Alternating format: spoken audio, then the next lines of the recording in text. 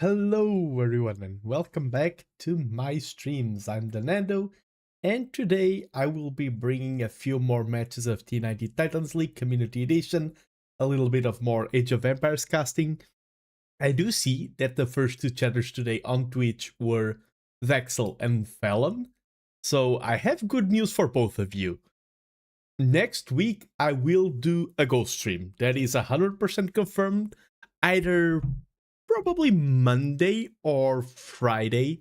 I'm still checking some scheduling details and things like that. But yes, Age of Empires will continue being my main content for a while. But there's a difference between being main content and being solo content. If things snowball out of control in a good way, it will become solo content. But I feel like right now the scale and I'm at, and I don't want to sound ungrateful towards the Age of Empires community, but I feel like, yeah, diversifying is also cool, and there's also, I'm only human after all, so don't put your blame on me. There's also the fact that I want to play Go, as simple as that. On stream. And Saluven, Waku Waku. Hello. Earlier today we were watching a drunk old man singing. It was fun. Let me hydrate, that is important. Today, I'm also, before summoning the Age of Empires people on the Age of Empires Discord, I am doing a little bit of chatting.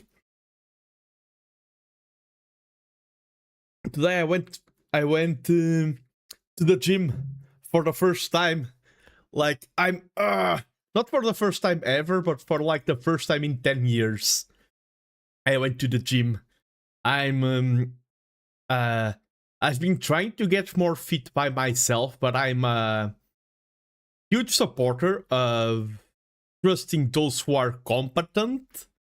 And also, I'm a huge supporter of the mentality that you're quote-unquote not unique. Like, if most people benefit from going to the gym, there may be one or two people who don't benefit, but chances are if most people benefit from it, you will also benefit from it. So that's sort of my mentality as well. And yes, man, Junkin stream was great.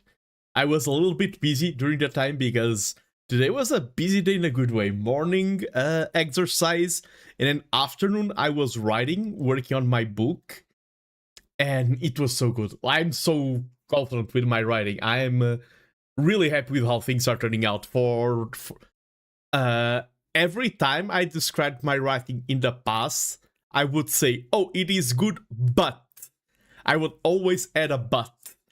Now, there are no buts.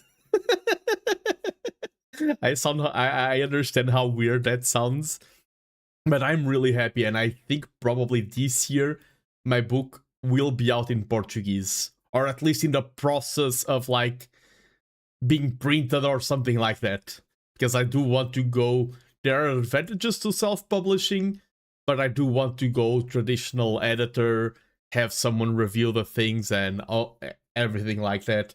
I do have already an editor in mind, and I'm so confident with my book that if they are like, oh, this isn't good enough, I will be like, no, you are not good enough.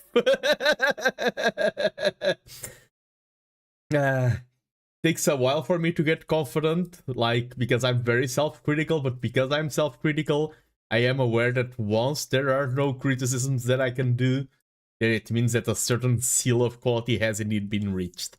But let me summon the Age of Empires people and let's move on to the games. I do like a little bit of yapping beforehand. Okay. And today we are casting, not only are we starting with high elo, it is a celebrity and it is a returning celebrity. I am starting with Nilly, because last time I cast Nilly, especially the last match, was very entertaining. These T90 sets are also hype, but I think all of them have been covered so far. But I saw, okay, there's one set from Nilly that hasn't been covered today. By the way, I forgot to mention that it is the final day I'll be casting matches from the group stages, because we have first group stages and then becomes the knockout, like quarterfinals, semifinals, and grand finals. This is my last day covering the group stage. Players still have 2 more days to play group stage matches, but after today, every player that has told me, oh, I haven't been cast, will be cast. So if someone in the competition has no sets that were not cast by any casters at all, I put the blame on you. Because I did reach out. I mean, of course, people can miss the messages, but I did reach out like, okay, if there's anyone who has 0 matches, I will cover them. And after Nearly, I will go to those 2 sets. So every player will have a match covered. And huzzah! Huzzah! Welcome to the stream. Welcome, welcome. But yes, let's go over the draft before jumping into Capture Age. I'm like ready to push the button. I really want to dive into Capture Age. I've been enjoying the high elo lately. I also enjoy mid elo and low elo, but lately I've been really excited to cover high elo matches. And we have then Nilly versus God's Prisoner. We will start on slopes. And then first fam Zimbabwe, Costa Rica. Okay, we have Northern Crossing and African River. Those are 2 maps that I haven't covered that much in sets, so I'm excited. And I think I remember nearly preferring water maps. My memory could be misleading. I'm not the caster with the #1 memory. I'm not one of those casters who remembers each and every set that they've cast. But I think nearly was a water enjoyer. God's Prisoner has African River, also has water, but it isn't a water map. Look at Nearly picking water map. Yes, yes, he is. Hello, Arbase. Welcome to the stream, man. And in terms of civs, had the Moist Nearly once again. This is what happened last time as well.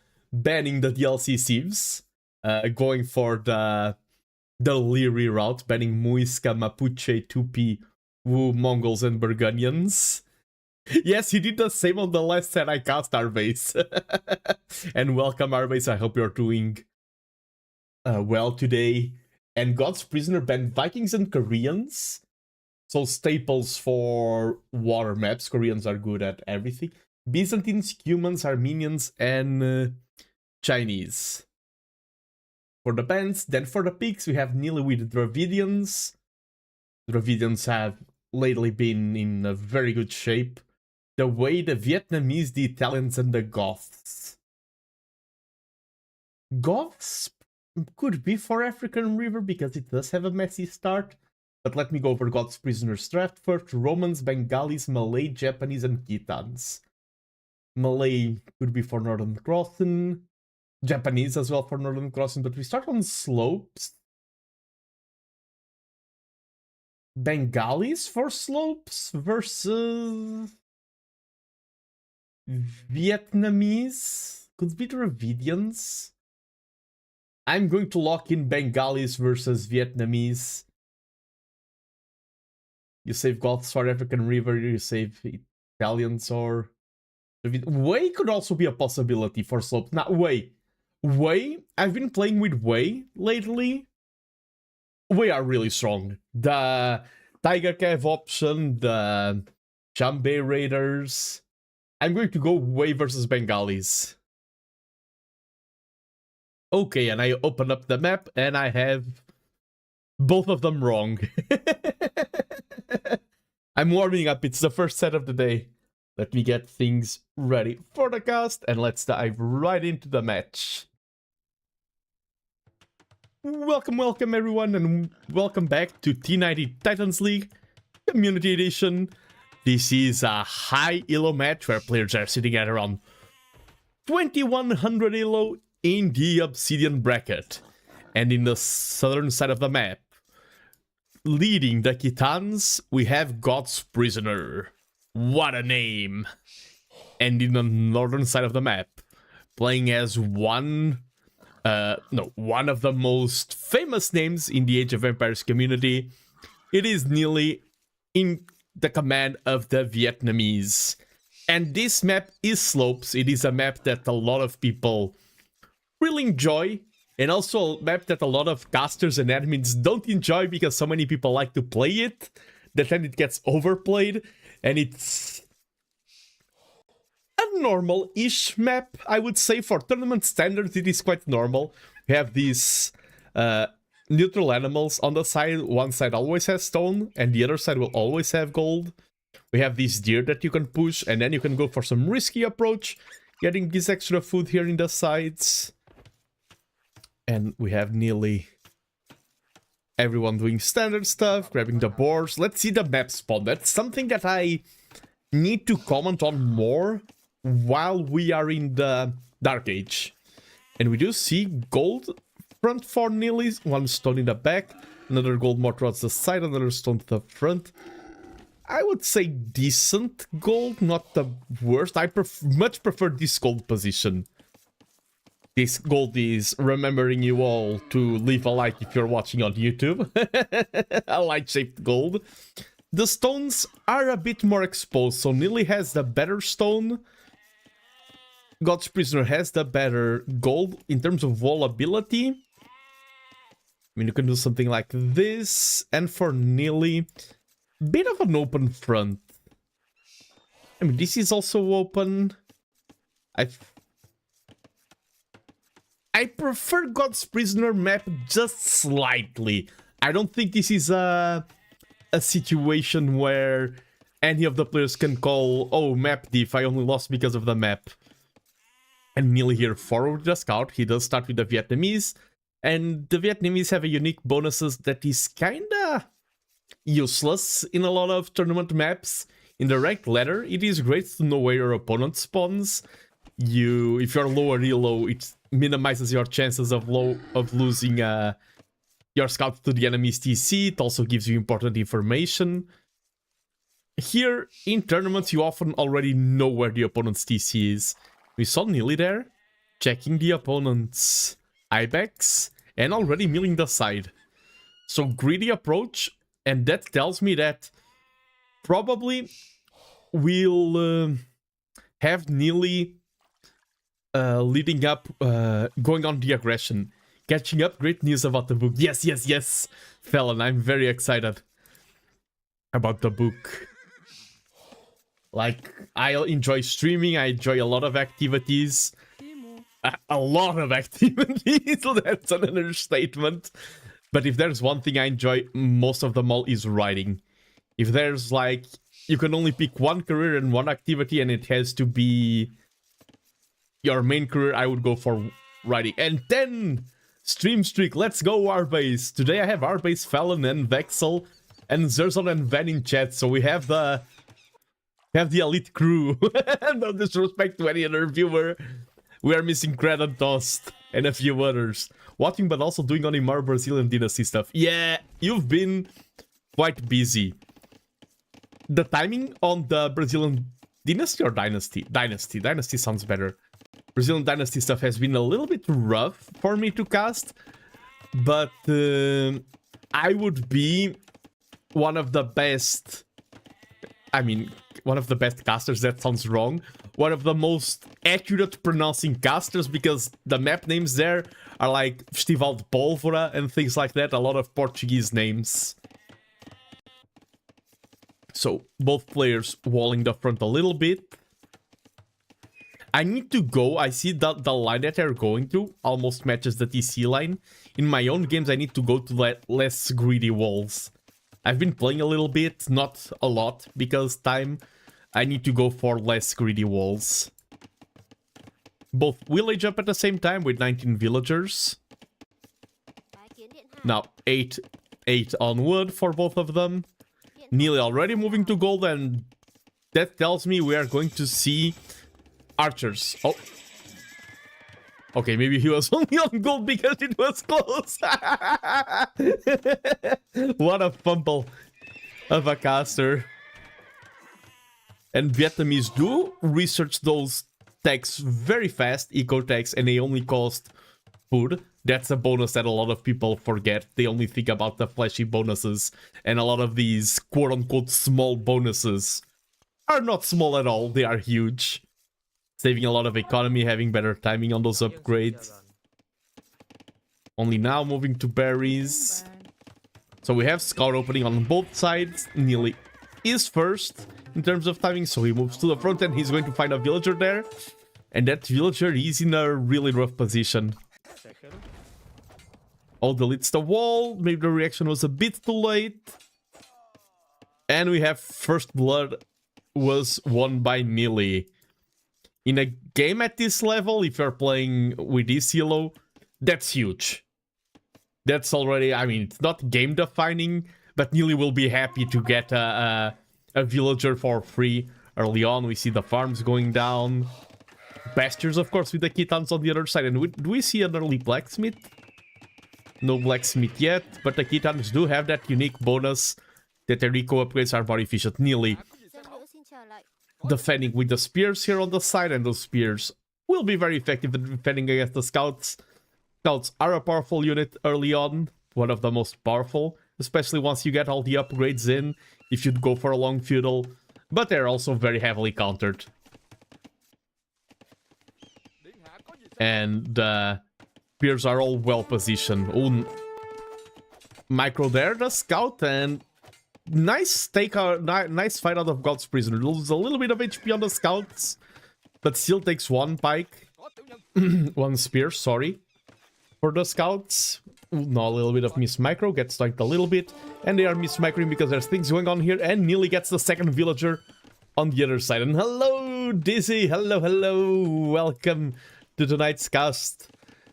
Nearly is playing clean. And Nearly, the other day I cast a match from Nearly, he was like 5 yellow gap from the opponent. We have that again, only a 5 yellow gap. So this bracket, even though it's the highest bracket, highest and lowest bracket, tends to have a more massive yellow gap. This match is very even. And Mikiki, welcome. Welcome to today's stream. I will never forget that I was there for the legendary moment where you got Dave to sign the Dave underwear. Ooh, nice find here with the scouts. They are a little bit low, but still the villagers do fight back. Yeah, the fact that those scouts took some earlier damage from the spearmen means that they can... That's why scout HP is so important. If those were full HP scouts, the villagers could never fight back. And Neely's 4-1 up in Eco KD. Even Garrison the TC, going back with some scouts. He's already snowballing a lot of advantages in these early engagements. Scout openings can... Like, I have a lot of mixed feelings about scout openings. Because depending on how they go, they can be so underwhelming or so powerful. And I think if you're a high-low player, like, scout openings can grant you so much of an advantage if you do them well. Neely got early wheelbarrow. Neely has been playing really good. Oh, as I say, he takes a bad battle there when now Forging is in for the Kittens. Forging plus heal means Neely is sad. But still he is up 2-0. Even with those losses, he's not behind. The main danger for Neely here is that if these scout numbers get too high, now with the upgrades, they can just start melting everything. 9 scouts, for example, 2 more in queue. 9 scouts with good upgrades in Feudal Age are some of the most dominant armies possible. I think they're even better than archers in a lot of situations. With micro face-to-face, the archers can win and whittle down the numbers, but it's still very situational. Those palisade walls do have little melee armor, the houses have negative melee armor. But just a little bit of pressure. You need to be careful. If this is low elo, all of those scouts would fall for these spearmen. Neely is the first to click up to Castle Age, and God's Prisoner, because of this investment, is still very far from Castle Age. Takes a little bit more damage. I think committing there would have been better. I think he's over microing. Those scouts are very powerful. Neely here with a counter push, and it gets noticed. That was unnoticed. It could be very harmful. God's Prisoner, though? Is that 1 or 2 stables? Only 1 stable with quite a lot of units in queue. God's Prisoner will be very delayed to Castle Age, so now this is a vital window in the game. God's Prisoner needs to cause damage. He's on a timer, and Neely needs to repair.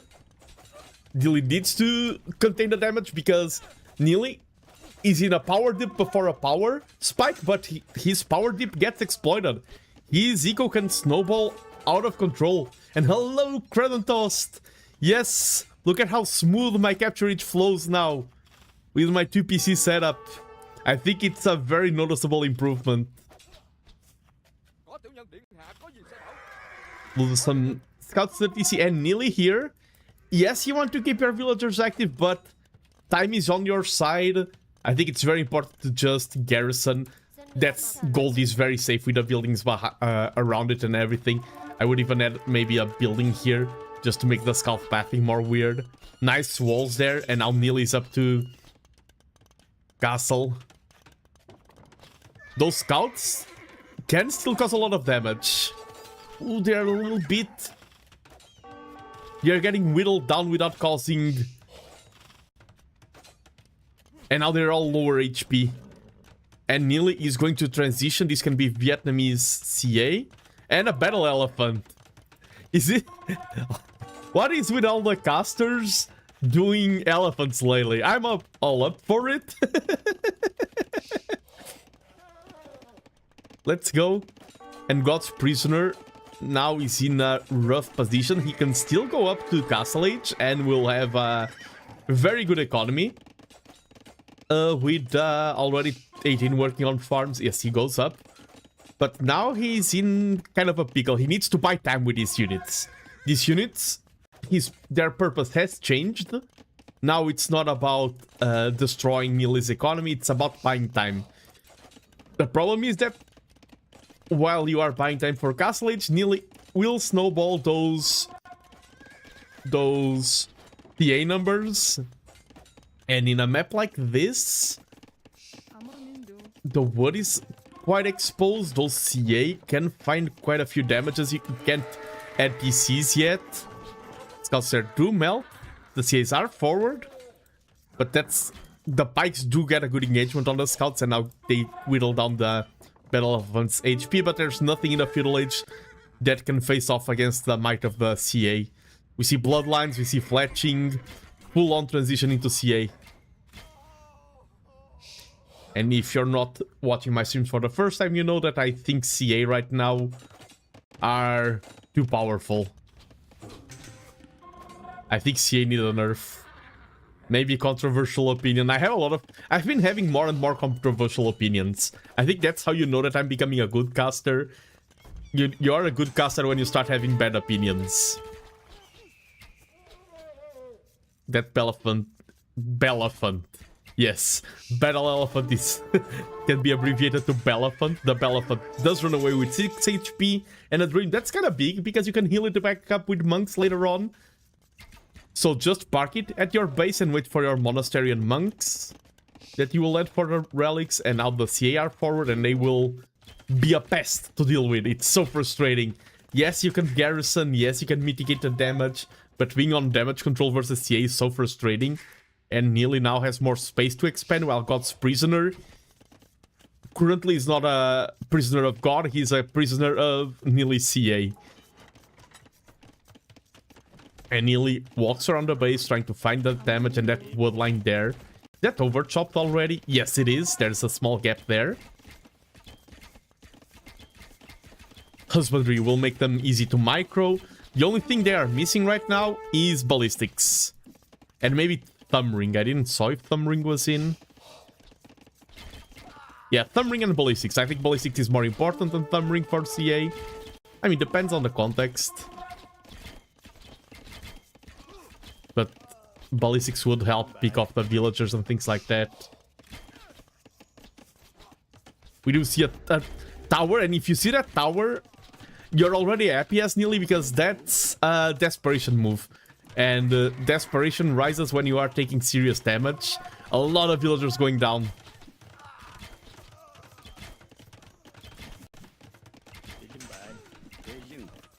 The tower does go up, but God's Prisoner paid the price. Neely though, yeah, he should back down. You are causing damage, but you want to keep those CA numbers alive. Because if your numbers fall below a certain threshold, your army becomes useless. However, it only becomes useless if the enemy can punish. God's Prisoner only has 5 military. And he calls the G and the GG. And Neely had enough time to squeeze in his own GG. This was a very intense. Army's also going for the G. G. I love that. The freaking single G. But yes, Neely takes map number 1. Nando G emote. That's a good idea. That's a good idea.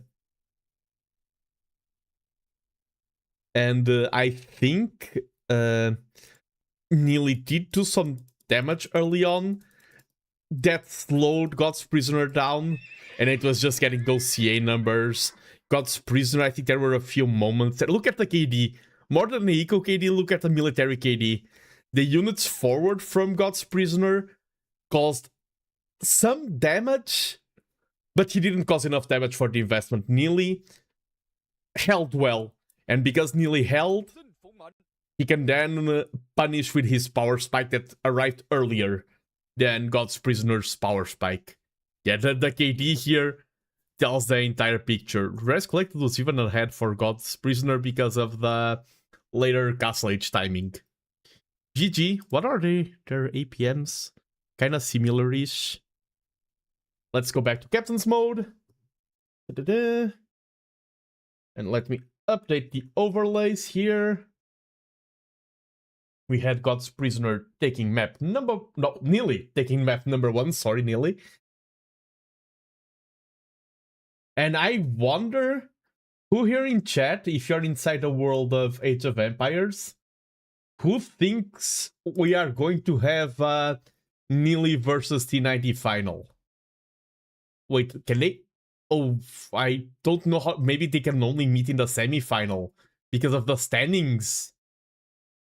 So who thinks, instead of Neely versus T90 final, who thinks we will have a Neely versus T90 set? I think that's a more general question. That doesn't depend on the seeding. I think we'll have a Neely versus T90 set. Nice, nice, nice. I will cast that one. Like, I know that we need we need to coordinate with other casters and everything. If anyone else wants to cast, go ahead. I will cast. If we have Neely versus T90, I will cast that. Why do I keep giving losses to Neely? And hopefully I will cast it and live. Depends on the time they will play it. I do have a voyage, a trip planned for 2 weeks from now. I think everyone will want to cast it. Exactly. Exactly. Like, that's the thing. Everyone wants to cast it, so I won't step down because of others. Because everyone wants that. If it happens. It is an if. And now, next set, I think God's Prisoner will go for African Rivers. And I would think... Oh, both Romans and Japanese are good options. I think Romans are your first pick. African River Romans versus... Actually, I don't think it's the God versus Dravidians. First pick versus first pick on African River. That's my call.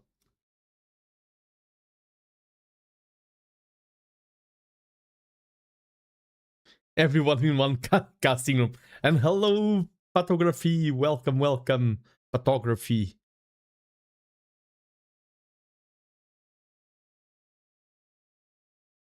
That's too chaotic. It's one of those things that sounds good in paper, doesn't work in real life. And let's go back to Cartridge because I've loaded up the second match. And welcome to the second match of TTLC Obsidian Bracket. This is African River. We have God's Prisoner leading the Romans in the blue color and Neely commanding the Italians in the red color. So Italians here Neely may go for some fish booming. I think nowadays with the garrison of fishing ships, everyone should go for the fish boom. What do you mean? I love watching a game that has 5 co-casters. We'll see, we'll see. I won't do any commitments yet. I love my voice too much. Why do you think I'm a caster? I would have to shut up. Like, it's already hard to spread the spotlight with one caster. Imagine how long I would have to spend silent. We do see Neely pushing the deer. God's Prisoner also pushing in the deer, zebra. Expanding to this map is very...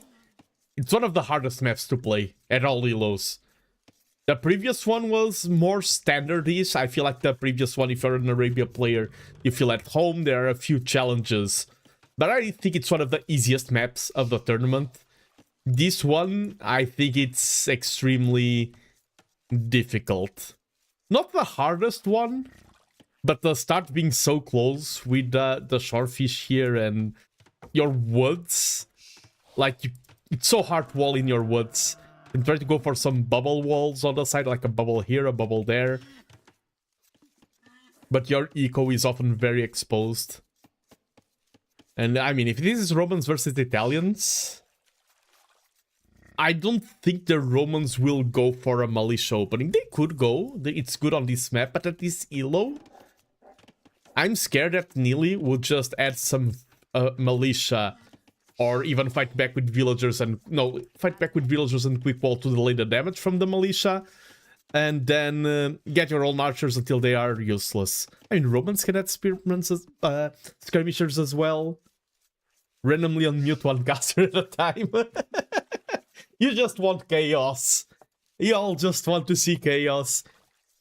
Imagine, Red Bull Volo, Grand Final. We have Neely, Dave, T90, and Mem, all four of them casting at the same time. Bringing the guys from AOE4 as well while you're at it. And Riley, get Riley in the casting booth as well.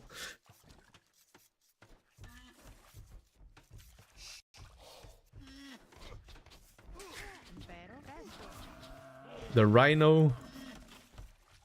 Both are taking the Rhino. So far, everything chill. Just a casual. For how aggressive this map is, I've cast a match in this map that ended in under 2 minutes. And now we reach the highest of helos and it's just chill.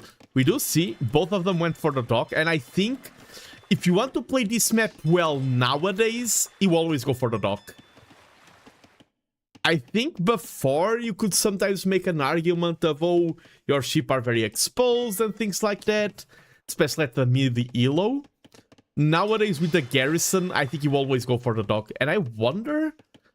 Nah, I think this map is too near for any one of them to be thinking of a fast castle.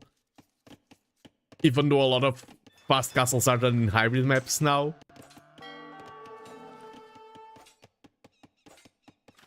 Yeah, that's the thing. You can just garrison them and shoot the scout. Nearly first one to feudal, and that's the advantage of the Italian economy. Italians need less wood for their fishing chips. Their economy works really well because you can snowball your fish boom faster. 3 versus 2 fishing ship. No more are being added from either side. And Italians, of course, also have the cheaper feudal age. I forgot. Romans do have a great economy. They only work 5% better on throughout the game. But since we all play so much Age of Empires, like thousands of games, we are so used to squeezing everything out of 100% working villagers that when we get 105% efficiency villagers on our hands, it all feels so smooth. It feels buttery. It feels so clean. You feel like you are way better than you are just because of that 5% boost.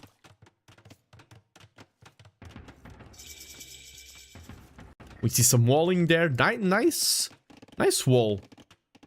It's an art to see how players can find ways to convert horrible maps into wallable ones. Like, my eyes, if I'm casting, it's one thing. If I'm playing, I would go for some really weird walls that wouldn't work. The scout there is in quite a pickle, but just loops around. We see militia being added for the Romans, and we see archery range for the Italians. And those militia, like some militia, like Celt or Japanese, are stronger from the get-go. These are just absolutely normal militia slash man-at-arms until you get the blacksmith up.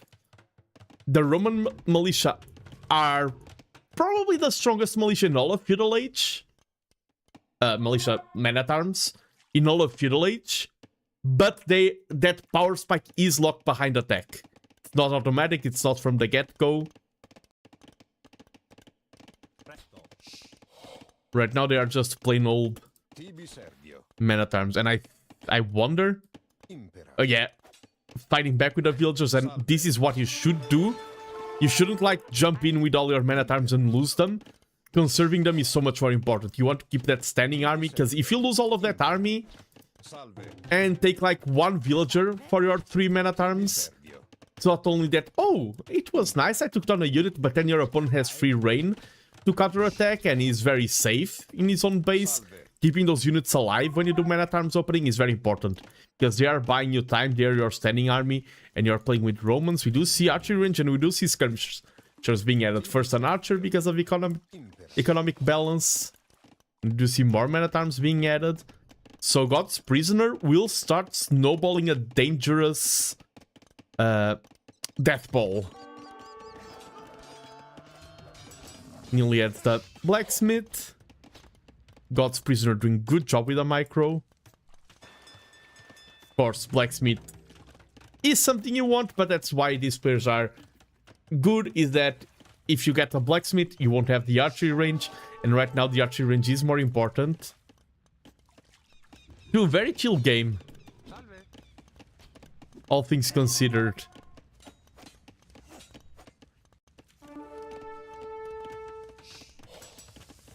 And he sees the blacksmith going up for nearly, adds his own blacksmith to match it. And we see here, oh, one Hulk from either side. So if you're the defender, you're happy there. You can just carry your fish and chips to win the battle. Or you can add more Hulks. We do see, while all of this was happening, God's Prisoner went to a second dock, nearly still also going for the second dock right now.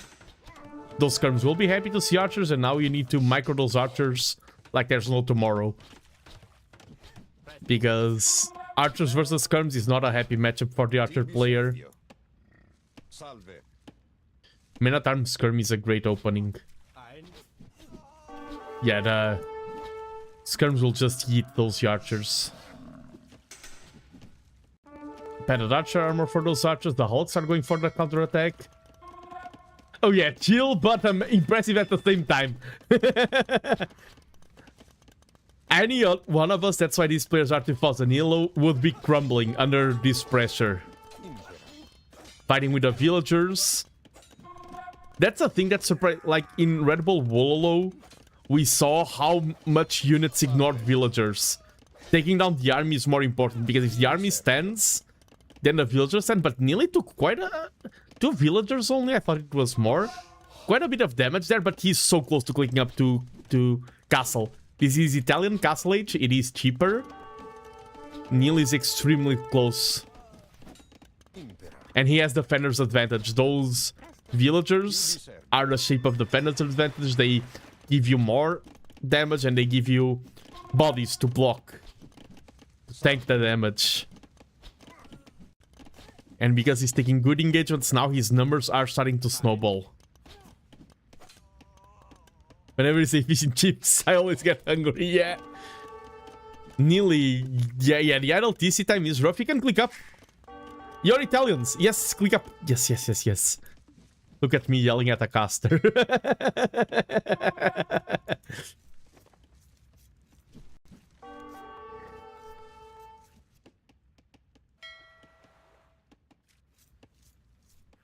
And how are God's Prisoner is ahead in eco. Oh, those are Hulks. 6 fishing ships versus 4 for the Italians. Both have quite a decent standing army. The thing is, we are seeing a mirror from game number 1. Castle Age power spike on the way. Not power Skype. And here, do Italians even... I mean, I think they do have CA. They are just... I've never seen Italians use a lot of CA. Could be for the mobility in this map, but I mean, just crossbows with Italians is great.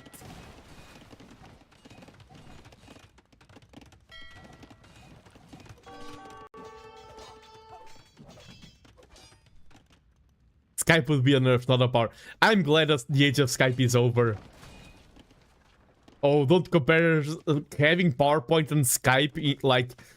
one of the worst things next to one of the best things, PowerPoint. PowerPoint, the best software. Only next to Excel. Excel and PowerPoint are bliss. Goes for immediate reaction. And Neil is now up to castle, deletes the palisade so the army can go forward to punish. And we see Volcanero on the way. And knights, of course, Italian knights.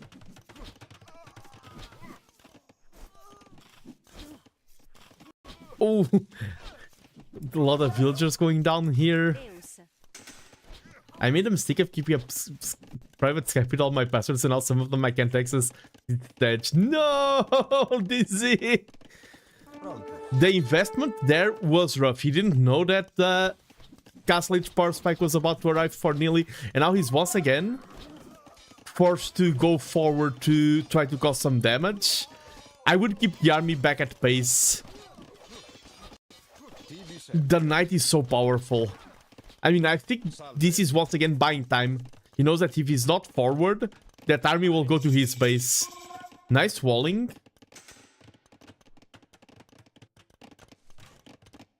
Crossbow is in. Monastery, I would also add university, because techs are researched faster and cheaper with the Italians. Age of Skype. You need to write in chat. Build more farms. We see Elite Skirmer Long Swordsman on the way. No armor for the men-at-arms yet, so they are the most generic now Long Swordsman possible. I wonder if that's a distraction or something, because they could be so much more tanky. I think it's a mistake, the lack of armor. Yes, you're tight on economy, but it would be so valuable with the Romans. Some water fight there, the villagers have to evacuate. And knights and crossbows will be very happy to walk around your economy. And God's Prisoner is ahead in eco, but now that advantage is dwindling fast. The knights does counter the skirmishers massively.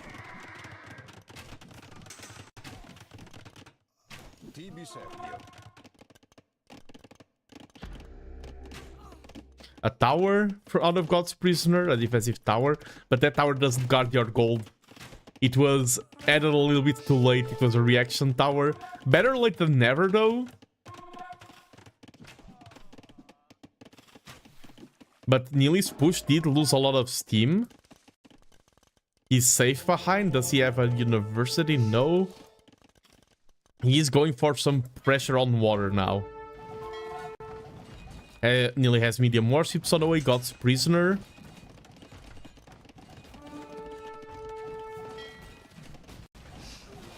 Now he's fighting with the inferior navy.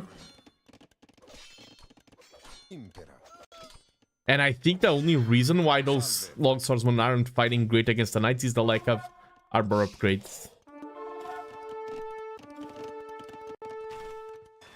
The game has, once again, after all of this pressure and everything, kind of slowed down. And I don't think we have a clear victor yet. I think things were looking very shaky. Neely does have such a good KD. But Godspeed did a better job with booming, had more units, fishing and everything. The fish is running out on this spawn. Also, on the first pawns, the fish is running out. So then you can only add fishing traps, but they're so easy to snipe in this map that I think they are kinda not worth it. They are worth it once you secure the map, but at that point, you're close to winning.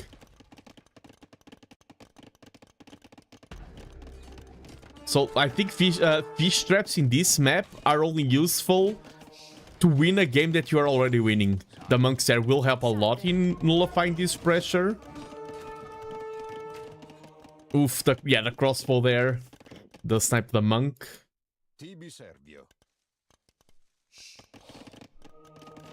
Yeah, the monk is great versus the warhawks. Great monk defense. And we see a castle from God's Prisoner.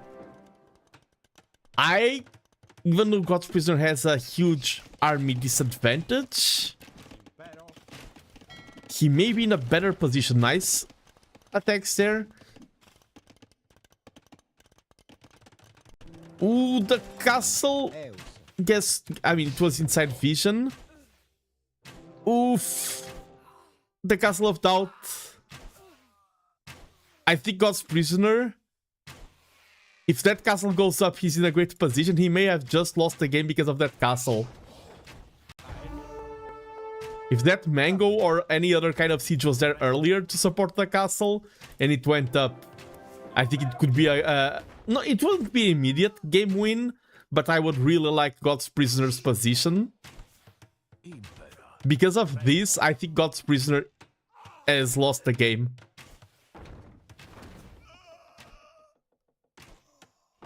What a moment. Because yes, he had some Yes. I like because often high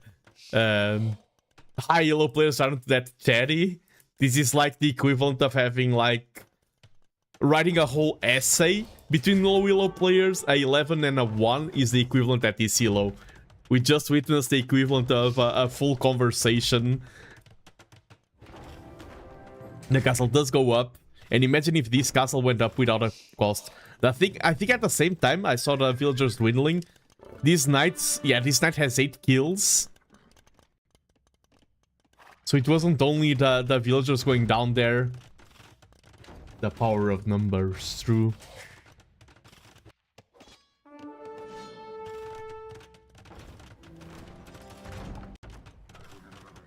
Yeah, it's over.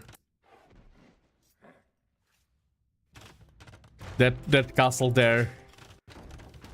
But I think before that, God's Prisoner had the worst KD, but he was still in the game before that. If that was a defensive castle, maybe here to nullify the night raids.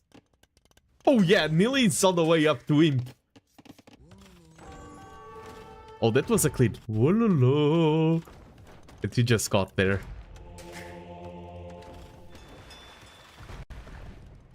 Yeah, nearly ages up, and I think once God's Prisoner sees the age up, it is cheaper from the Italians. GG's out of the game. Fishing economy is no longer important in this map, and as I said, because all of these fish, the great snap-a-fish heist. I mean, that's worth it. That's more worth it than milling fish traps. Oh, just passing. Good day to you, mango. I mean, that mango is not going to anywhere where it will be very happy, I think.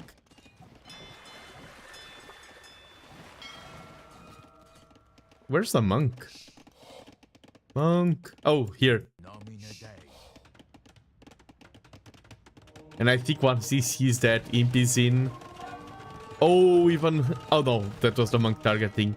No, he does have atonement.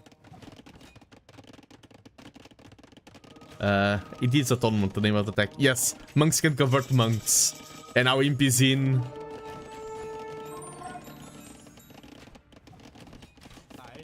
Genoese can now be produced. I love the fact of monks converting monks is like old man screams at old man. I love that type of battle. Yeah, but now, of course, we do have caster vision. God's Prisoner just knows that he's behind 400 scores. He may assume that, oh, Nearly has no more TCs. He's way behind in boom. I think that score is so misleading in this match. I think God's Prisoner has no chance. As a caster, I should be saying, oh, he can still make it happen.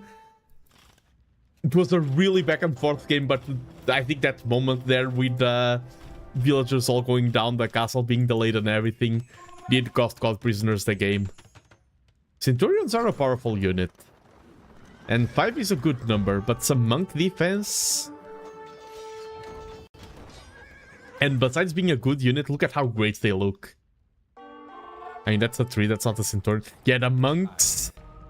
And even, yeah, the Genoese are on the field, they do counter cavalry. And GG's called. And I think, let me see how things were before the castle.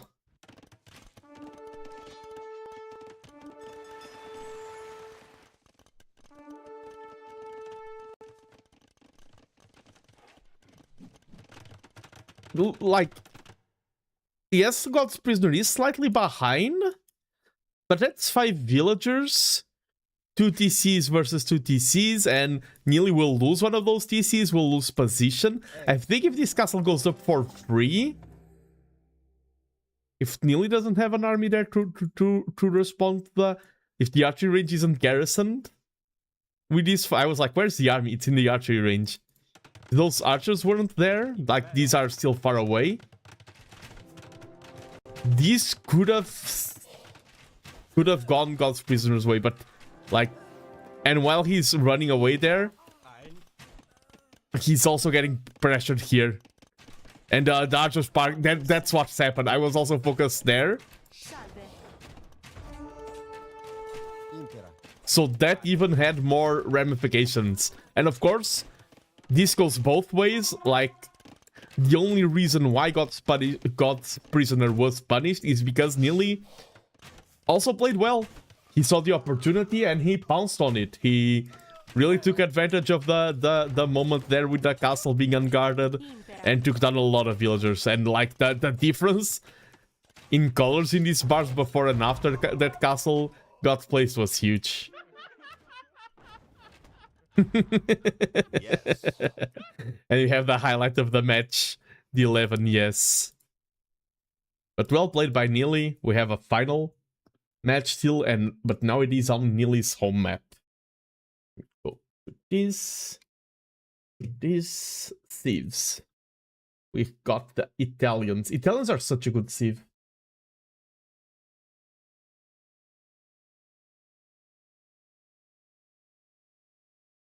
Okay, and let me add on the maps the indication that Northern Crossing also went to Neely.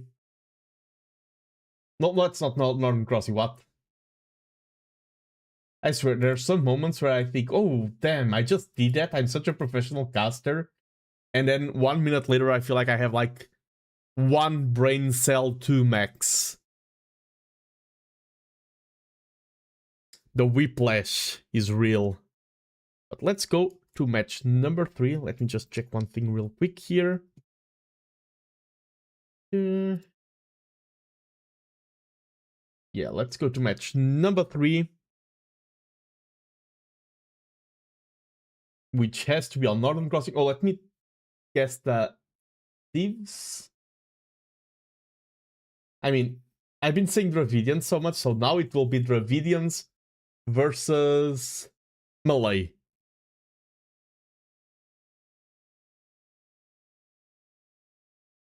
He got one of them right at least. I mean, all 3 thieves are good in water, Malay, Japanese, and Bengalis, but it is Dravidians versus Bengalis. I was about to say, if you're down 2-0, you can go for something crazy. Bengalis are the Ratha sieve, right? Yeah, some crazy Ratha fast castle. And nowadays, in water maps, fast castle is never a crazy build. It's always a viable option. The thing is, God's Prisoner is down 2-0, but there have been like 1 or 2 moments that have defined the matches. He's not getting stomped, in my opinion. Really good Dark Ages and everything, but there's been 1 or 2 moments that Neely has gained a slight edge, and that has been enough. Are the groups still ongoing? Yes, Krenatos. The group stage finishes this Sunday. Sunday. Group stage finishes this Sunday. This is my last day casting the group stages. There are still matches to be held, but I will move on to the knockouts next week. Yes, this is Pokeball. There are other maps who look even more like a Pokeball. There's something about Age of Empires maps and Pokeball shapes that just goes together. That border is in an annoying position. And Bengalis versus Dravidians. Bengalis, they are the ones with faster moving galleys, right? No, regenerate? Is that new? Ships regenerate 15 HP per minute. I don't remember that bonus existing. Oh, and the Berbers are the ones with the faster moving ships, I believe. Has that bonus always existed? And Bengalis are the monk sieve. Hera's monks converting skirmishers will always leave rent-free on my mind now. Yeah, Bengalis have the great monks, they have the Ratha, and they get free villagers when they age up. Dravidians, it's a sieve that I've been seeing a lot of lately. And yeah, their fishermen and fishing ships are more efficient, and they also get wood upon age up, which can go for some crazy timings. I'm assuming both will dock the back. Bengali reminds me of Yu-Gi-Oh! Egyptian. I can see that. Oh, or the map shape. The map shape. I was looking at the Bengali logo. The map shape is the the Yu-Gi-Oh! Egyptian eye. Sorry. The healing bonus has always been there? That's so weird. I don't remember that existing. That feels very modern. I mean... but still? Hi. I don't play Bengalis that often.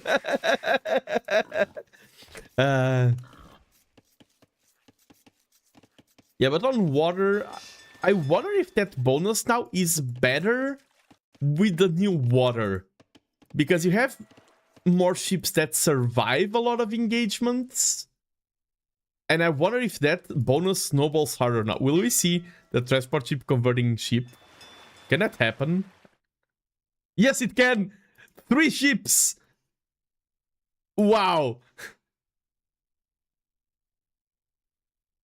Yeah, the Bengali unique unit. Yeah, yes. The Ratha. With the toggle and everything. That great transport ship converting 3 ships. This is not... okay, this is really a transport ship. Ha ha ha ha ha. You get it? It's a transport ship.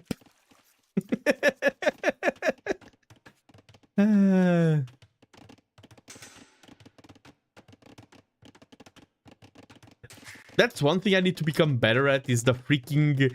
this! Garrisoning and ungarrisoning of the TC to make villagers path faster.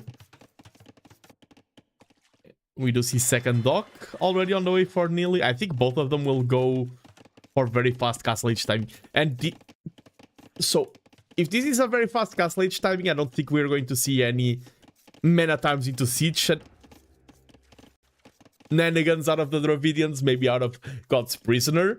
We will see some militia shenanigans. But I think the Dravidians are going to go straight, like, skirmisher defense and then straight into elephant archers. This will be 100% spotted.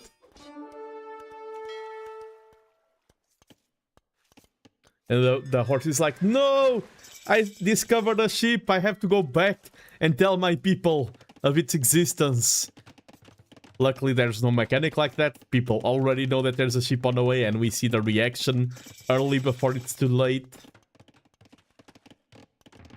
We see Nearly just now dropping the barracks. And 2 docks versus 1, Nearly will boom ahead in terms of eco. The sheep. A sheep. Yes, the sheep that were stolen before. That's the reason for this war. You see defensive Hulk on the way for the Dravidians, and Hulks are great if your opponent doesn't have archers. And then you can also go for the counter pressure. Yeah, Hulk with 90 HP, recovering 15 per minute. That's like 6 minutes to recover full HP. And you'll see archery range. See an archer. Then probably some skirms.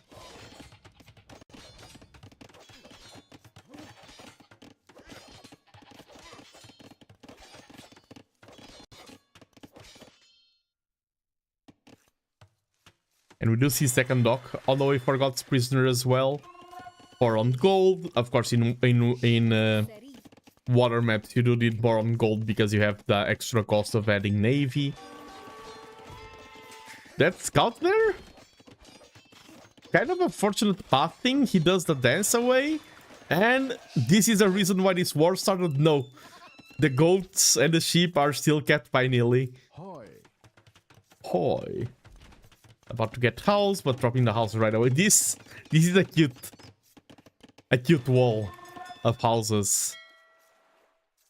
Oh, nice peek there.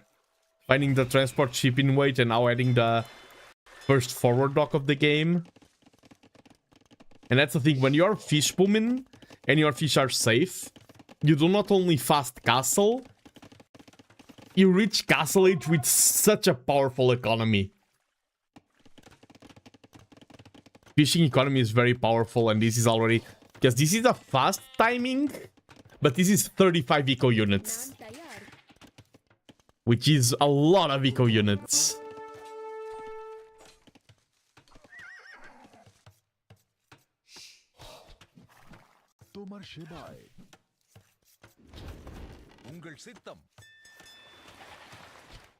We see the HP of the man-at-arms being trickled away, while Neely is being relentless with the micro of this.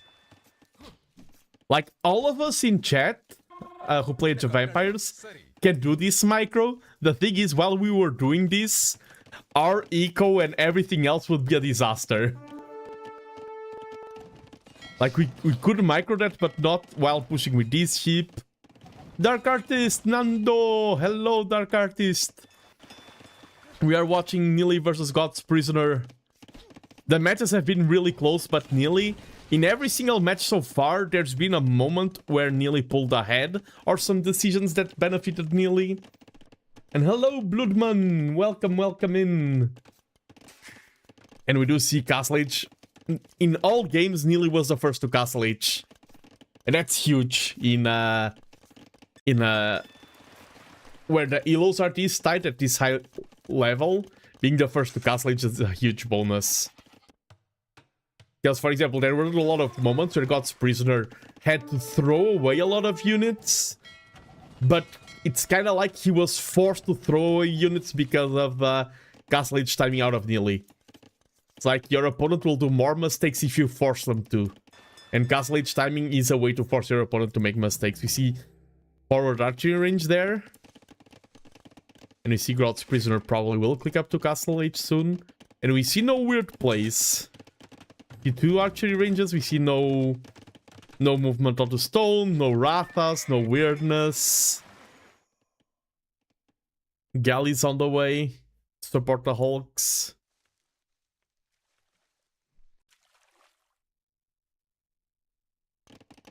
And we have a little bit of calmness now. This is the moment where you check your eco upgrades. You are missing Horse Collar, but I mean, it's a water map. That's normal.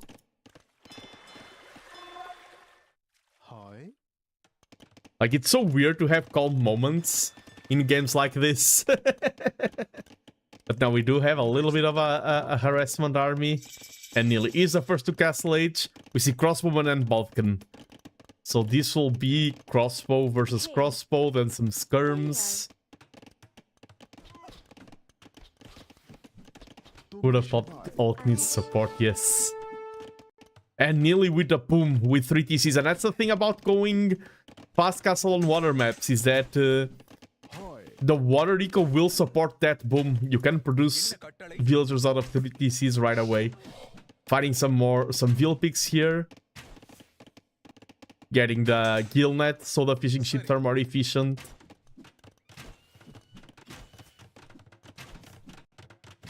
The Hulks want to help, but they can't. They help by cheering. I mean, the galleys can help a little bit. Yeah, nearly just retreating now. Just getting so good unit control. So good, such a good unit control. And now the clock is on Neely's side because with low idle TC time, 3 TCs versus 1 TC, you just start snowballing that lead. there's so many win conditions in the Age of Empires. Like, there's only one, which is domination or surrender. But there's so many paths to reach that. And this is one of them. Outbooming your opponent is such a... It feels very annoying when you're playing. Because you're not 100% sure. Like, Neely's not that far ahead in score. And then you check the replay and then like, oh, I had to cause damage. I didn't scout that my opponent was on more TCs already. And those archers will not have a good time because buildings are the #1 counter to archer pressure. Guns are good, buildings are even better. In most cases. And just small groups of units harassing everywhere. Like the... Oh, great. Like, Neely has been playing like a beast. Like, he's everywhere. And those crossbows gain no value because of Neely's base layout. And now we see God's Prisoner is going for the final push. Will it work? Oh, have a nice lurk. Let's stage these empires. Yes. That's a good spot for a castle, but there's already a crossbow there waiting.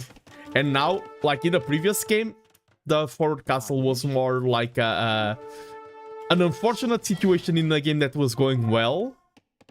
Kind of for both. I still think it was going better for Neely that game. This is really a desperation. Like, I'm out of the game. I need to do something before resigning. And some of those villagers are low from the crossbow pressure. And Neely reacts now. Just those 2 crossbows will be able to melt a lot of villagers, but will the castle go up? Oof, maybe. I think this is... I think God's Prisoner... The Spirit of Doubt is imprisoned inside of God's Prisoner. The Lord's Prisoner. It was a rough chance, but Neely does not let the castle go up. Even getting all the villagers to punch the crossbows. And we see the second... It's the second time this happens. No. And the castle gets walled in. That's what you should do. So that the villagers can't hammer at it. Oh, is that... That's unwallable, I believe. So, great castle placement because it has one tile that you can always hit. But, I mean, with just 1 or 2 villagers hitting, it's still quite far away. You can punch down the palisades, but makes the micro rough. And oh, the Warhawks! They will melt those villagers so fast.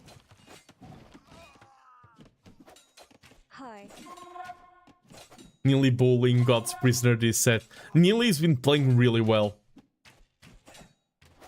The games that I cast out of T90, it's different because T90 plays really well. He's just not flashy at all. Neely's flashier than T90.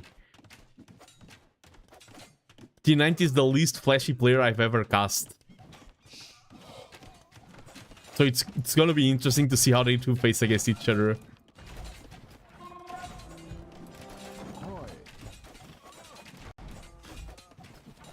So in their matchup, like, Neely will be Viper and T90 will be Hera. Like, this is so rough.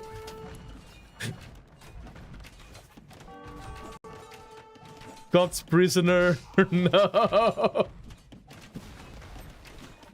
And yeah, and God's Prisoner does play well. And GG's called. Oh, we have the G again! Let's go! G. I like how first he said correctly. He first used the GG and then added the G later. But well played, well played. I think this game was the biggest op, and it makes sense because it was Neely's home map. The other 2 games, I don't think they were stomps. I don't think they... I think Nearly did win them solidly. But GG. And there were a few moments that could have gone differently. Let me hop back here. And in terms of civs, we had the Dravidians triumphing over the Bengalis. In terms of maps, we had another victory for Nilly. So 3-0. And now I think this is my last day covering the group stages. I will reveal how this group is looking. Because this is my stream, I do what I want. Let's go into the group mode. This is not the lead bracket that we want. This is the Obsidian. And I think all matches have been played here. And ooh, we have a a two-way tie between Dean Winchester and Chaos to win. Because the overlay there doesn't update. So Nilly's group is completely defined, and this is what I say about the format matters. Nilly won every single set, and he's not first in the group because Tofu won his set by more. He probably had quite a few 3-0 stomps, and he won more maps. So even though Nilly won every single one of his sets, and by the way, Kratos, I see that YouTube chat is glitching out. That's not only my problem. There's something, like, I've seen other people complain about it. I've seen it happen to other streamers. If I do this... Okay, I think I can know how to fix it. And good morning, Jack the 4th. Since you're here, Jack the 4th, next week I will be streaming Go, which will be fun. I will also be streaming Age of Empires, but I will be back at Go.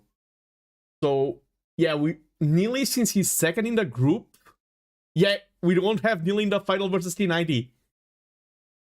We probably have Nilly versus T90 in one of the semifinals, and the other semifinal will be Tofu versus either Soila Ostia or Baskets.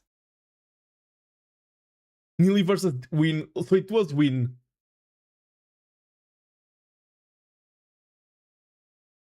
Oh yeah, if Nilly pins Win Dinchester, then we have Nilly versus T90. Imagine Win Dinchester out of nowhere, beats Nilly, and then beats T90. Let's not count any player out. Anything can happen. Imagine we are here talking about T90 versus Nilly, and Win Dinchester, the mad lad, is watching all streamers. I mean, not out of nowhere. True. Anyone who is in Obsidian bracket is a really good player. You are absolutely correct. I was just getting hyped over the caster narrative. But yeah, Win Dinchester destroying all the narratives. I can say that because I did tell T90 that this is the first tournament that I want T90 to win. Like, from the bottom of my heart. So I hope T90 wins it. I made that promise. I need to keep through with that. Nobody wants that. I'll be the one who stands by T90's side. I'll be the one caster, the one admin or caster who will defend T90.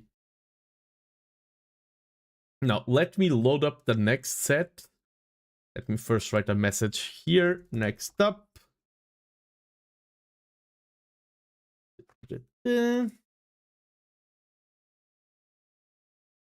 Is it 2 players per group take a one? In most brackets, yes. Kratos and T90 did have a stellar performance, that is true. In most brackets, it is the top 2. In the Obsidian bracket, it is the top 3. And like, third player from Group A will meet second player from Group B. And in a round of 6 players, so there's no quote-unquote quarterfinals. It's a round of 6 players. And whoever was first in the map is already in the semifinals. So Tofu and T90 are both in the semifinals already. It is a particularity because this is one of the few groups that doesn't have 20 players. Let me get back to captain's mode, reset the score, and get my next set. And yeah, this is one of the players who has none of these matches cast. Captain Happy. Captain Happy is one of the players that told me, like, reacted to the post, and I checked the information, and no sets of Captain Happy have been cast. So we have here an exclusive first reveal of how Captain Happy plays here in TTLC. Next up, let me tag the players. Captain Happy versus Rogue are all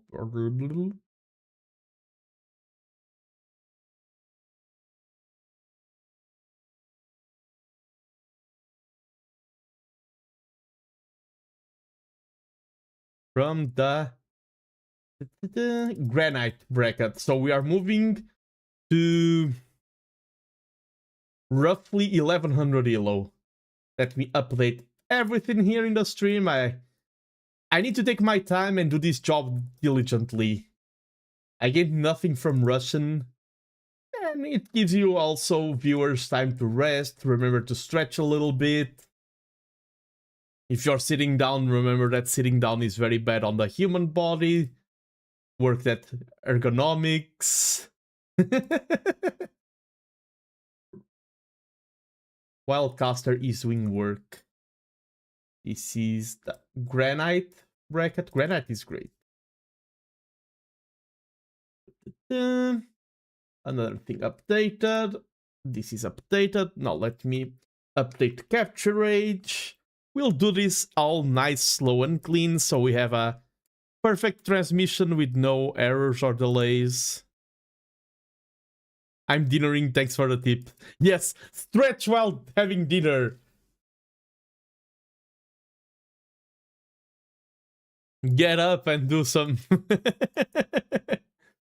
Okay, let me go. Everything... No, not everything is ready. Let me set the... This is the Granite bracket. I have to write the same information in like 20 different places. You don't know the life of an Age of Empires 2 caster. Like, big casters have it easy, like everything that I'm doing. Every single big caster has an R-base living at home. And like, they can just be chatting and R-base comes down from the basement. Like, what is thy bidding, master? R-base, set up capturage for the next set. It shall be done. So they don't have to do all of this work. But we plebs don't have our private R-bases. So let's go. I finished. Now I can think. I don't need to auto-speak. I finished setting up everything. And Rogue RLP, thank you for the follow. Yes, I'm about to cast you versus Captain Happy. No spoilers, please. I am casting the sets without knowing the results or anything, neither me nor chat. But I hope you enjoy. And in terms of maps, we're going to start with High Tides. That's a map... Okay, some maps are hard regardless of elo.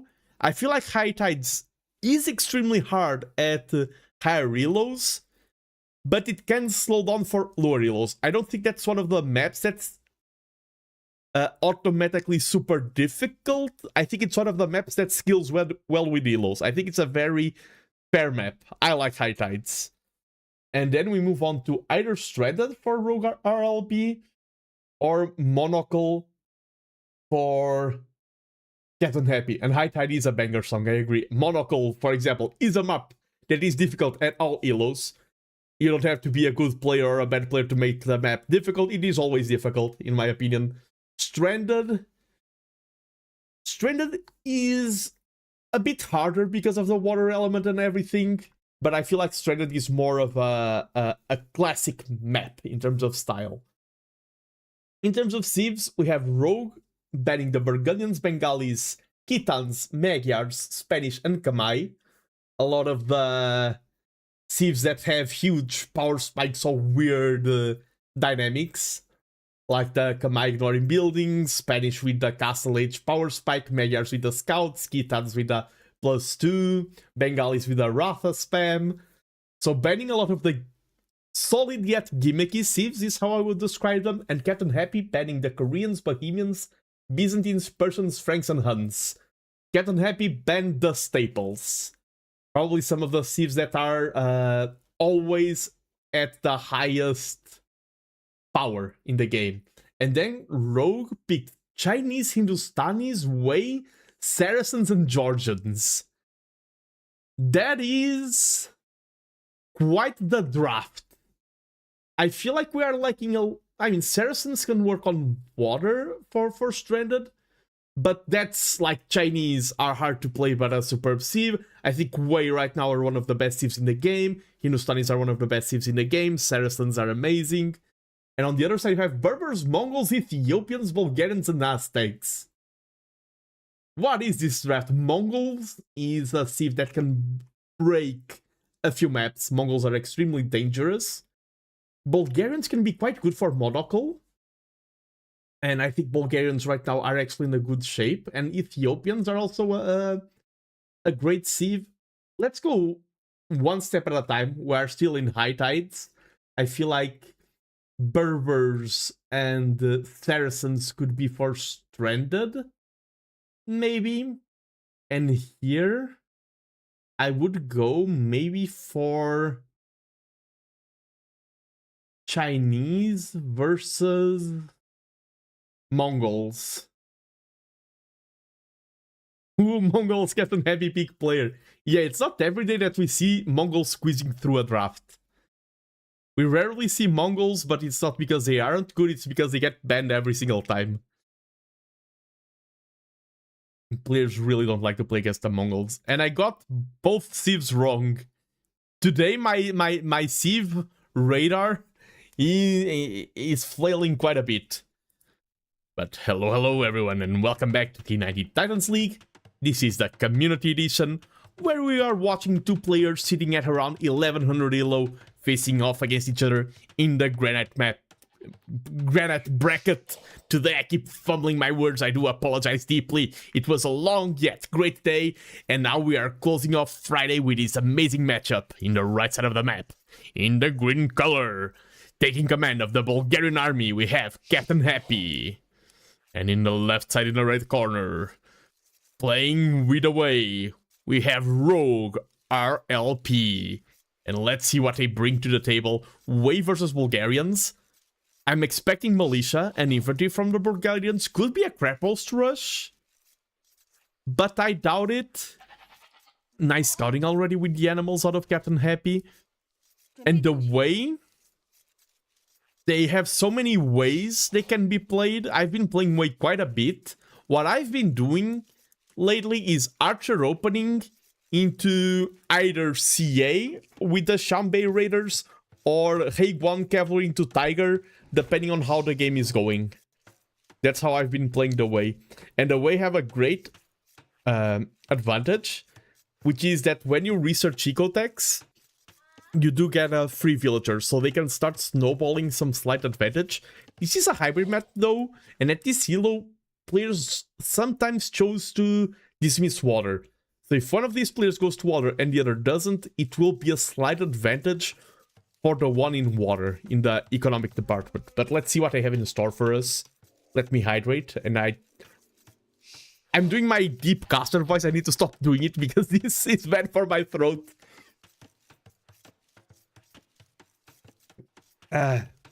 Yes, let me speak normally. I need to work on my YouTube voice, as they call it. Some houses here preemptively walling. We see, does any... Oh, Rogue does go for the zebra push. Already pushed 2 hostages in, so quite solid. How many villagers on wood? 4, that does slow down age up a little bit. Because with Wei... I mean... What am I saying? Yes, it does slow down age, but that's the correct play because this is a water map. If this was just a land map, you could go for only 2 on wood, and with this tier pushing, you could go for some quick scout rush. But since it is a water map, the villagers are getting a little bit wonky. No, Captain Happy also pushing in the zebra. I win ranked matches at 1500 elo without pushing in Zebra. I just feel the need to push in Zebra at 1600 elo. No! Rogue! And that's the thing about this elo. And someone just said here pushing kills so much concentration. Exactly. You just saw it here. The consequence. And then, yeah, and like, worse than losing a villager, then you have this mess of, like, you wanted your villagers to be there. That was an unfortunate start, and this is map 1 of a playoff 3. You need to shake that off your mind. You feel that mentally, you feel frustrated, like, no, I lost a villager. I practiced so hard. I want to move on to the next stage of this competition. I will check how the brackets are after we cast this set. 2.98 meters per second squared. Yeah, the gravity of the situation. And hello, Dragon Sohaib. Welcome, welcome.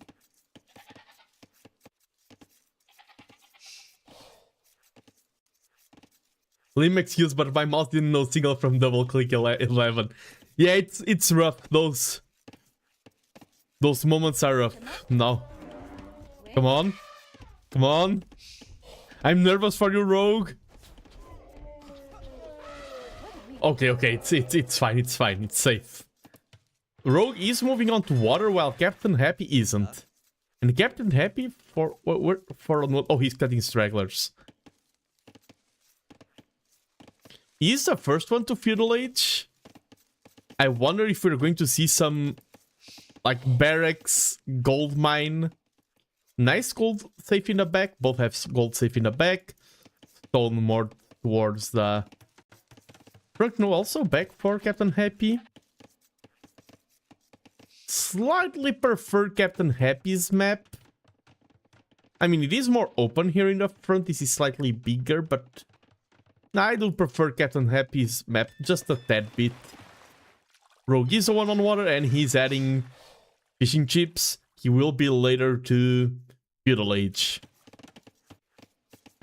And we do see Militia on the way. And they will soon be men-at-arms for free. That is one of the Bulgarian Civ bonuses. The Militia line does upgrade for free. One that always surprises me, Bagains. The other day I lost a game to Bagains. Bagains is such a good late game tech. Fish and chips, yes. The fish and chips that the fish and chips fish. All those villagers are moving forward and men-at-arms are on the way. And we'll see how the reactions look. Getting double BX, that's always correct. A captain without a ship.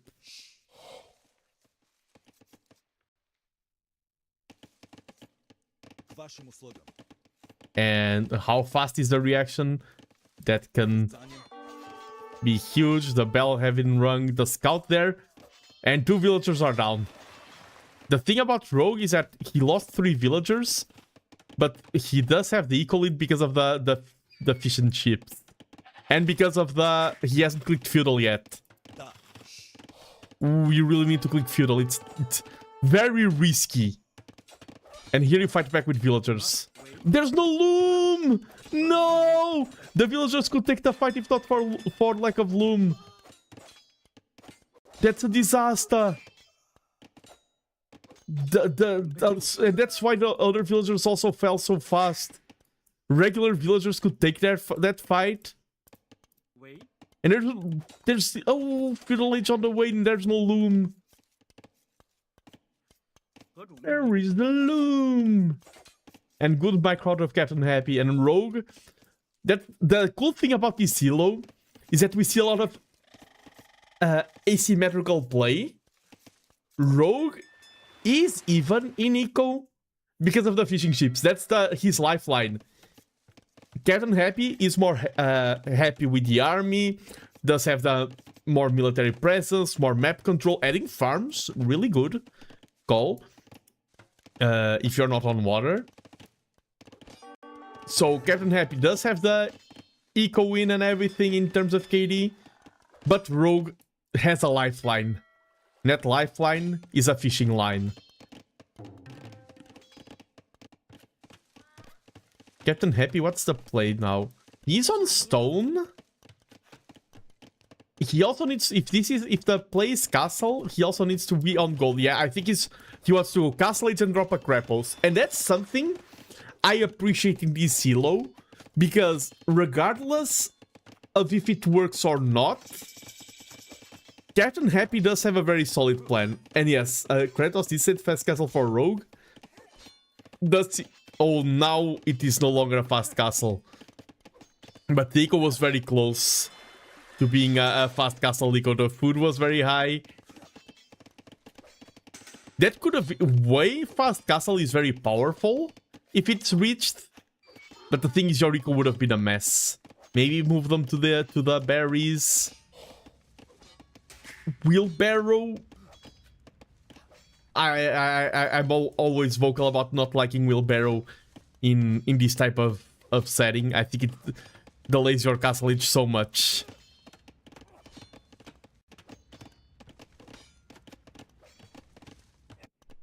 Yeah, it was bait a line and sinker.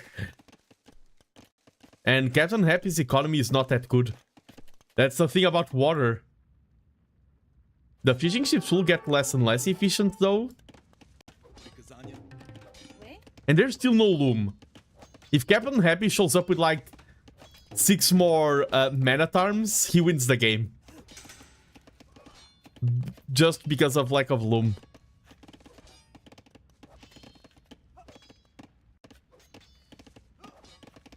Yeah, Rogue has 200 food, 100 food in queue. If he castles 1 villager now and force drops off the fish,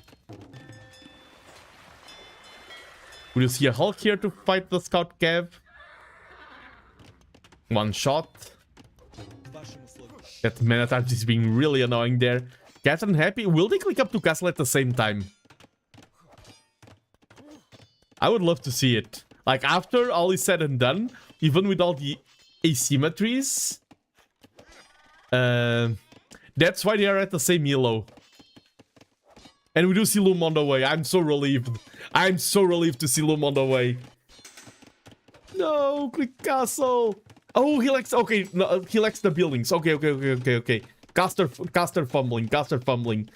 He needs a blacksmith and another building. Cannot... Probably he had the same realization that I just had. He wanted to click castle and it's like, oh, you need the buildings. So the buildings will be the difference in castle age timing. This may not be a crab post rush. This can be a straight to castle drop. The stone is getting closer to the magical 650 number. And we see archery range. I wonder if we're going to see Shanbei Raiders. Shanbei Raiders are such a cool unit. And they are kinda easy to spam if you have this economic setup. You move more onto gold and get some eco upgrades that will grant you more villagers. And then you just spam those Shanbei and punish your opponent. And we see the villagers going for a little bit early. That will reveal your hand. Oh! Or maybe not. Look at that gathering right outside of vision range. Oh, that is a moment. If you're Rogue watching this cast, because that's not skill, that's all, that's luck. You're like, no! I could have seen those villagers and know what was up. And we do see... Yes. Oh. Cat just came in head to feeder. Let's go! Shout out, Cat. Shout out to the cat.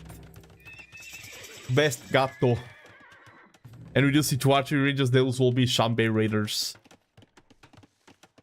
And oh, it is a crab post after all.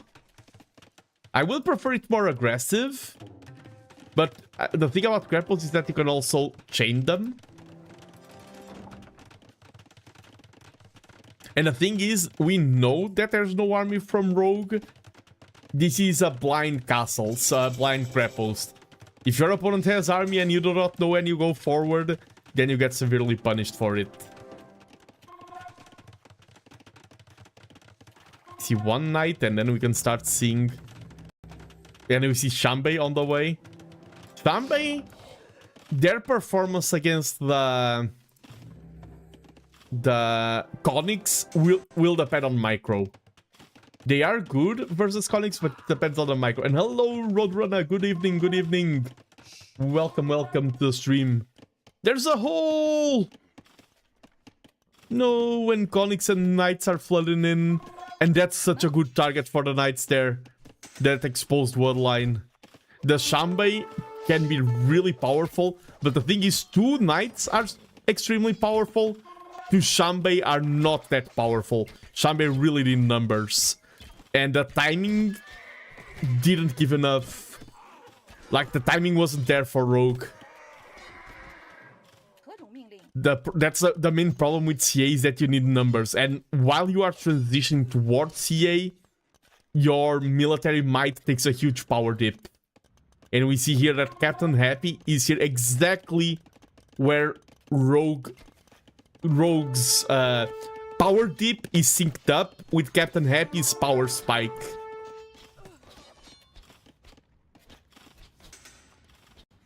Yeah, working on that what lines of asset. And another thing that's annoying is that grapples there, even when it's not actively killing units, it does range like the houses, it ranges the archery ranges, every single one of them. And that's the thing about Shanbei, you need the numbers. With 2, microing is so hard, and your opponent is getting husbandry, you don't have the stable, you could not stabilize over the game. Captain Happy. And that's the thing, like, Rogue played better on water and everything. This eco has paid off big time. The pressure from Captain Happy just did so much damage at the right timings, and especially, I think the lack of Loom was what cost Rogue RLP the game, because he's losing now because of his timing that was caused by the lack of Loom. GG's call. He's not losing now for doing any mistakes right now. I think the lack of Loom harmed the economy, and economy damage made it so that his castle age was later, and playing against a castle age that has an earlier power spike than yours. So GG, well played by Captain Happy. So this is the first match of TTLC that has been cast by Captain Happy. I don't know if it is the first match that has been cast out of Rogue. I know that Captain Happy didn't have anyone casting him beforehand, and he got to a debut with a victory.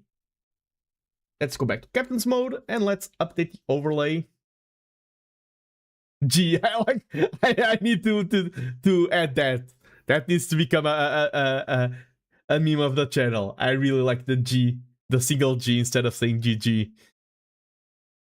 Okay, let me add a win to Captain Happy. And Captain Happy, I forgot to mention it during the cast, he is 100 elo ahead. So he is favored in this setup. And we had Wei falling against the Burgundians. And yeah, and I think like sometimes players do, like, I often say that, oh, have better, just play faster is the worst tip you can give a player. Because, like, yeah, it's easy to say that, it's hard to do. Here, I think it was just clicking Loom earlier would make such a huge difference. Let me load up the next map. Oh, let me first update the overlay. Let's go over to the maps and give the victory to Captain Happy. And now, probably, Rogue will pick his home map of Stranded.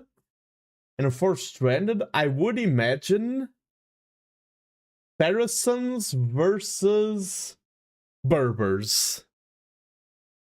That would be my pick. I bet I'm going to have both of them wrong.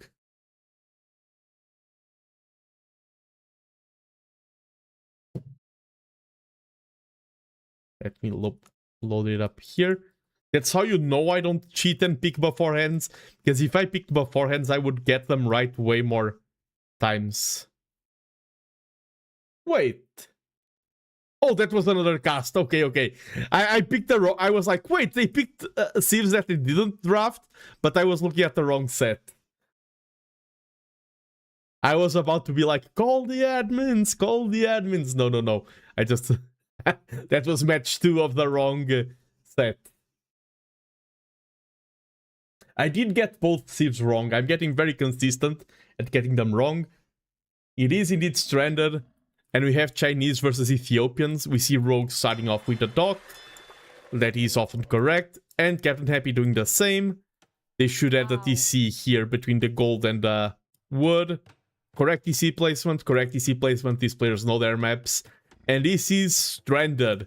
It's kind of a... I've heard some people say that it is a fake nomad start, and I agree. Because it is a nomad start. You don't start with a TC, but there is quote-unquote always a correct place for your TC. So nomad start gives you the power of decision. Here, it is a nomad start with a forced good place. And your fishing ship can work right away. And we see, yeah, both of them are doing cleaner starts that I've seen from players at higher elo than both of them. To you too. Oh, and that's the thing with the Chinese. Oh. Because you are getting food before the TC is up. That's clever. Chinese are great here. Wow, I didn't think... Now that I'm seeing it in action... Yeah, you only have 12 seconds of idle TC time, and maybe with forced drop-off it could have been even faster. You're up by 3 villagers. That is really, really good. I didn't think about how powerful Chinese would be in this map because of the starting fishing ships. Okay, if you're watching this set, you heard it here first. Try to get stranded into your drafts and pick the Chinese. It's broken. I haven't cast this map quite a lot. I mean, a little bit. But this is my first time seeing it. Maybe Chinese were banned every single time and I didn't notice. And I like this. It truly is. Yeah. Because that's like... If you have 30 and your opponent has 27, like a 3 villager gap is not that much. 10 to 7, that is a huge gap, and that means, like, okay, these players are not super high elo, they don't play super fast and everything. They are not flawless with their execution. That means that you can get like your second fishing ship faster. You can snowball your economy. If you had lower idle TC time, this is so broken. And hello, Mokoto! Welcome, welcome! Bem-vindo, bem-vindo! Espero que esteja tudo bem.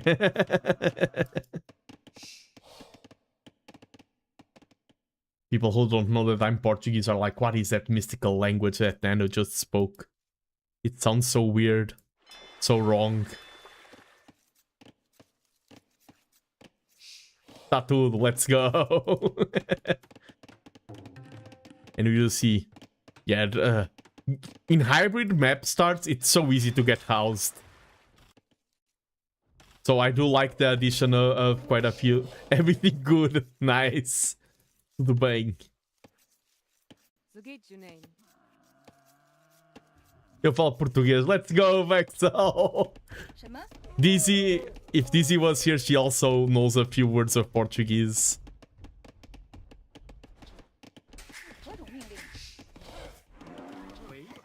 Ooh, close. But the villager is saved. Oh, and one thing, because this Lumin... Yeah, playoffs will be best of 5. For now, they are playoff 3. Playoffs will be best of 5. One thing that you can do, Rogue, you could have had 0 seconds of idle TC time from the start. Please click Loom. You could have started with Loom in this map. It's good for the Chinese. Like, I don't often get a lot of anxiety when casting players. You give me a lot of anxiety because you don't click Loom. And with the Chinese start, you have a moment for clicking Loom. Which is, as soon as the TC goes up, you could have had 0 seconds of idle TC time. And then, like, you can grab long-distance rhinos with your villagers. If your opponent pressures you, you don't get punished. So many advantages. No. No. I think that's too far away without Loom. Without Loom and a scout. Kind of... Loom is for the fearful. I am a fearful. This villager is probably fearful right now. Oh! You proved me wrong. Nico is for weaklings. I like... that's my favorite movement of the Age of Empires community. Is the Mokotos, the Jalaping Greases, the Maxims, the players who never... who are like... Eco is accepting weakness. I will just add 20 villagers. Wait, let me fix...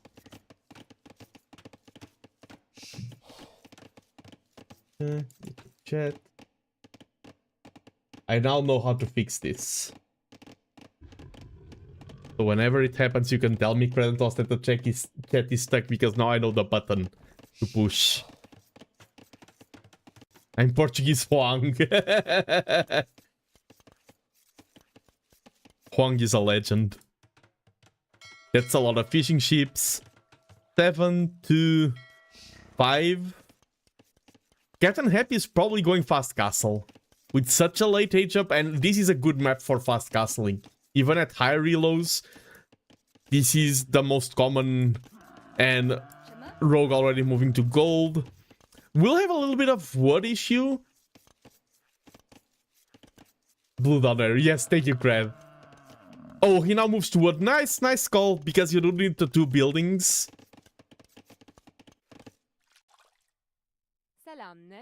Salamnesh. And Chinese versus Ethiopians, they both have great great archers, but yeah, Chinese are a jack of all trades, Civ. They are so versatile, you can go for everything with Chinese. Ethiopians are more archer focused, and then they have the... If the game goes super late, Ethiopian Siege. Ethiopian Siege is so powerful. No, just send 1 or 2 villagers. Just 1 is enough. Because you need wood for the market. Okay, the market wood is arriving.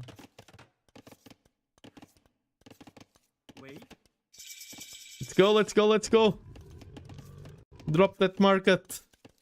Let's go. He's the reason I play AOE, because I saw him in T90 videos.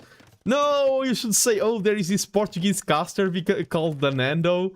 I once saw his streams, and that's the reason why I play Age of Empires. Because I saw TheNando streams. And I was like, oh, that's such a Portuguese mustache. And nice fast castle age timing for Rogue. Now, while on the way to castle age, oh, you don't have a lumber camp. Because this is the time where you click the eco upgrades. Because if the game goes longer, the lack of eco upgrades will start harming you when you are Chinese.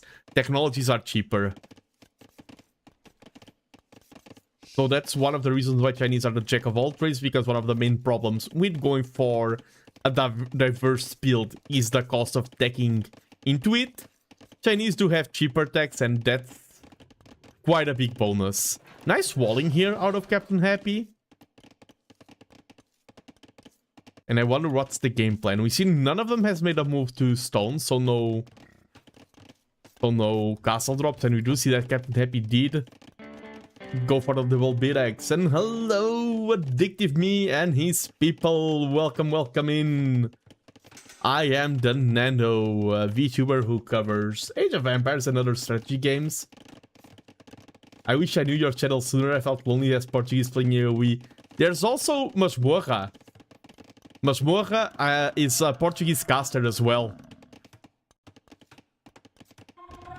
And he's the one who does the podcast with Hera. Next episode will be with Hera and T90.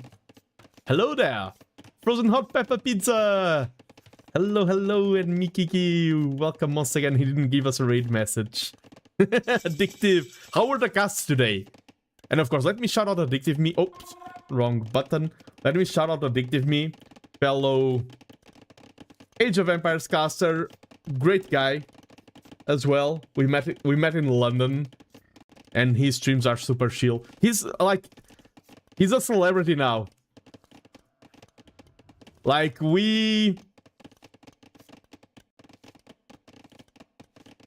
I said, say hi to Nando. Like, I got raided by Addictive Me, the celebrity who has co-casted with T-West. I'm in the presence of legends. And while that happened, Rogue did get double VTEX. I was so scared. I saw that. You did fine. You could hear it. Because I know you, Addictive Me. I don't know if the general people could hear it. Because I know you, Addictive Me. I could tell 100%. I'm not good at lying. I could be like, no. I couldn't even tell Addictive Me. I noticed it, but you did great. And it was fun. And it was fun because I could also see how the more the set developed, the more you were getting... the more the two of you were getting into each other. Because remember, you don't have to pull all the weight. Like, you have to learn how to cast with T-West, but T-West also needs to learn how to cast with Addictive Me. That will always happen in first-time casting, regardless of how famous both of you are. But we do see here, Captain Rogue RLP was the first one, and he's going archers. And Captain Happy is going for the Mega Boom. So Rogue needs to cause damage. Co-casting is always changed first time. Yeah, exactly, because everyone has a different cadence of speech, everyone has different times to pause, and like, it's bound to happen. A little bit of talking over each other and things like that, but it was super entertaining to watch Addictive Me co-cast with T-West, and congratulations as well. I actually like being the co-caster so I can bounce off the main host. My main problem is that I do love to co-cast, but I love solo casting as well. But I need to do more co-casts in the near future. And you will see here, Rogue did go for some pressure, and this, like, a small thing like one Hulk in your opponent's navy does make quite a difference. He goes for his own second DC, getting handcard, Vulcan Arrow, decked into Crossbowman. So he's going for his own boom, and Captain Happy's idle TC time does climb a little bit, so maybe a little bit too hasty. Now he lost the water economy, so he can't sustain production from the TCs, and parking those crossbows there is so efficient. You can even doink some farms, but I understand if you don't. Imagine. Saya, we have received orders to start a new plantation here. Farmer throws a single arrow. Entire order of plantation gets completely destroyed and all the investment that was put into it. Things are even at this point. Because those TCs aren't kicking off at full steam. The loss of water eco. I mean, there's still quite a bit of water eco. That Hulk, if he knew... Keep up the good stream, my duty calls. Oh, go ahead, Mokoto. Go ahead.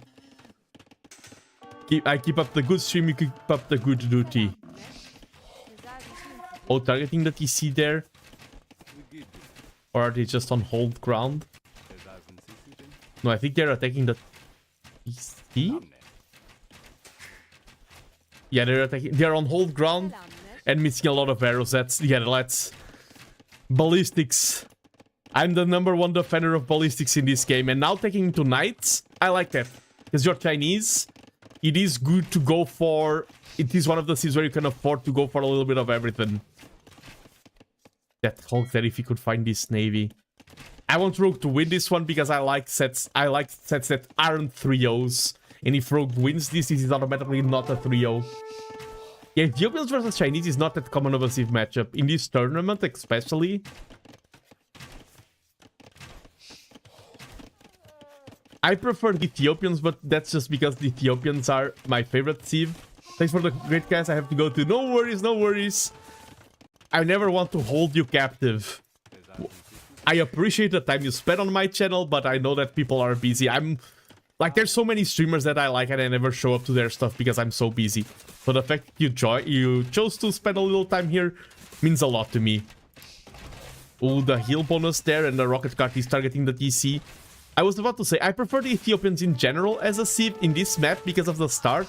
I think Chinese are the best third Civ for this map. I think Chinese were a great draft.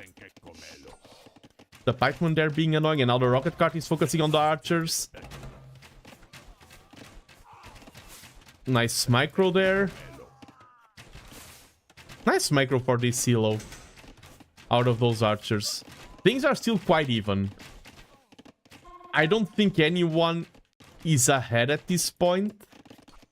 Oh, that pikeman already killed 2 villagers. The power of an unnoticed unit.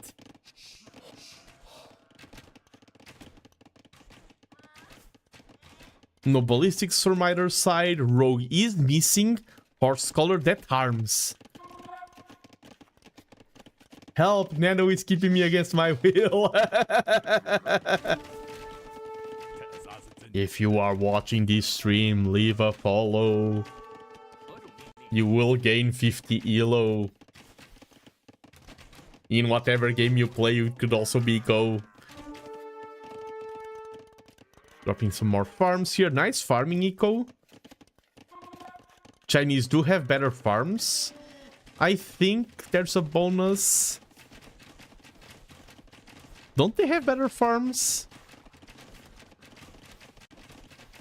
Maybe they don't. They used to. Or, oh, it's the team bonus. Farms plus 10%. Foodcaster is blind. It's the last one. Do I lose 50 elo if I unfollow? I miss. No, you were following 400, Mikiki. You can't do that. You were a very important follower here in the stream.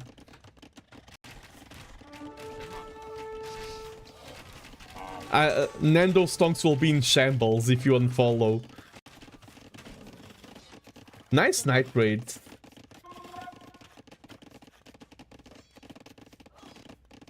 Yeah, I like the pros a lot more booming. Yeah. And yeah, the Ethiopian siege upgrade. Ethiopians have some of the best late games in the game only because of torsion engines. Bombard cannons with torsion engines are such a powerhouse. Their ARPs are also some of the best in the game, but I think torsion engines is broken. And I think Captain Happy right now is getting to a better and better position, because now his eco is starting to snowball quite a bit. I think Rogue needs to do something, because if the game stays passive, he will start falling behind. Yeah, torsion engines, that's a great tech. A rocket cart though, with some juicy hits, can make quite a difference. The rocket cart will need to take care of that battering ram first.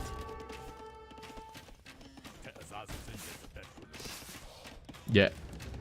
Makes quick work of that. These crossbows will be happy. There's still no ballistics from either player. Ooh, when losing some crossbows to the TC. 26 to 26 KD. That's how even this game is.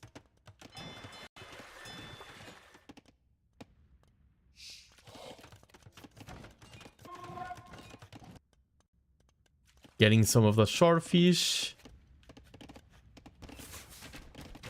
Oh, the crossbows supporting the... That's very different from having the rocket cart alone. Now that was a good fight for Rogue. But Captain Happy, if he abuses the market a little bit, only getting bolt and arrow now, I missed that. If he abuses the market a little bit, he is ready to click up to him. To just sell food and wood, and he's on the way to Imp, and that's dangerous with Ethiopians. You can then start getting some bombard cannons that will do quick work of those crossbows. Knights aren't that good, they are situational for Ethiopians, but the main scary thing is all of those crossbowmen getting fully upgraded. Ballistics is on the way if they get turned into ARBs. Ethiopian ARBs are machine guns. I mean, Chinese do have literal machine guns in the Chukunu. Harry Dresden here, open the stream. That rocket cart is being such a hero. Like, even if you're not hitting the shots, the fact that you're forcing your opponent to move away from them does make a difference. Imp can be clicked, but isn't.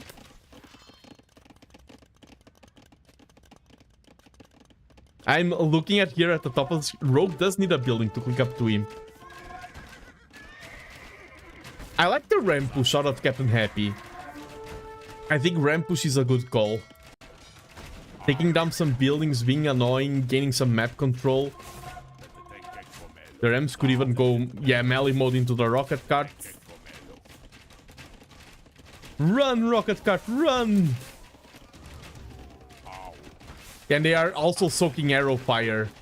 All of those archers just went down. Yeah, exactly. Lost a lot of crossbows. Because of the Rams.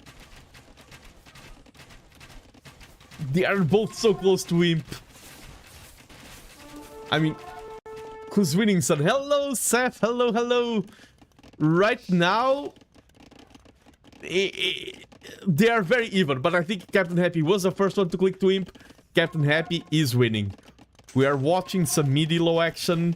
We had a more high-octane game before, like more, not high-octane, higher elo. Now we are watching some mid-elo legends.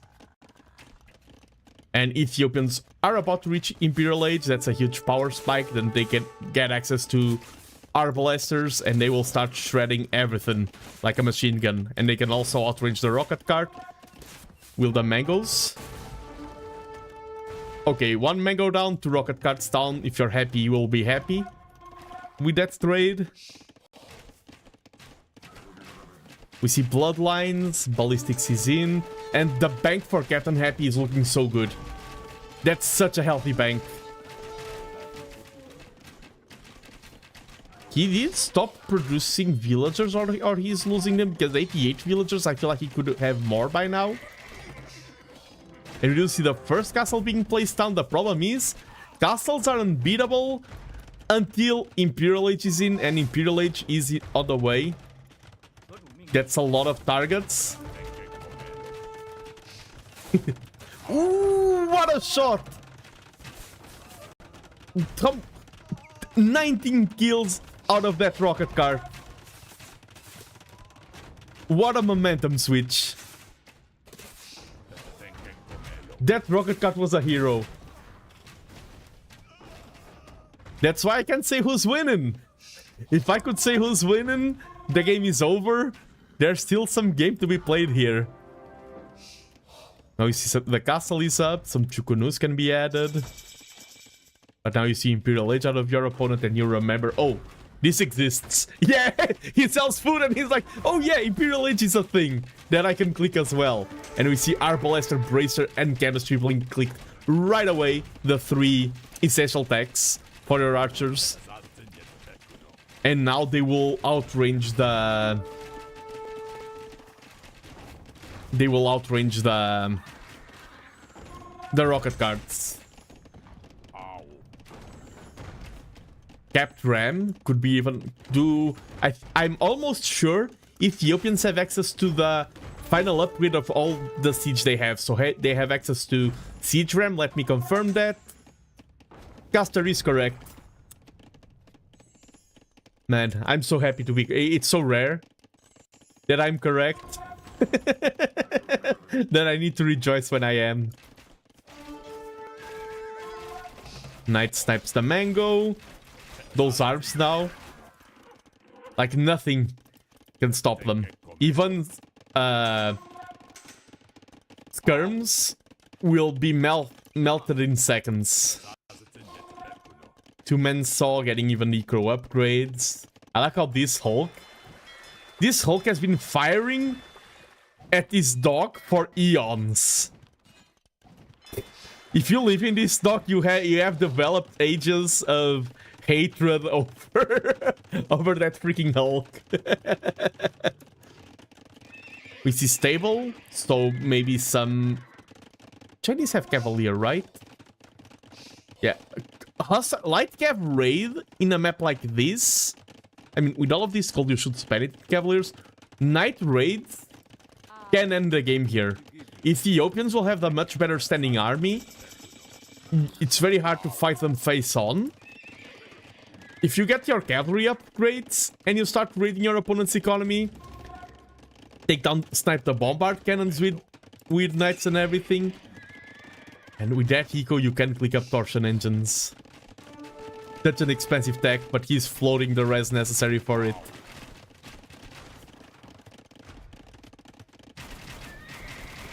Look at the machine gun.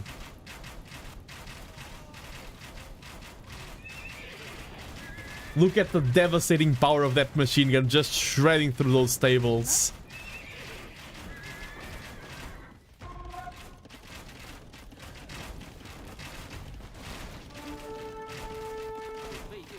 And now, yeah, the siege. If torsion engines was in, it is an uphill battle though. But the Ethiopians are stronger, they have more numbers. They aren't firing. As soon as they arrive there, they melt everything. But they are under castle fire. They are taking a lot of losses. And bombard cannons are powerful, but they're also the most important, expensive unit in the entire game. Not counting the hero units that were added. That ruin all calculations. Horse beats 20 men. But yeah, now Rogue is... I think we are reaching the point of no return. In terms of Rogue taking damage.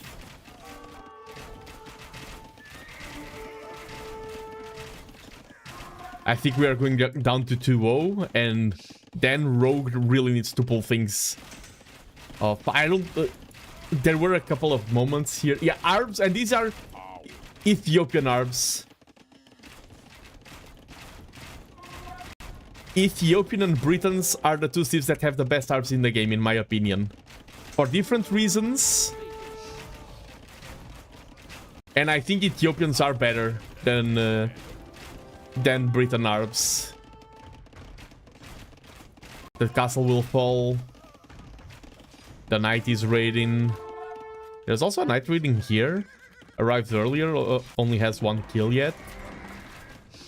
And GG is called.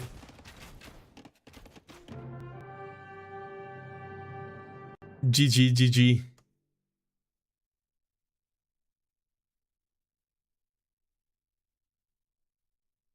And I think there were a couple of moments. This was a really good game. Really back and forth. I think if Rogue clicks earlier to the imp, because he had quite a few bank. Imagine if this bank were 20 cavalry in the opponent's economy. But it was a rough game. Very intense from start to finish. And well played. This was a game that was a joy to watch. Let me get back to captain's mode. And add a win to Captain Happy. He will be very happy with how this match is going. Let me... Oh, go for the blue arrow. Exactly. I saw it, Crad. Thank you. And let me update here the maps.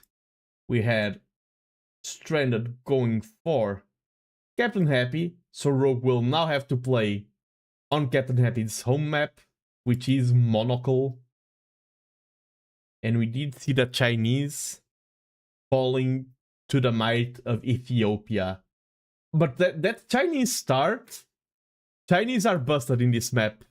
There's so much potential for what the Chinese can do in this map. I really enjoyed. I wish Rogue had been rewarded with a victory from that amount of game knowledge alone. But yeah, he's the underdog here. 100 elo starts to be noticeable. You can win against a player 200 elo higher, 300 elo higher, but 100 elo gap, you feel it a little bit. And now we have final map in Monocle. I would go Hindustanis versus Mongols. So they will pick something else. Oh, at least one of them I got correct. Hello everyone and welcome to match number 3 of this playout 3. Here we are in the humble beginnings of the Dark Age in a new match of Age of Empires 2. The map is Monocle, a map with a lot of food on the outside. There's a donut of food and there's not a lot separating you from your opponent, so matches in this map tend to be quite aggressive, quite intense.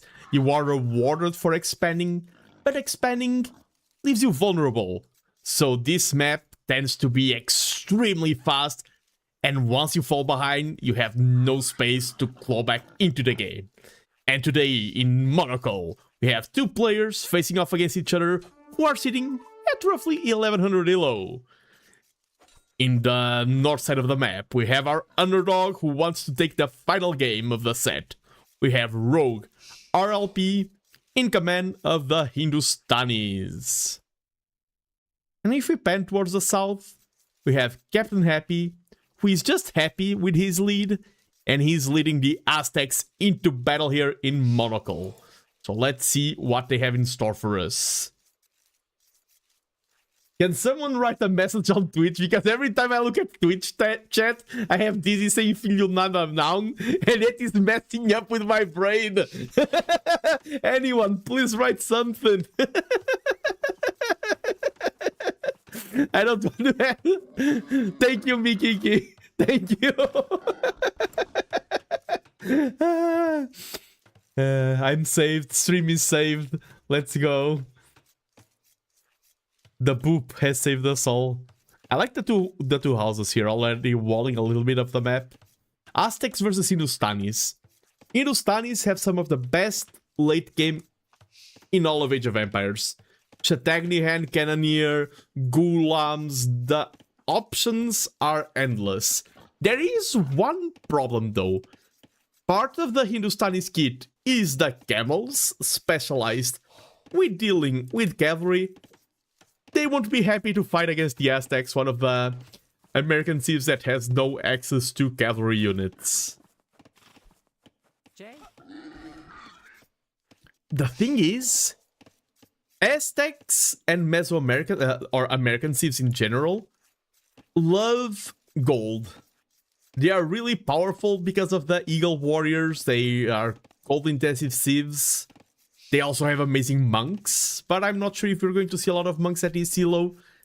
This map doesn't have those juicy tiles of natural gold that a lot of maps have.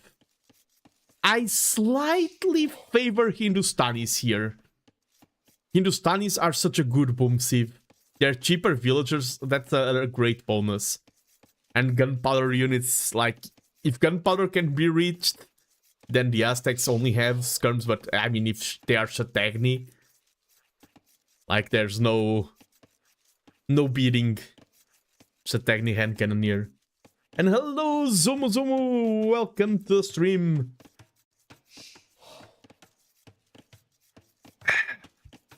You arrived at the best moment, just as I was hydrating. Always a hype moment in Age of Empires 2. We do see pushing of the deer. No pushing of the deer on this side. Oh, there is pushing on the deer on this side. Damn.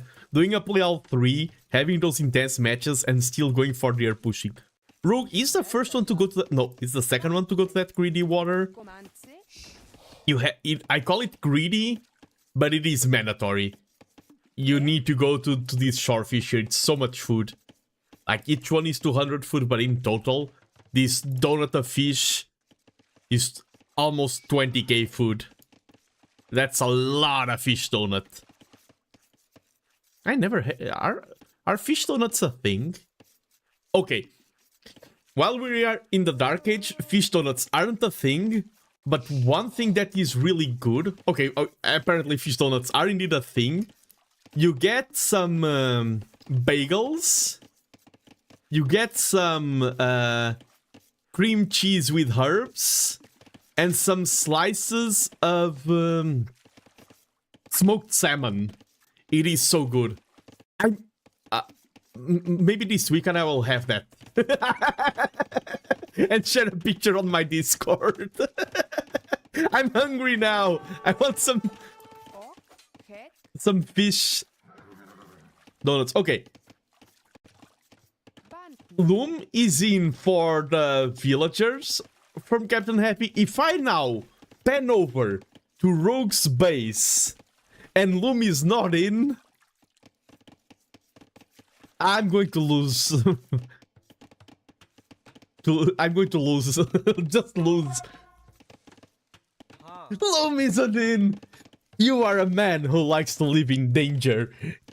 Rogue is like, who needs protection? Who needs defense? Who needs armor? Who needs survivability? Okay, he's getting it now. But still, never getting Loom early. And, okay, he's going for stable. Scouts can be quite powerful out of Hindustanis. They take down buildings faster. And Captain Happy is going for that early militia pressure.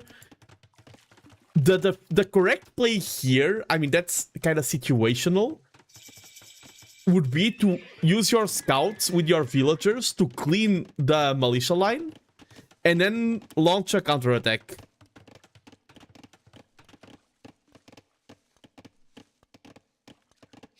First you clean it, and then you launch a counterattack. And you like, fighting with the villagers alone is rough. Fighting with the scouts alone is rough. If you have them combined, you can win the battle quite dominantly. But that's a thing that I learned late in my Age of Empires career. And there's no reaction yet. Okay, he's retreating.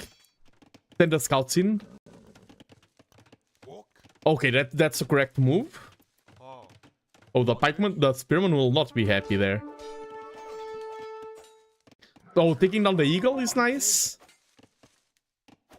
Just removing a little bit of your opponent's military pressure and armor. Okay, spearmans are being produced, probably for the defense. And this is, yes. Send the villagers in. Have no fear. Fight with them all. The scouts alone can fight, but if the villagers were helping, this is a great trade with the villagers there. Here, I'm happier if I'm the militia player with that trade.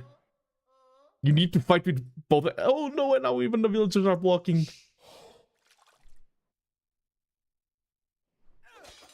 Yeah, that's just a little bonus for future defense.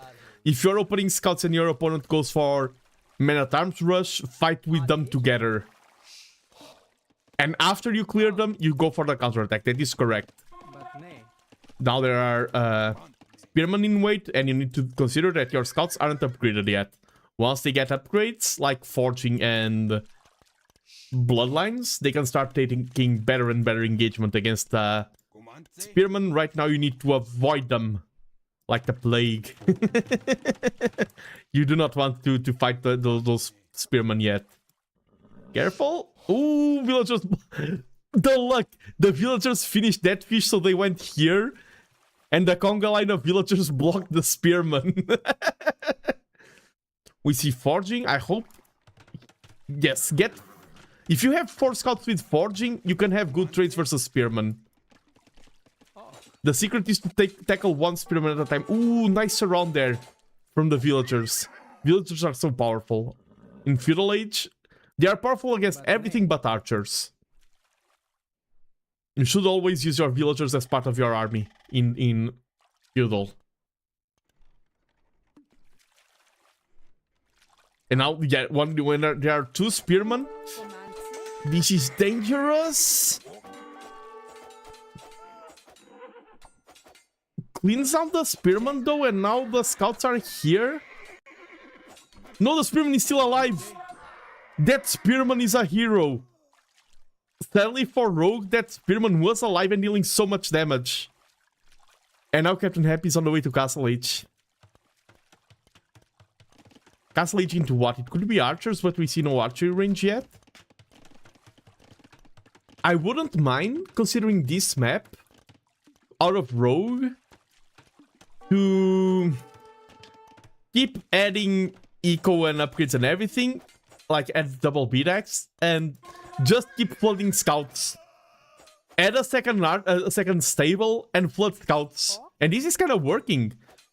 Captain Happy is only down to 25 villagers. He has no eco.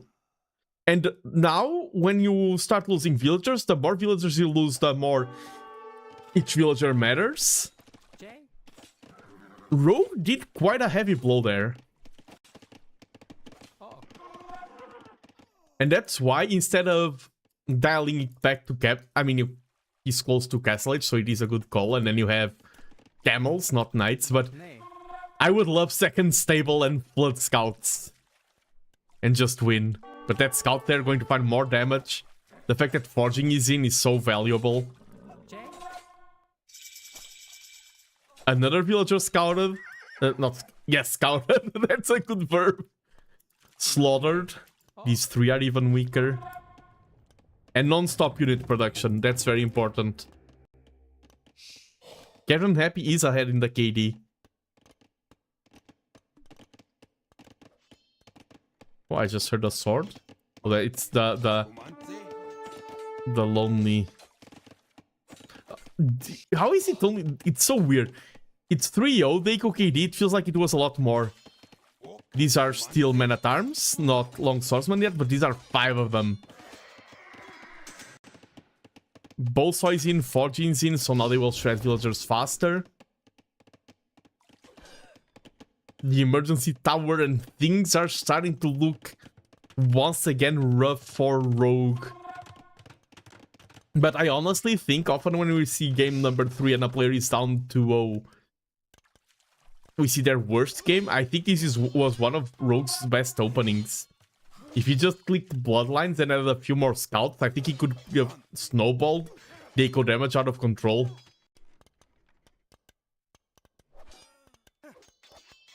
Like, up until now, he hadn't lost a single villager, even though he got raided.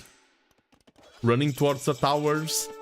He is in castle now, so all hope isn't lost. Getting bloodlines and archers. So those two decisions kind of fight against each other.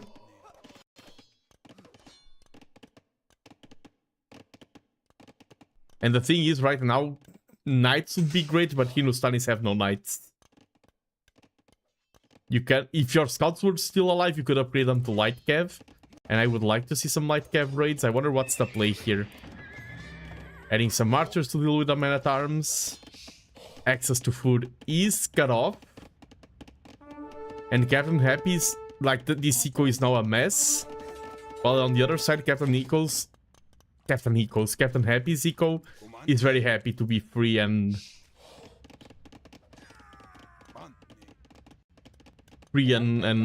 rejoicing. Walk. What's the next move? 1 HP.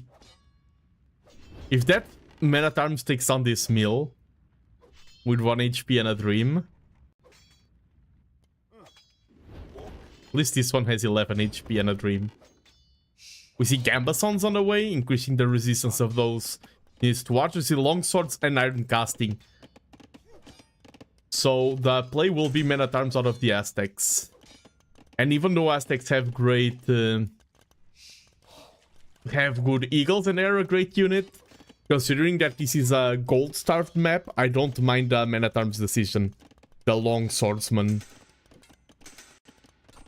1 HP, same as 9,900. Yeah, if you're not getting attacked, it is... We see... spreading for more mining camps. Some idle villagers there, and the archers are arriving here. But 2 archers, I mean, they can shred the spearmen.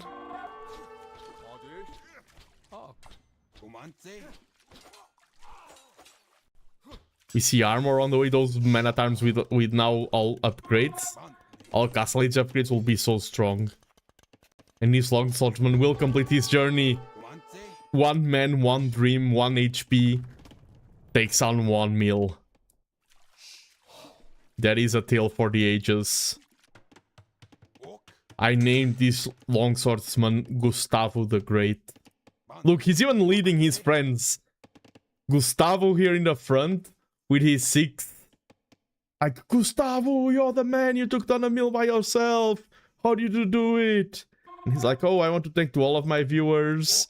If it wasn't, I want to thank to my coach, my personal trainer.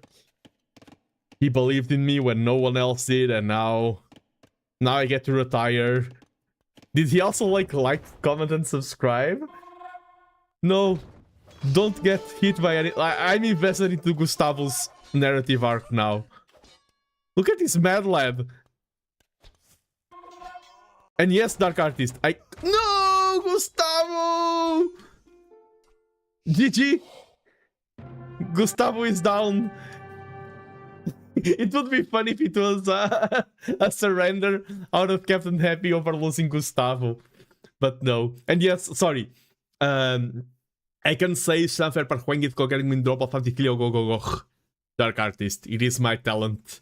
I like how I'm not sure, but I feel that every single time Dark Artist waits to have 500 points and keeps redeeming the stuff per when it getting win drop of go. Thank you for casting, Rip Gustavo. I hope you enjoyed it, Rogue. I hope you enjoyed it. I do try my best as a caster.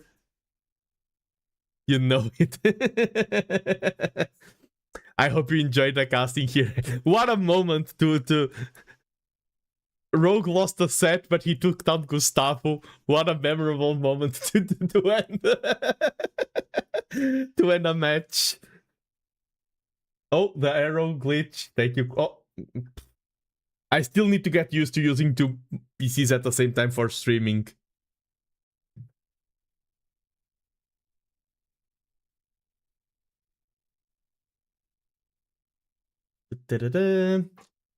Let's go back to Captain's mode.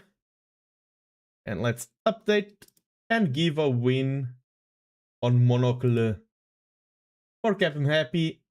And then we have the Aztecs triumphing over the Hindustanis. It's funny how Rogue used his first, second, and third pick as normal, and Captain Happy just used third, fourth, and fifth pick. Maybe use the first picks as bans. OMG, another. Yeah, that's because I have different scenes and different YouTube chats. We'll do the Fatal Formation Challenge on stream day. Oh no, not today, not today. I will now do a quick break. There's one more cast I want to set. Today I'm fumbling my words so much. What is happening? There is one more set I want to cast, but before that, let me go for a quick break. I'll be right back.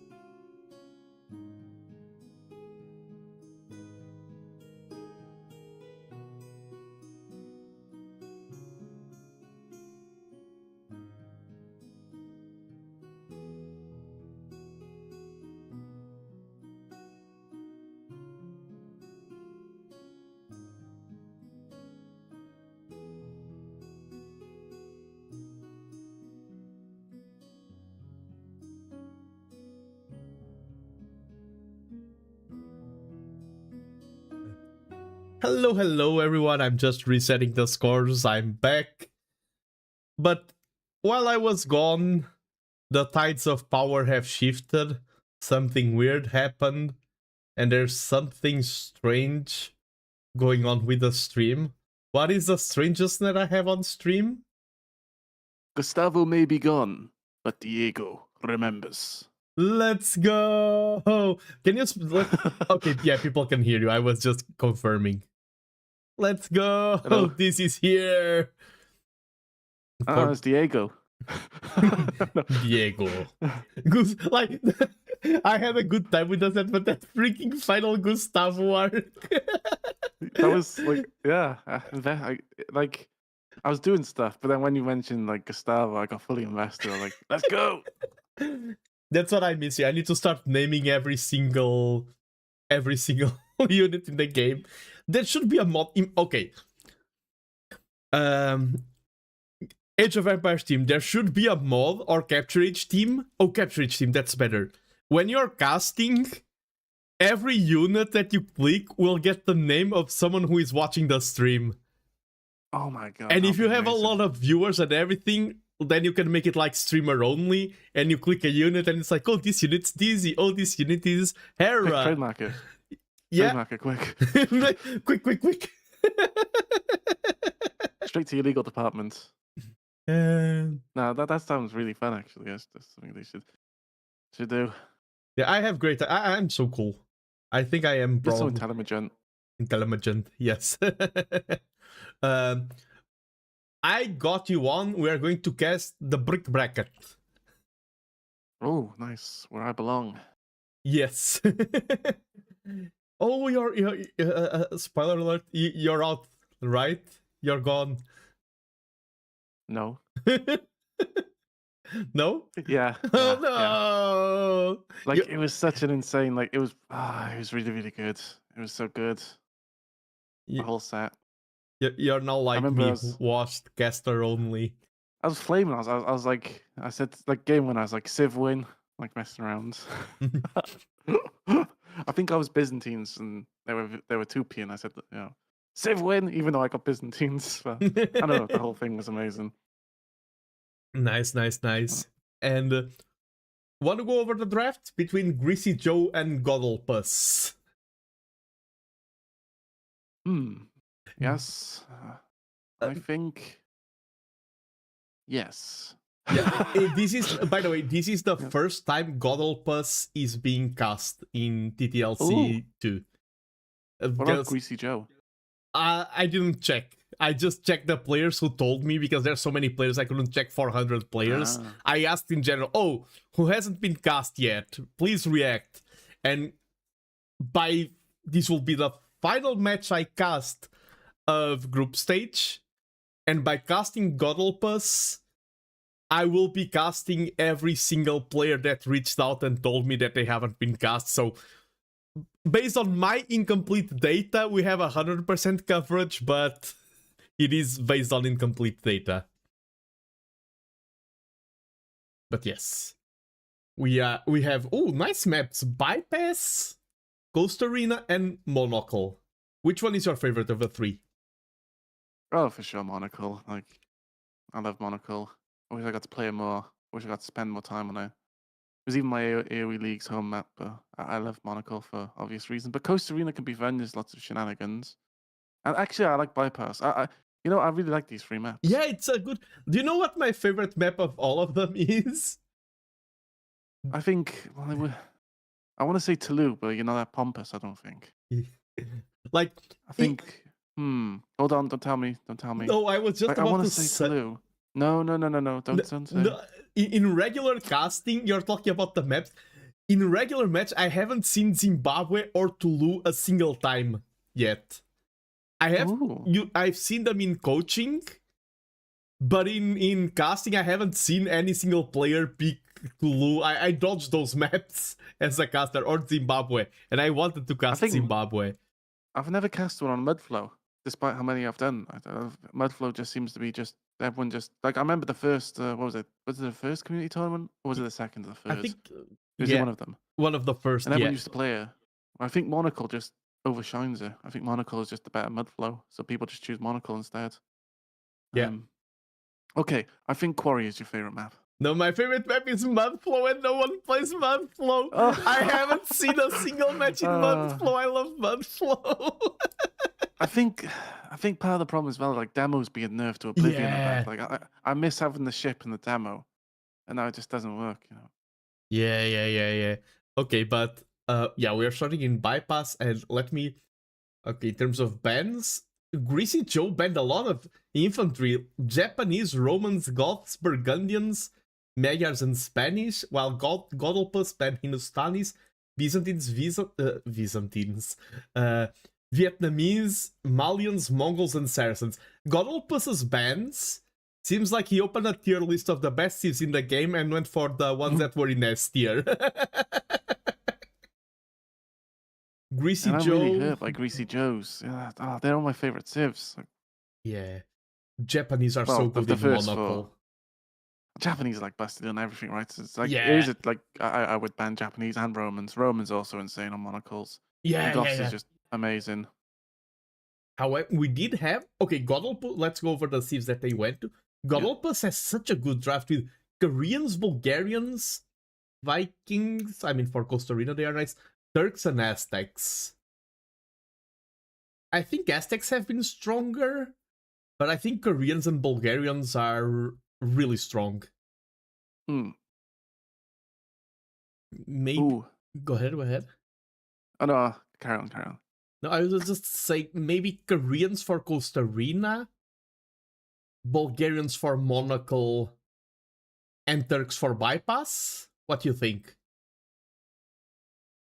Yeah, like I think Turks can be both bypass and Costa Rica, but I think I'm vibing more with your thoughts of Turks on bypass and maybe shenanigans. Yeah, it could be the opposite. Like Turks could go for Costa Rica and bypass for Koreans for some tower shenanigans. We'll see. And on the other side, for Greasy Joe, you have Kamai, Armenians, Teutons, Franks, and Lithuanians.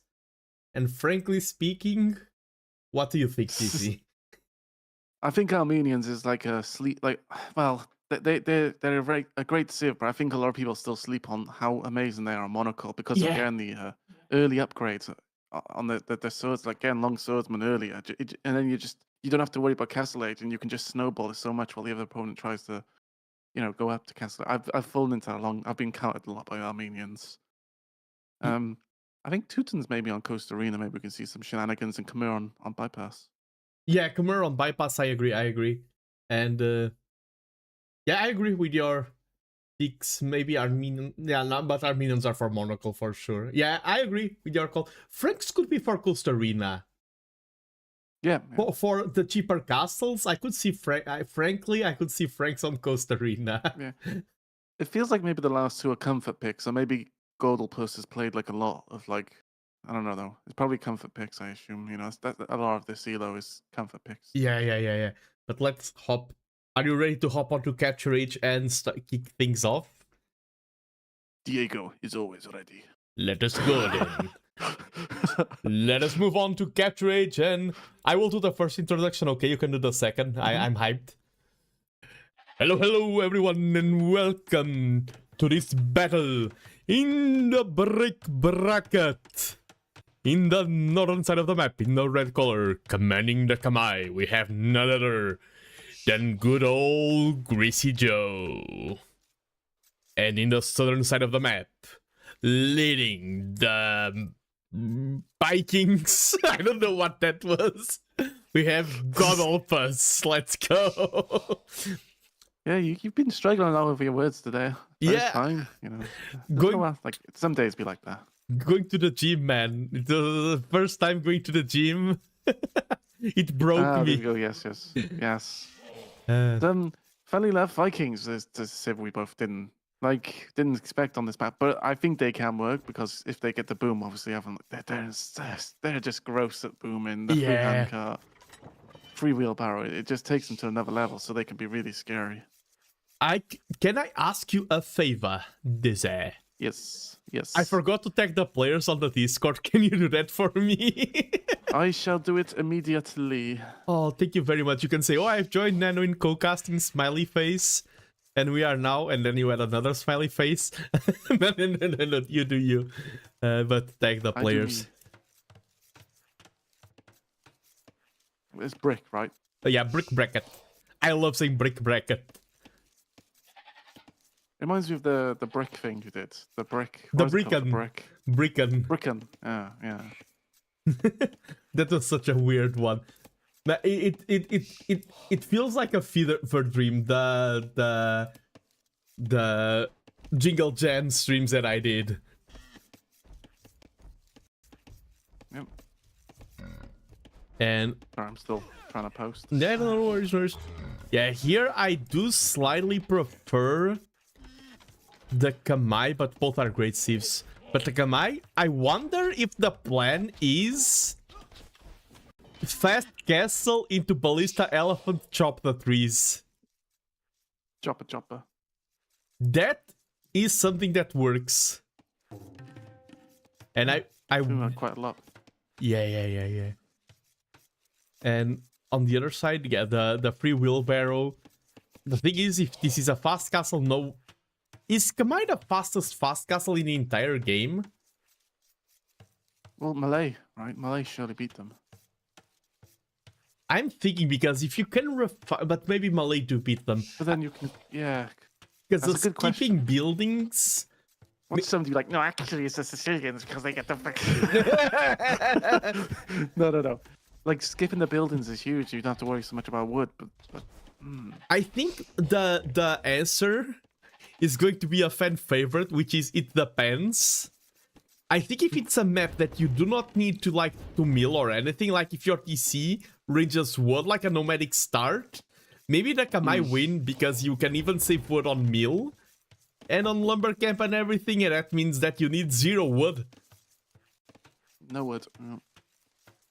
If there's enough food on the field to do a I think woodless. Kratos knows. He's just not telling us. He's I keeping agree. it. He's still Those freaking statues. Yeah, he's still shocked over Gustavo. You talked about the statues. I miss that map because this map is kind of like that. The map that had the Kratos statue in the middle. Yeah. What was the Zoomed name? into it, like, whoa. Ring of Reeds. Ring of Reeds. Yes. How the hell do I remember that? I feel I'm going to cast. I don't like that. No. That's horrible. That's awful. That's awful.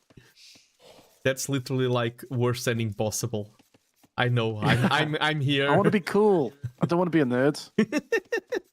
I mean, you're not that much of a nerd because there's something below casters. Like there's a hierarchy in how cool you are.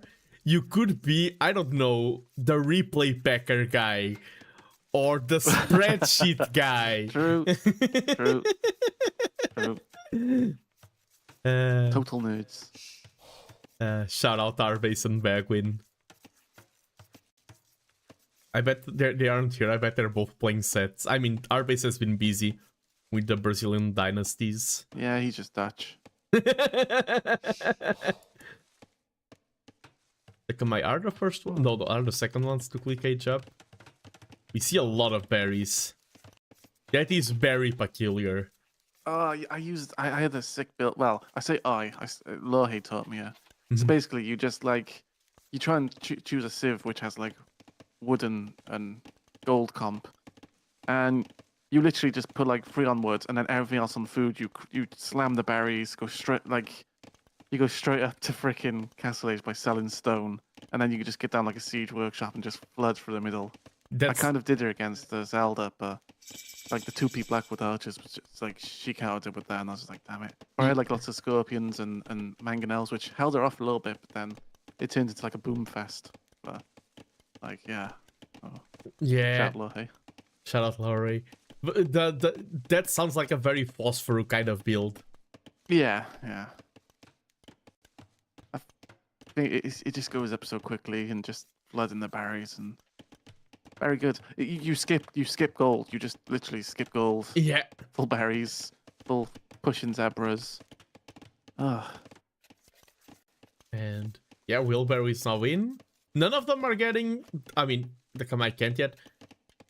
Not getting double beat-X, that's probably fast castle, and the Maybe Kamai, yeah. the Kamai already have eco for castle. They're just waiting on feudal to click to castle. That's literally it. And this is elephants, Dizzy. Let's go. What is it up with elephants lately? I mean, I'm not complaining. I like it. Just elephants everywhere. Yeah, we've been seeing the return of the elephant meta. I haven't seen, speaking of elephants and metas, I don't think I've seen a single champion warrior in the entire cup.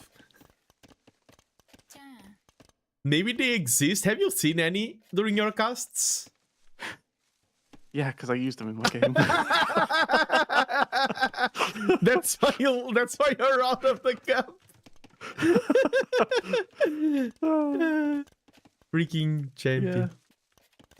Yeah, and now it's just... Well, I did like a silly unstranded. I like to just say what I did now because I'm out, so I don't care. Just say I was unstranded. I chose the 2P. I also did like a phosphor thing there where I went into Blackwood Archers. I didn't quite kill him off, and he managed to get to Castle Age and make elite skirms. And I was like, And then that's when I made them. I didn't do a rush though, but yeah. And they just run in and they just died anyway. They're so bad right now. They are really weak. Quite a shame because I don't know, like on one hand I kind of understand it, the rushes being annoying, but like I did like the rushes as well, but like nerf them a little bit, but like they just completely obliterate them way too far. Yeah, I agree. Now like the civs just have no they can't, apart from the UU, which are probably gonna get nerfed as well. No Mold's Edge. They have nothing. They need. It sucks because like I did like the rushy kind of thing. Yeah, it was too powerful, but just kind of nerf it just a little bit so people still like fear it. Like when you're against Khmer, you feel actually like, oh no, they don't need to go up fast. When you're against Belay, you're like, oh no, Belay has really quick stuff, you know. It's okay to be like, oh no, this has those stupid champions. And I know a lot of people are upset still at Inca, like how Inca's just completely dead now because of it. Yeah, true. And yeah, that's the thing. It's the yo-yo balancing. Like we put it too strong, then too weak, then too strong, then too weak. But then you put it too strong, then you're like, okay, let's put all the other civs too strong, and then power creep is real. Yeah, oh yeah, power creep is real. Both of them getting a little bit at the same time, but the Kamai are geared up. And the thing about these builds is that, for example, we are watching this, we are thinking right away, oh, ballista elephants are a possibility. I don't know how many that Godolpus has watched before, how well he knows this map. If this catches you off guard, it is 10 times more powerful. And this tells me that he will not prepare. You are not prepared. Yes. For the Olifantos. Maybe the eco on the side though will help quite a bit. Just because like it is nice to have the sneaky eco on the... Oh. Ooh. You shall not escape. Yeah. This castle is right on your and face. He targets the gold, that's nice. Yeah. Oh, totally. Like, this is a 1057 maneuver. It's like, yeah, I've totally seen the... No, I'm just lucky. And we see no reaction in this silo. Yeah. That's a thing also about a lot of heroes. Like, pro players see everything because they give so much time. They have their eyes on the... Eyes on the prize. Yeah, eyes on the minimap. Because we see no reaction at all. I mean, is this the start of a reaction? Or just two houses? No, he evacuated the villagers.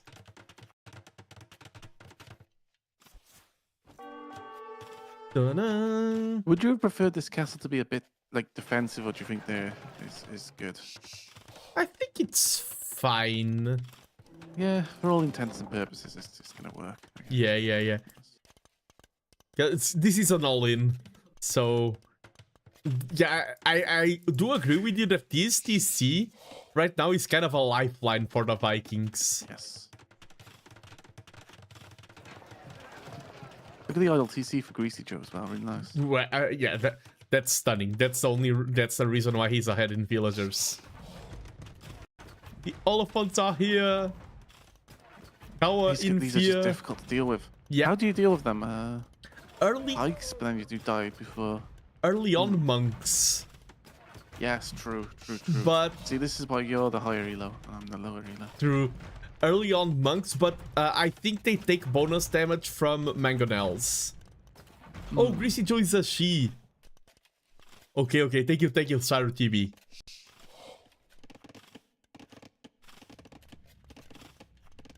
So she's pushing in with the ballista elephant. And they deal quite a bit of damage to the villagers. Yeah, this is very hard to deal with. It's like pain. That's the thing, Greasy Joe, she come in with a plan, she executed it, whereas Guadalpuss maybe is just, oh. She wants to end this, she's like, enough. Enough. I often say this, and I will say it again because I'm a repetitive person. I really like at this elo when people have a plan. And this is someone with a plan. Just simply executing, just even some form of plan works at the elo. And let me just say hello to the raiders from Robotic Pro who are waddling in. Welcome in, welcome in. Hope you had a great time. Waddle. Hope you had a great time over there. Waddle. I killed Nutty. Oh yeah, every Friday they have community nights over there in the iceberg. Oh, nice. Obviously the iceberg. I'll call it the iceberg now. No, I've met Nutty and Maestro in person, so now I want them to win. My condolences. This TC here is kinda... I'm not a huge fan. Yeah, you're being pressured to... Maybe if you put like the second one up north as Yes, well, I would prefer that. You're really running out of time. And the numbers just keep getting higher. And they get much higher. So high. I wanted to play more TTLC. Sad face. Good job out of Greasy Joe. Now the idle TC time is climbing a little bit, but this is such a low idle TC time. Yeah. I'm off to the bar. Oh, enjoy Friday night bar action. All the casting. Oh yeah, drink. Yeah, drink. All the playing. Get pumped. Yeah. And TTL 1v1 you. Yeah, you need to create your own TTLC. TTLD.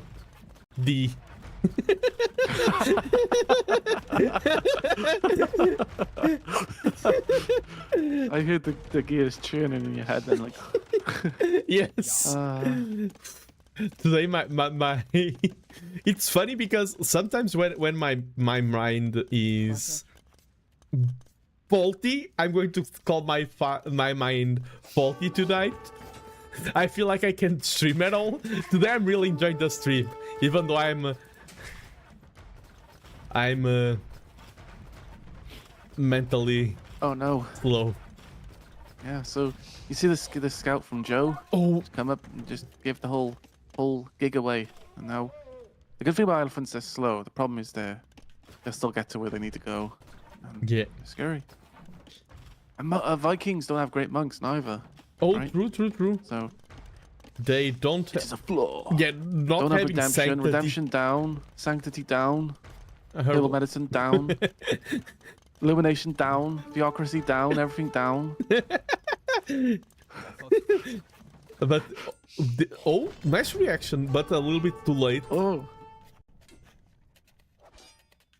like coming through. Oh, sorry. This is maybe where Joe maybe could have had the one castle defensive. Yeah. Yeah, I agree with you. I do like both castles though, so it's hard to say, right? Oh, and here it is. Just pulls out another one from the ass. Okay, all right then. Fair enough. Another one. And the villagers here are melting. Oh yeah, it is. Being like super critical, probably in the situation of the panic castle, they probably would want to like cover in your gold, but yeah, like it's fine. It's fine. Like your opponent's units. I mean, I really like this TC out of Joe. Yeah. It's a 2-in-1. First, it gives you say Fico, and second, it gives you vision if your opponent goes there. Oh, those would be very happy versus elephants. I think that's a battle you don't want to take. Sometimes though, I feel like people need a plan for a plan. Because even myself, I'm guilty. If I set a good plan, I execute the plan, then I'm like, What well, next? I have nothing to follow her up. Yeah. So you've got to make sure you have like a good follow-up. I like when I was down in lower elos, there are some civs who have broken late game techs. I like to go for those because then it's like, okay, I got into a good position. Now let's get imp and get that broken tech like Farimba. Yeah, because pressing Farimba is winning the game. So it's like I gain an advantage with this early plan. Now I just need to click Farimba and it's GG. Well, they didn't win against my elite fire lancers, so. Sorry, I'm in a funny mood too. Let's go. It's Friday night. The week is over. Yep. Tomorrow. I thought you could do the Yakuza meme. You know the one. You know the one. I know the memes. You know the memes. I know the memes. We all know the memes.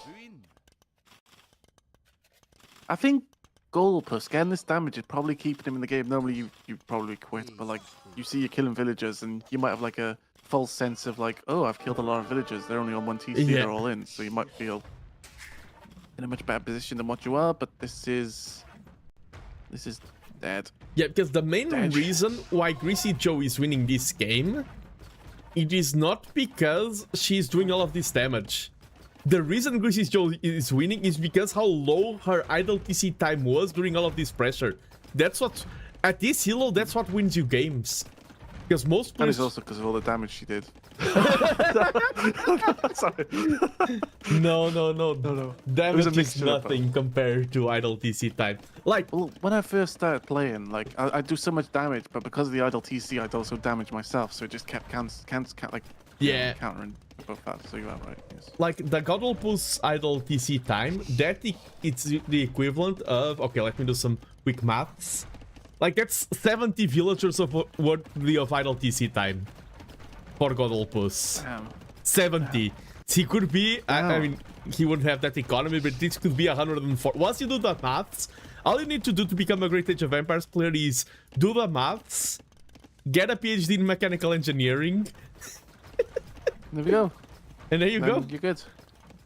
And then you just stop playing to become a caster anyway. So. Yes.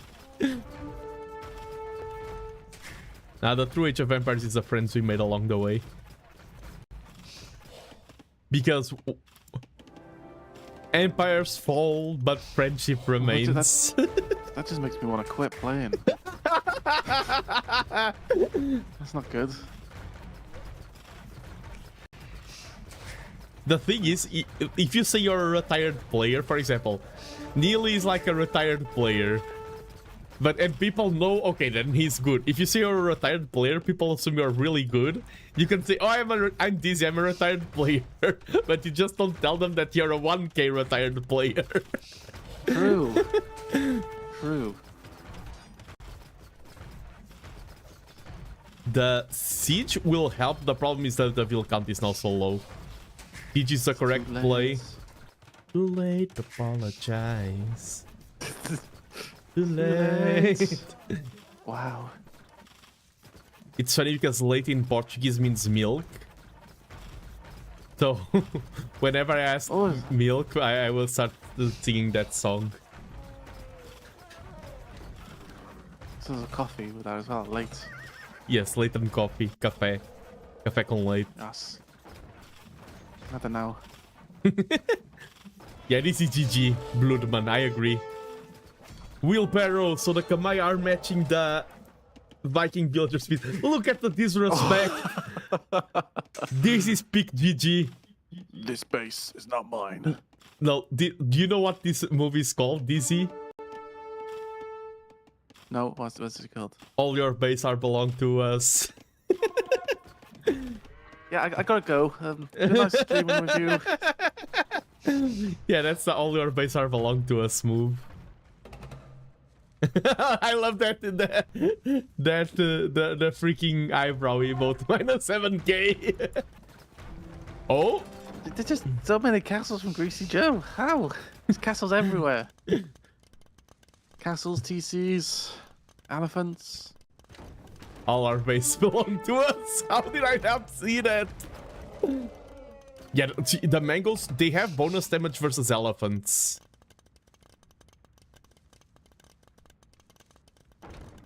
I don't know where it is, but I know that It's somewhere. there's so many numbers. No, they have a lot of damage versus trees. Well, you just lie. It's fine. You know, you're a caster. People will believe you anyway. That's what I do. True, yeah. Oh, 9 HP, 9 HP! Oh! It was cancelled! Oh. No, it was destroyed! Oh, It was destroyed by the DC. I think it was... Can I rewind? yeah, rewind. I think it was destroyed by the DC. We saw the ultimate destruction. Brutal domination. Because I think... Yeah, it was destroyed. No refund. Yeah, It was a stone. Stone, please. I was looking at the wrong you side. were looking on the wrong side. Yes, I was! It was not a refund, right? It was destroyed. No, it was 8. She placed the castle and she had 800 in the bank, and then the castle disappeared and she still had 800 in the bank. So. Oh, so it was cancelled. No. Ah. It was killed, but she had enough for another. Okay. So. I can remain my keep my title as best caster then. And you see, the mangoes are so efficient versus the ballista elephants. Because the ballista elephants only tickle the mangoes. No, it wasn't cancelled. It wasn't cancelled, Hagen. It was indeed destroyed.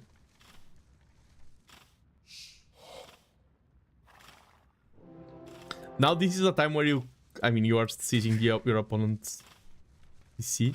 Well, how's the vision? Outposting the map will help so much for Greasy Joe. But I think also... Right. I have to be right back. Oh, okay, yeah, I know. Dizzy will have to be... She warned me. I was like, hey, Dizzy, you want a co-cast? And she's like, yeah, but I'll have to be right back. And I'm like, okay. Then we will no longer cast. Like, Militia are not the play versus the Ballista Elephants. If I can win this season. Yeah, just get Berserks. The villagers taking down the rams. Win. I mean, the castle may go down. Yeah, you need to repair it. That battering ram is a threat right now. If there was another still alive, that castle would have been gone. It is slowly losing HP. I think 40. Yeah, it is losing HP, like 30 HP from each ram. But now it's on the way, and there come the winged hussars on wheels. Bram.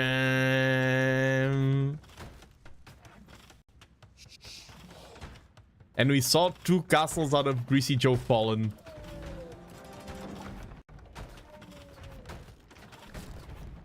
The problem is that they are so bad versus elephants.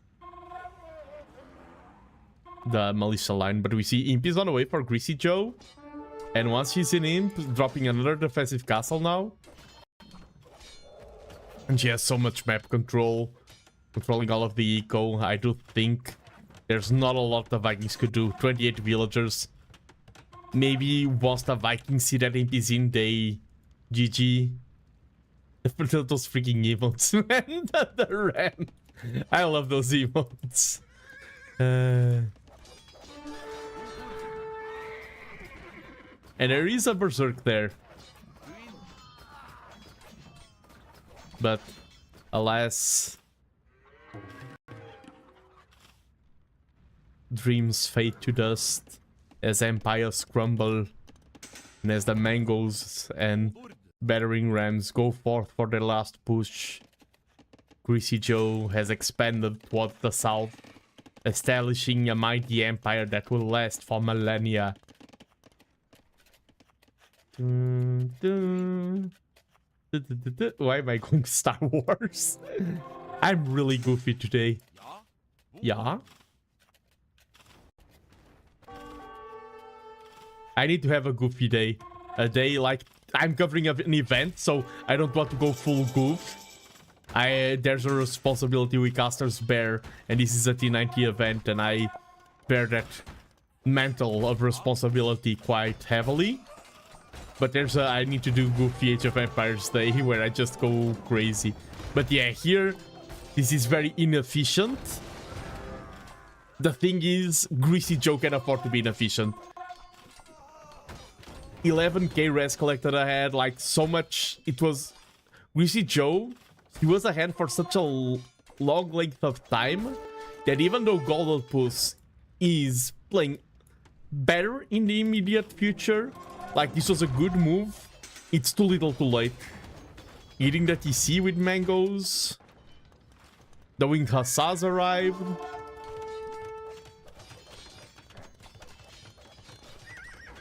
I mean, they aren't the unit winged hussars.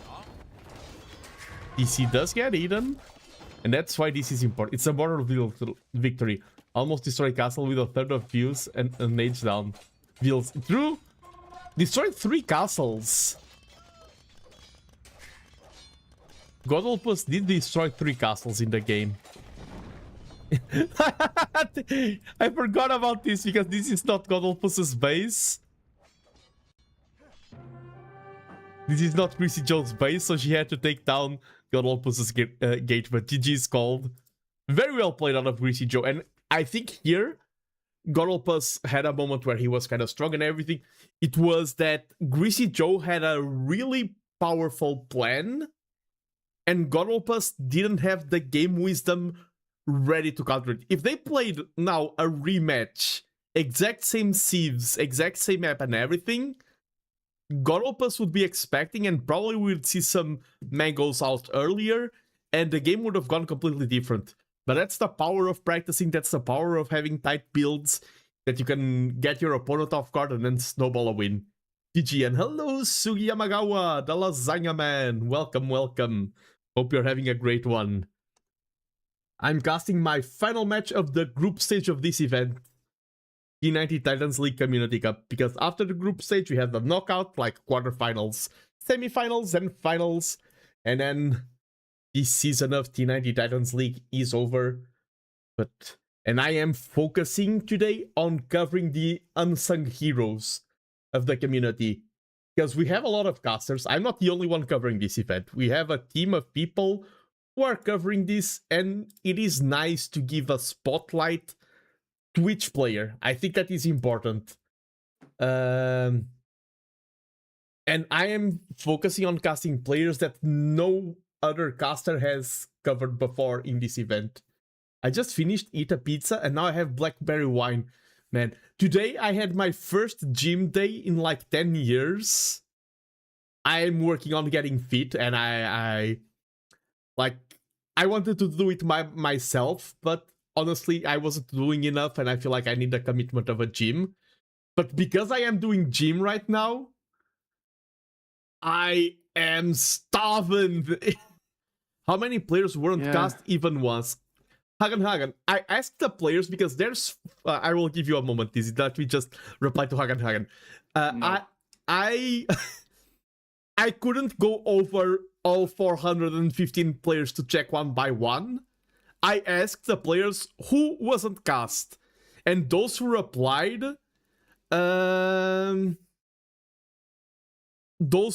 replied, all got cast. So, as far as I'm concerned, every single player got cast. If there's some who slipped through the cracks, then I blame it on the players. You have a cheat sheet. I have a cheat, but there's 415 players. I won't check 415 people one at a time. You have powers on numbers. I'm just one little Nando. You have there's 415 of you. I put the burden on the players. If the players didn't tell me, then they can say, oh, Casta didn't cast. No, now the burden of blame is on the players. You weren't cast, Hagen. If you weren't cast, I blame it on you. You can cast my uncast group stage set if you don't want this to be your final cast of the group. Oh no, I want this to be my final cast of the group stages. This will be my final setup today because I have limited energy. And next week starts the knockout, so I want to go to knockout. Sorry, DC. You are back? Yeah, I just want to say, I stepped on a grape. Let out a little wine. And I am now 5% more Portuguese, as shown you by the picture. So let's go. Nice. I don't know if you've seen the picture, but Oh, yeah, right. no, I didn't. Let me check. Are you eating Nando's? No. Oh, pity. Let's go. Pee, piri, pee, poo, poo. Pity, let's go. Yep. Very nice. Do you reckon we're gonna go to Greasy's map or Gorodpus's map? I think we'll go. I think we'll go to Monocle. No, I haven't opened the map yet. Ooh, okay. I'm more professional now. I waited on you and I wanted to keep the hype. So I think Monocle and I think Bulgarians versus Armenians. Do you want a chicken sandwich as well? Considering I got 2, I can share with you. I'm starving. I just said that I'm starving. I'm sorry. Let's go. I need a break to eat and I'm still starving. Freaking gym. I'm going going for the gym. Going to the gym and now I'm eating more. I'm going to become a freaking sumo wrestler, like super strong yet. You're like one of those guys who like wakes up, has a McDonald's, freaking works out, then has another McDonald's and works out, then has like protein shake, and then works out again, and then like, oh, I need a Burger King now, and then you have the Burger King, and you're like, oh, I need the KFC now, and whatever. Okay. No, I wasn't reacting. I was reacting to the story. I was just reacting to the fact that I got the map wrong. So I already know spoilers. Nope. It's going to be Ghost Arena. Who do you think are the thieves here? Because I already know, because I was loading it up. 2 Titans versus Koreans. And ladies and gentlemen, this is absolutely correct. It is the Titans versus Koreans. Wow. Let's go. Your first win in a long time. You did get that correct. Yeah, I mean, considering I'm not going to win TTLC, so gotta have my wins where I can get them now. Yeah. And the tie breakings in TTL, it's such a cruel way to go. It really is. Just the fact I come down to seed. Oh well. Yes. And I mean, you were rigged up. Our base should have rigged you up to seed 1. So our base eliminated you. By rigging you to seed 20 instead of seed like 8, you were eliminated. Seed 19, but thank you. Actually, our group as a whole, like I was seed 19. I think Zelda was 17, and then the other person, not Cat, was 14. And we were like basically 1, 2, and 3. So that kind of funny. And then like the seed like 2 and 5, they just got wrecked. But oh well. Yeah. And this, I love my group. I love the people. Yeah. This map for me, it looks like the head of an axe, like a broad axe. Like these are the blades, the cutty part. I thought you said like a head of an egg, like our face with the big glass and stuff. Like actually, he has like a face for the eyes and mouth. Oh, actually, axe. Yeah, totally. I see the axe as well. Yeah. You have my axe. Body spray. I think for this one, I always just you got a fast castle on the arena map, right? You just got a fast castle and you have like some crazy shenanigans. But like the gold placement in the either base is like right next to the wall. So I run my scout right up to the wall and just scout around, see where their gold is, and then that's where my castle's going to be, right on their gold. Yeah, and I can say that because I'm out. Yeah, that's a good call. In this map, the gen is it so that the gold and stone are always next to your walls. They're always quite vulnerable. This is a very exposed stone and gold. These are also exposed. This is like a 9 gold. In the group stage, I got so the other player actually dropped down me into my base. You know, I was just playing like meta, like a nerd, and they actually dropped like. was like 2 villagers, 3 men at arms.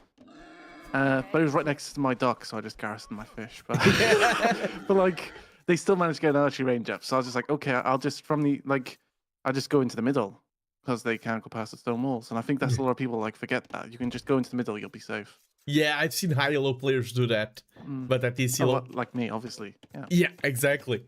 Godlpas, like Koreans here, are amazing to go for a castle drop and then follow it up with wall wagons. Yeah. I Even tower play could probably be kind of annoying because it's kind of what I did with the Sicilians. I put like dungeons all across the wall. Yeah, if this was... It wasn't as powerful. If this was Seychelles, like, tower play in Seychelles is so insane. It's the best tower play map for me, but I agree. I would go for one castle to produce the it's not sloppy joes, the war wagons, that's how they are called. And then just keep pumping towers everywhere. I hope we get Teutonic Knights. That's my dream. I love Teutonic Knights. Yeah, which is cool. Yeah, they're not that good, but they're really cool. Go ahead, go. How could you? They're cool. That makes them good. Yeah. I mean, they're slow, but like, I mean, if they get to their destination, then they are good. Yeah, by that reasoning, I would be a good player because I'm the coolest one of the bunch. But oh, that reminds me, I need to turn back my VTuber toggles. Turn them back on. I think Gustavo was the coolest. But... True. I can never compete with a legend. Let me turn into cool Nando. Let's go. Ooh, wow. I thought, well, I think you look quite shady, but yeah, you're cool. All right, I'll be right back really quickly, so just hold the fort of the Nando stream. Go. Okay, so now that this is here, we can kick off the action. And we see that 5 villagers have pulled away, and now they're building up this mill. While the 5 villagers are building up the mill, we see that Greasy Joe has made a move onto water. This fisherman is doing his best to grab some fish with his fishing net. Isn't having a great time. Quite difficult to hit those fish, but he's getting enough for their family. On the other side of the map, we see that around this mill, chaos is going everywhere. We have fishermen, we have huntsmen, we have berry gatherers. It is definitely one of the busiest mills in all of Age of Empires. This is busy season, and we see all of the villagers are dropping the food because now they allow Godlpas to click up to Fiddle Age. Fiddle Age is on the way. On the other side of the map, Wisticho did click Loom, but then cancelled it, probably thinking, okay, this is a close map, I don't need Loom. I can go for a fast castle, let me save up that gold. At the same time, we see 4 fishing ships on one side, and we see 2 fishing ships on the other. Last time on this map, I saw a Drush transport ship going down, followed by a person Yes, that was an amazing map. That was Mokoto's map, and it was indeed, when DC was talking about fiddle play, I forgot to say that, but fiddle person in this map is indeed a very peculiar and interesting play. But we see the Teutons are the second ones to click age up. Koreans will be 40 seconds faster to... Is this making you tired, chat, or are you enjoying the fast cast? Of course the fast cast is not tiring, it's very, very good. It really energizes me and you. We're just completely ready for action and everything. Oh my god, we're going to the stone, 4 villages on stone, we're getting ready for the castle. Let's go, and you know what that means, Desi? It means Teutonics. What does it mean? Or Tower Rush. Towers. Yeah, Teutons have some of the best towers in the game because they can be more garrisoned. They have bigger garrison capacity. And they have murder holes for free. The best tech in the game. What are these? Right, who is in chat? Let's see who's in chat. Dark Artist, hello. I want to say hi to chat. I'm stealing your chat. Hello, Cradden Tossed. Oh, let me. There you go. Let me. Yeah. Like, comment, subscribe. But yeah, no, I think maybe towers from the Teutons. Just kind of go. Yeah. Are you doing the 2 PC confused thing again, or? Do you know why Teutons why their knights move so slow, the Teutonic knights? Why? Because their armors weigh 2 tons.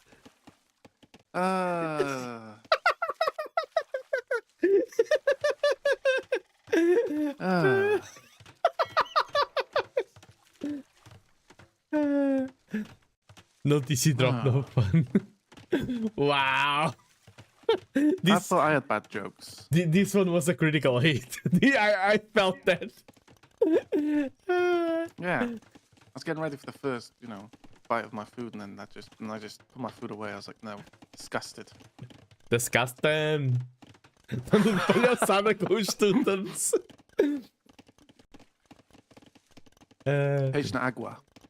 Page now. And the Koreans had a cleaner castle age build, but the Teutons were already on stone, and Koreans only moving to stone now. I wonder how that will play off. Ooh.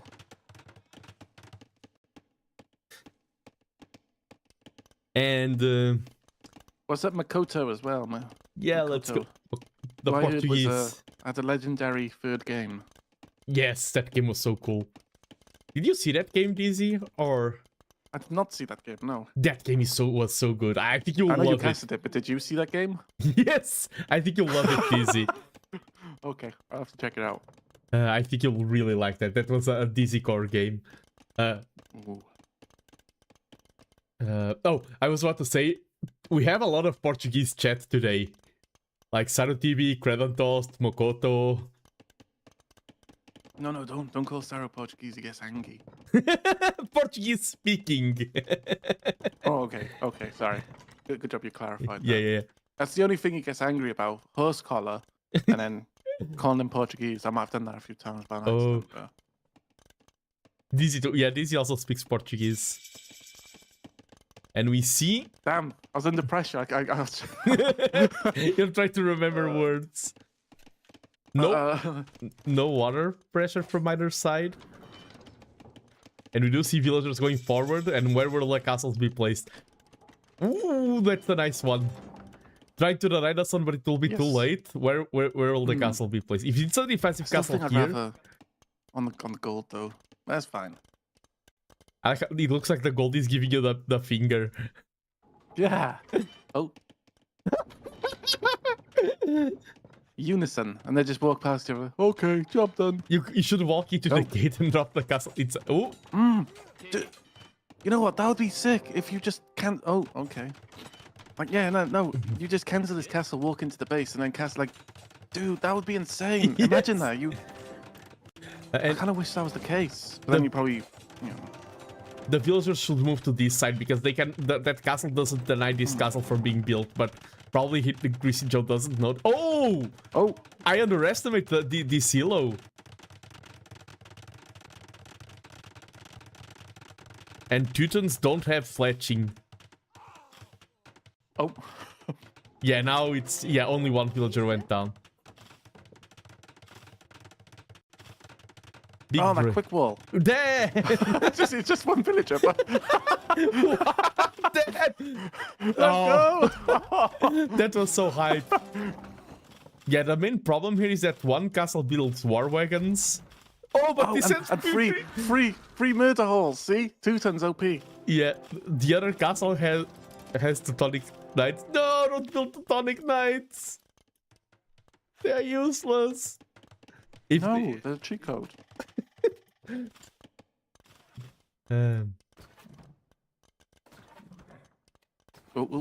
Micro. Oh, look at that scout micro. Oh my god, this is just... Oh, wow, look at that. Flexing. Oh, look at this. Oh. Stevenson, no.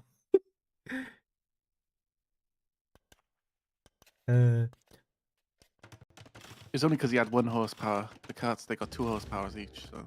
And Sarutibi, did you know? I don't know if I've told this to Sarutibi yet. If you want to learn a new language, all you need to learn is how to say colors and the years. And you will learn an entire new language.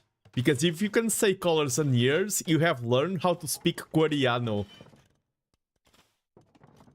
That's a Portuguese joke. But it's a powerful one. Okay, that's funny. I think I already did it to Sarutibi. I love that one. Oh, sorry, I need to say something para quem qualquer window of go. I can't even do it myself. And you're Welsh. I have a good question. So, go ahead. This is an engineering question. I think you'll quite enjoy this question. Go ahead. This is a question. Horsepower, is that just like 1 horsepower is 1 horse? Or is it not quite like that? I think it depends on These cuts. Would these be 2 horsepower? Yes, these are 2 horsepower cards. I think a So would it horse. work like, yeah? I think a horse has around 4 horsepowers of power though, but I'm not sure. I think there was some wonky conversion like that. Oh. So they use like mules on accident or something. Yeah. Donkeys. Donkey power.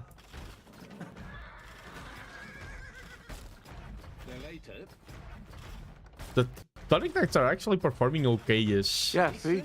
Now who's laughing? Oh, well, forget about that speed.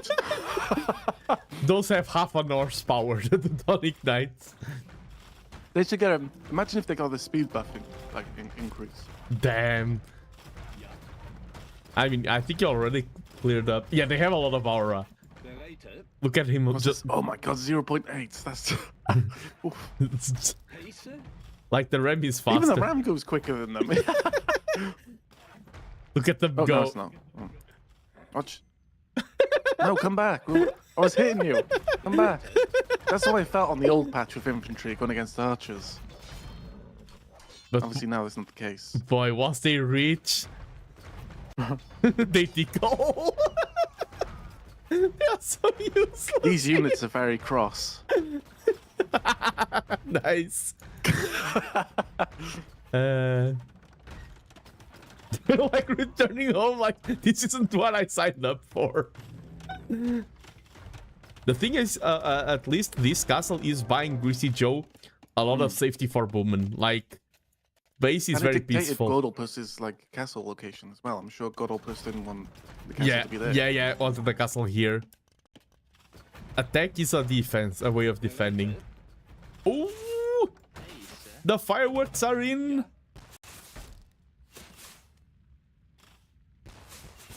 Is this what the Americans call the 4th of July? I mean, neither of us is American, so we don't know. That's what you think. Dun, dun, dun. Elite Skirm, that's a good counter to the wall wagons. Correct unit. You know what would be cool here? Teutonic monks. Exactly. Yes. Yes. They got everything. They have everything, and they aren't they the ones who heal faster? You know, they have plus 100% healing range on and the they're monks. actually more resistant to conversion. True, but that's all units, not just the monks. Yeah. But with that heal range, you can keep healing your Tonic Knights while they are looking menacingly. While they're crawling across. Crawling in my skin. His wounds, they will not heal. Die. Oh. They look so cool. That's you know that you lost your sparkly joy of a low elo player when you outweigh the uselessness of Teutonic Knights over their coolness factor. Yeah. Once you go from wow Teutonic Knights to Teutonic Knights, that's when you know that you've become high elo. You've lost that spark in your eye, that joy. I guess I must still be low elo then. You are. Yay.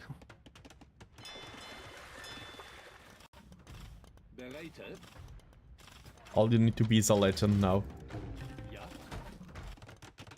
The legend of Princess Titsei.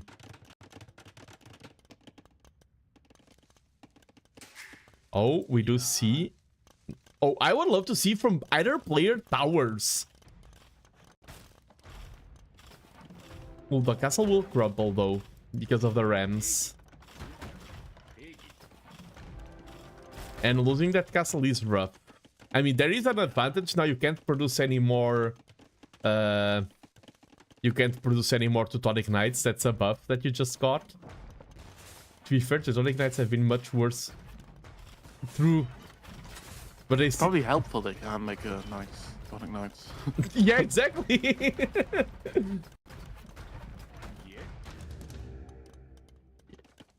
Nice PC placements.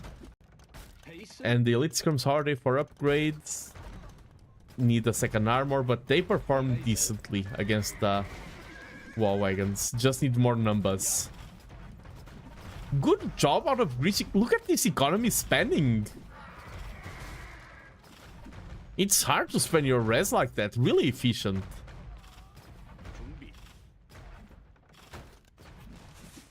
Has the eco upgrades and all.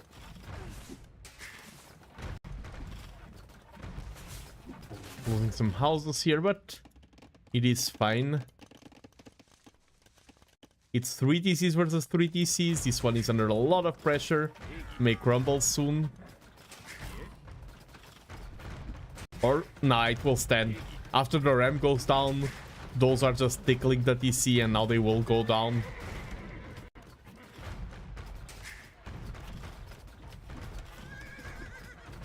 Are they just... Yes, they are just tickling the DC. The arrows from the DCs. This DC is getting a lot of value now. The only unit that is slower than the Teutonic Knight is this DC, and it's getting more value than all of those Teutonic Knight.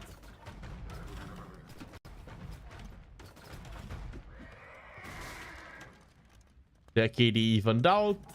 And now, but now we see a castle drop from God Help Us. I would love to see some towers here. Plot twist. Yeah. Tower this, like, do a line of towers. Control everything. It would be nice from Greasy Joe, but God Help Us, I think it's even better. And today I cast 2 3-0s. Based on how this is going, we may have a 1-1 on our hands, Dizzy. And I keep mispronouncing your name, I apologize, Dizzy. Because I say Dizzy, and I learned from Crystal it's Dizzy. Dizzy? Dizzy, yeah, exactly. Which is, I think it's good for like a 1 point each, because Godolpus had some good signs in game 1, but just like getting castle drop like that was rough and not being able to play, whereas this is kind of like a good morale booster. Yeah. And I honestly think the main reason why Greasy Joe lost was the fact that the castle produced Teutonic Knights. If it was any other unit, if it was like Boyar, Savar, Keshik, Mangudai, Tiger Cav, Longbows. Berserks are also kind of meh in that situation. They are good in some, but not in that. Another castle. Wow, this feels like revenge on game 1 though. Like, you know what you did to me on game 1? I'm gonna do it to you on game 2. And this was Greasy Joe's home map, right? So this is like gonna be a great boost for Godolpus. I am the one who knocks. I am the one who castles. And it's on the goals. Yeah. And there's rams. And there's horses. And there's everything. Yeah, so... And there's rocket cards. After, there's still the oysters. I wonder if these players know about the oysters. I'll be quite... The oysters just aren't quick enough though, right? True. But, I mean, the thing is that Greasy Joe is about to have 0 access to gold. So slow oysters are better. Oh. Don't get another one. Oh, but the ram's over there. Yeah. Come on, ram. Live your dreams and ram.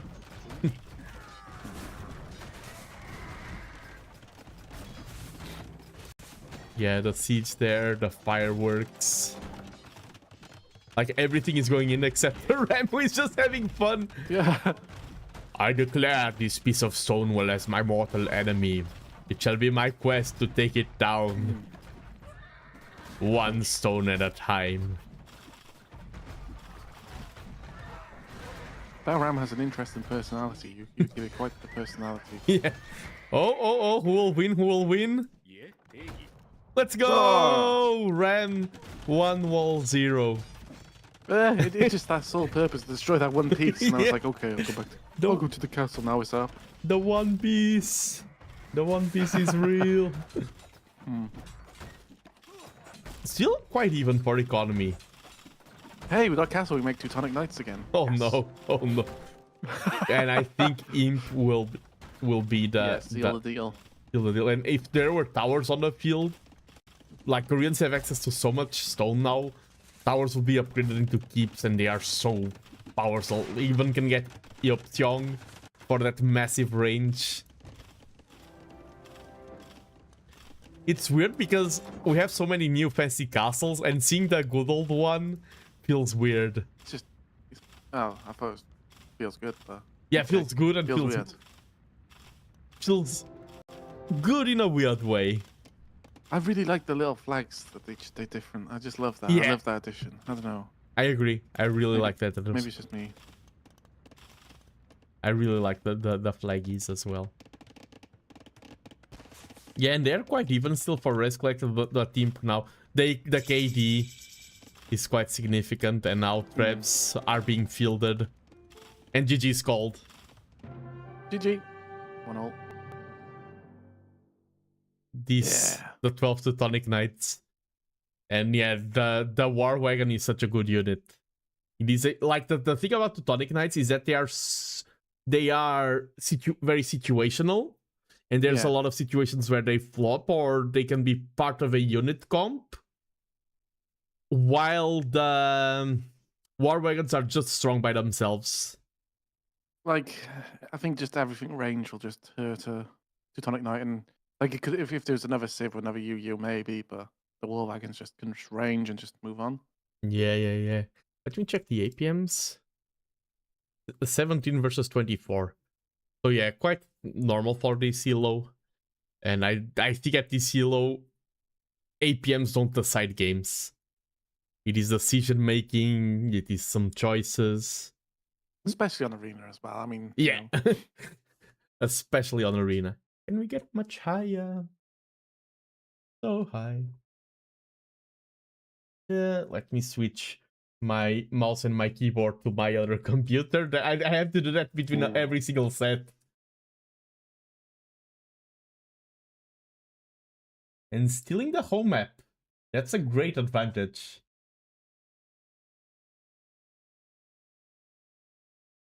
I'm kind of worried that Greasy Joe might go like Lithuanians or Franks on Monocle. I mean, it's not bad. There's lots of fish, but I mean, if you go against somebody who got a plan with a man at arms, it's just scarier. Yeah. Especially Bulgarians, which just get the free upgrades. Yeah, exactly. I would like to see Bulgarians versus Armenians. I think they are the best choices here. But I wonder. Yeah, I think Lithuanians and Franks. Like, how are their games being decided? Unique units and millions of castles. Franks are deceived that, okay, their unique unit is situational, but it is great versus infantry from the Bulgarians. And they have cheaper castles. So if we see Franks and we see a million castles and Franks win because of that, I will tip my head off to Greasy Joe. Let me load up the match. And so final guess lock-in is Armenians and Bulgies. Yeah. The Bulgies. Bulgies. Freaking hell. Oh, we got one right, and I got a feeling it's gonna be the Bulgarians. It's gonna be the right one, but I'm gonna go Franks, Greasy Joe. I don't know. Who knows? These are the Lithuanians. Yeah, I did say I had a feeling. The people who don't play Monocle, I don't know. Yeah, I mean, it can work. It can work, but I just feel it's just smoother to be on infantry. Yeah. Especially at this elo, and like you have the faster moving trash, but men at arms counter trash in general. So from a drafting perspective, I already prefer Godol's position, but we've seen that Greasy Joe has very solid game mechanics, so that can carry Greasy Joe into a victory. If you try like fast castle on this, it's going to be very scary. Yeah, all out mana times is always the play on this map. John Drin Depends. I saw Nearly beat the Armenians here. Did Nearly also went for mana times? I don't remember. But Nearly beat the Armenians in this map. In a great... I like the amount of Johns we got in that collection as well. Yeah, John Drin, John Perkins. John Perkins, John this. John Walloping Chris. John Walloping Chris. Nice. Yeah, to play Age of Empires, you either need to call yourself John or what was the other name? I'm pulling a blank.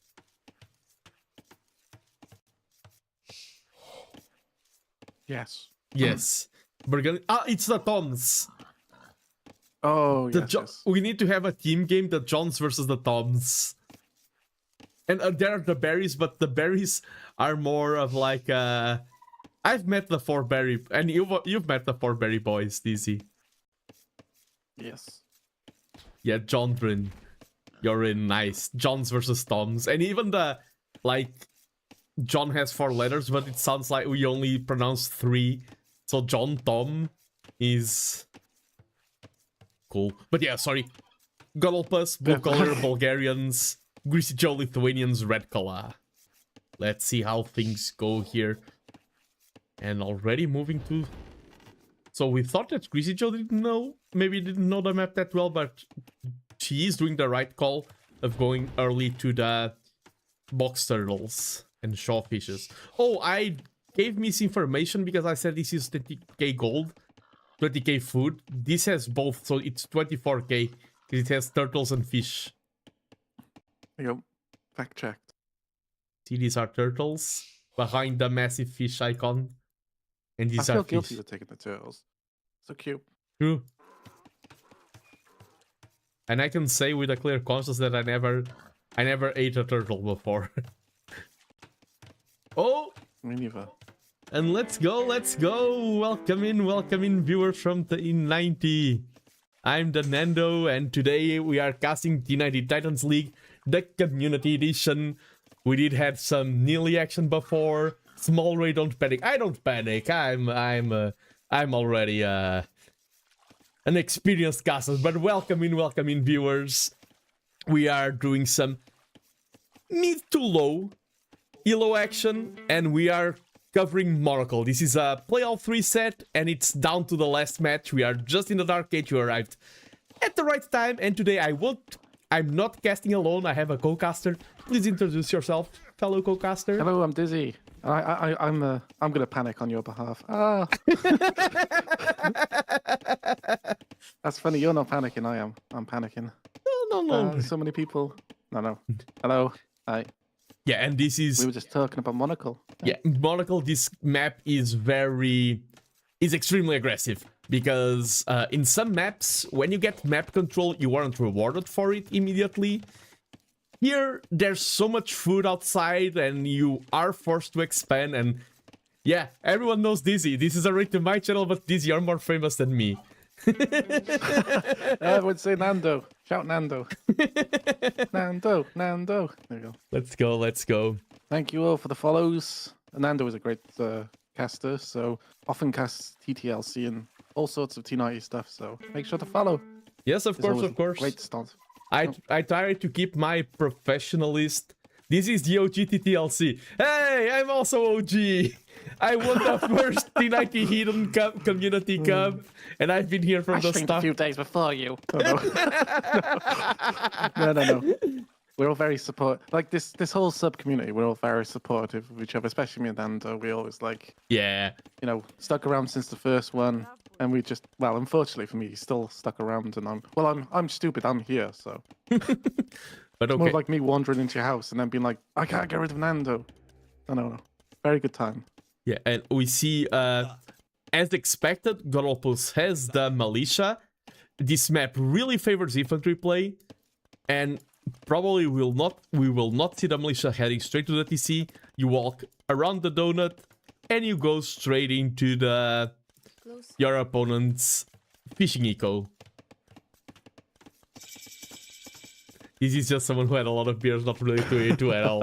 I sat next to Dizzy in Red Bull Wololo. If you watch Red Bull Wololo, when Hera comes on stage, like the shot that Hera comes on stage, I appear clapping like, woo, it's Hera. Yes.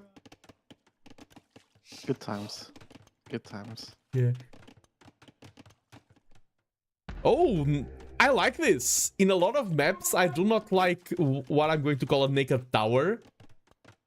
Here, I really enjoy the naked tower, but will this go to gold? I think if you can manage to garrison your villagers in time, but of course, is the tower going to be up in time? True, only one villager. That's Then the it's one okay, thing I don't. But there's a lot of bully boys. Yes, 4 is a powerful number. And 3 is a magic number. Yeah, and wait, huh? Go Go! Attack. back! Go back! There you go. And yeah, now chaos is in, and Oh. this could be the fighting set. And this is a tournament setting. God help us pick this home map, so Greasy Joe is playing at a disadvantage. And that's the thing, militia eat towers. Yeah. Which is quite rough. And this map is very snowbally. Once you like start falling behind, it can be very difficult to change the momentum. Unless you're Hera.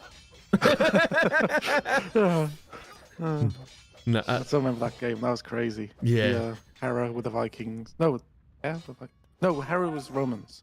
Leroy was the Vikings. yeah, I remember, yeah. Mm. It was such a Walking long into the game. TC. Yeah. That was disgusting. Yes. Also high skill Sue, Nick. It's- Everyone Hackamerk. Yeah, a Welcome lot of on in, familiar names. Yeah. You do this better than me, Dizzy. Thank you. Well, you've been streaming for quite a few hours now, so it's okay. I got your back. True. I have been going for quite long. Also, you skip like, well, you had some food, but you're still hungry, and it was the gym. True. I just ate food, so I'm all fired up now. Let's go. Oh. Okay, the militia does I have win. to see your archers. Archers are kind of hard to do because like you trickle them out, but all it takes looking away once, and like men at arms will eat them. Yeah. So like, And Creams, another raider from T90's community, a fellow caster. Yeah, that's the cool thing, by the way. Let me introduce the scene to the T90 regulars. Like, T90 is the pillar, he's the center of these tournaments and everything. He's our lovely host who is also competing and has a stunning performance so far. But then we have here a whole plethora, a whole team of players who are competing, streamers who are doing their own casts, and this is like a wholesome community environment where people are learning the craft, are learning how to play, are learning how to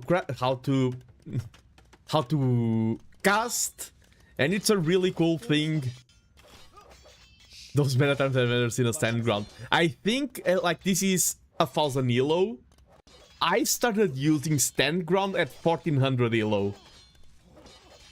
like the thing is, like you stand ground, and then all it takes is you to just not watch them once, and then they just all die because you're not watching. Yeah. It's kind of the same though with not being on stand ground. You look away once, and they just walk into TC anyway. Like I don't even use stand grounds. I use stand ground a lot with archers and CA, especially CA. You find a sweet spot between your opponent's TCs. Capture Age.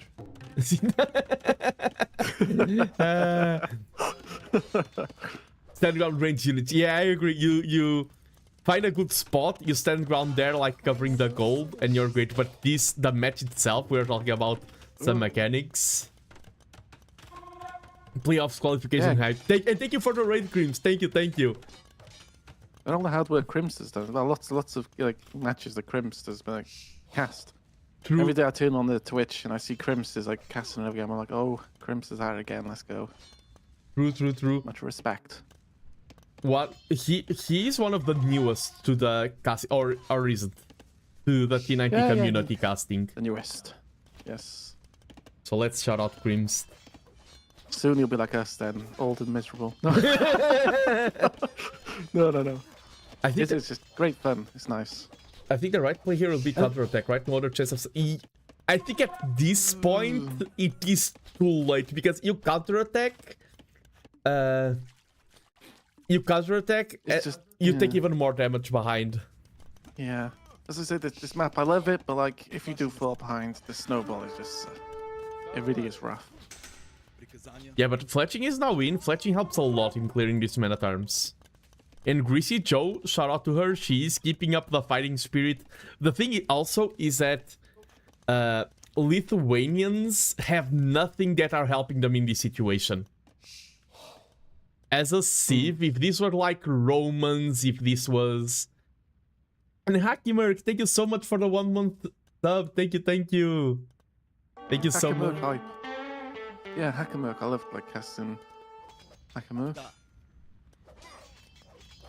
Like, oh, you didn't sign up to this tournament, so you're getting scolded. No. I also No. didn't sign up, so it's yeah, okay. You're getting scolded too, Nando. Huh. I think in Gordlepus's position, I would sit some like some men-at-arms behind the market and take the market down because the market is so critical. Yeah, if a player is having a scrappy economy, a market can be one of the lifelines you use to bounce back into the game. Also, I take one of these other infantry player and just snipe the farms. Be so annoying. Wood is like wood is also a luxury when you're under pressure because the wood lines are not too great. Obviously, each farm's 80 wood, right? So nice. Oh, but this is the counter damage. And Gordlepus didn't tower. Like if you towered, this would have been completely avoided. Archers are so like vulnerable under towers, but yeah. And look at the villager count out of nowhere. It is becoming more and more even. Idle TC plays a role at TC low. Yeah, archers do require more micro, but archers, technically, they're the best performing unit against villagers, but other than many times are here. Oh, but not against the men-at-arms. Yeah, you're having to look at the other side. You missed an epic last game, chat. There was Teutonic Knights. Yeah, previous game there were Teutonic Knights versus War Wagons. I think they got in by like one, how many were made? There were quite a few made, and they only got like one hit on the war wagons before they all perished. But...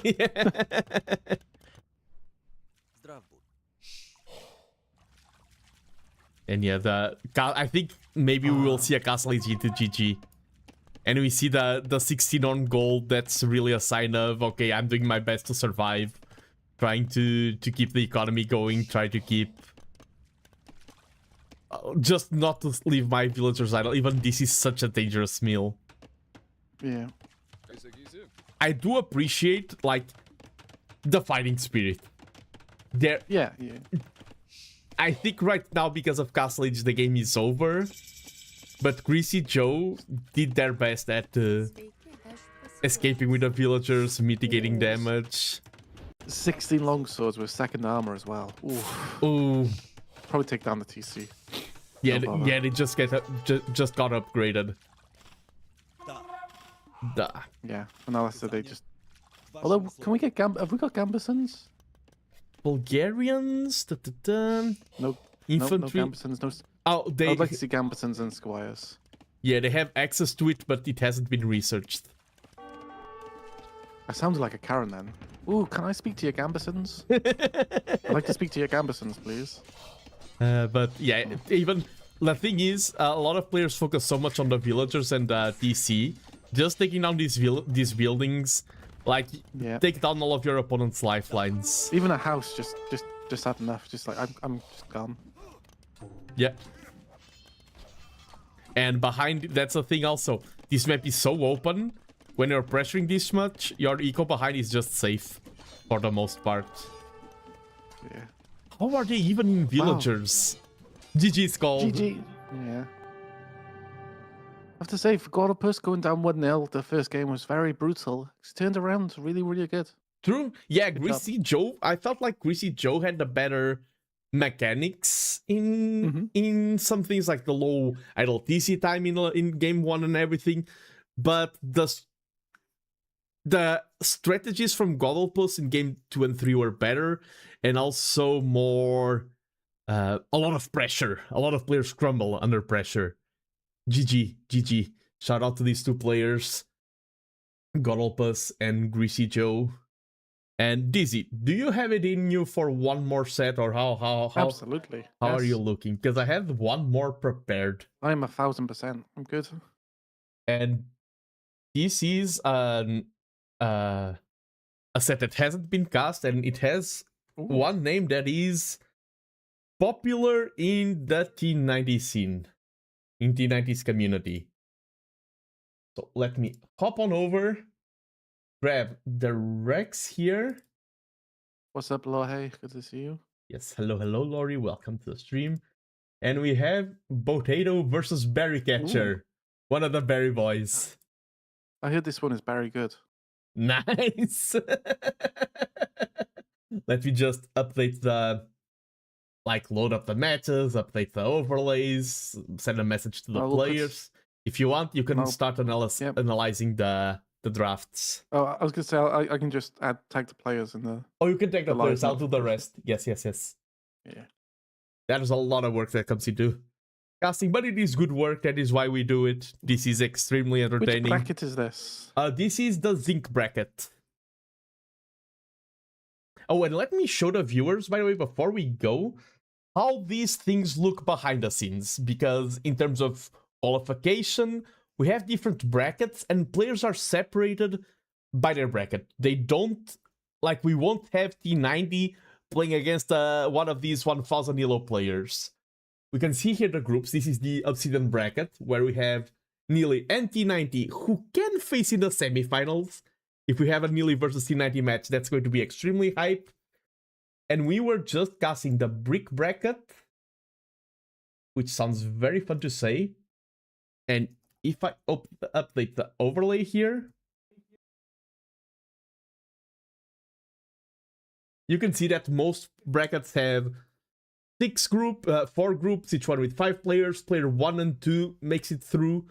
So we just cast a win by Godolpus, and Godolpus is leading Group D. So it's very likely that Godolpus will move on to the next stage, because starting from Monday next week, these were the group stages. Now we're moving on to the knockout stage. We have quarterfinals, semifinals, and then the grand finals, and each bracket, all the way down from Dirt, all the way up high to the Obsidian bracket, will have its own champion.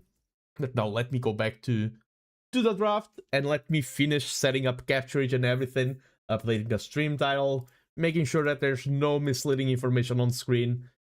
Out of professionalism. We are covering a T90 event. T90 is very professional. We want to keep up to that standard as best as we can. Right, Dizzy? Yes. I thought you were about to say no. No. Okay, and this is the Zinc bracket. Not Zinc. And then, let me open this, open that, open this, and load up the things on Capturage. And what do you think of this draft, Dizzy? Nice maps. Tulu, I never cast Tulu before. In a tournament setting. Interesting. You get to have some Tulu fun. I was just thinking because Potato, it was like one of the first sets I cast in this was, I think, with Potato, or maybe it was like another.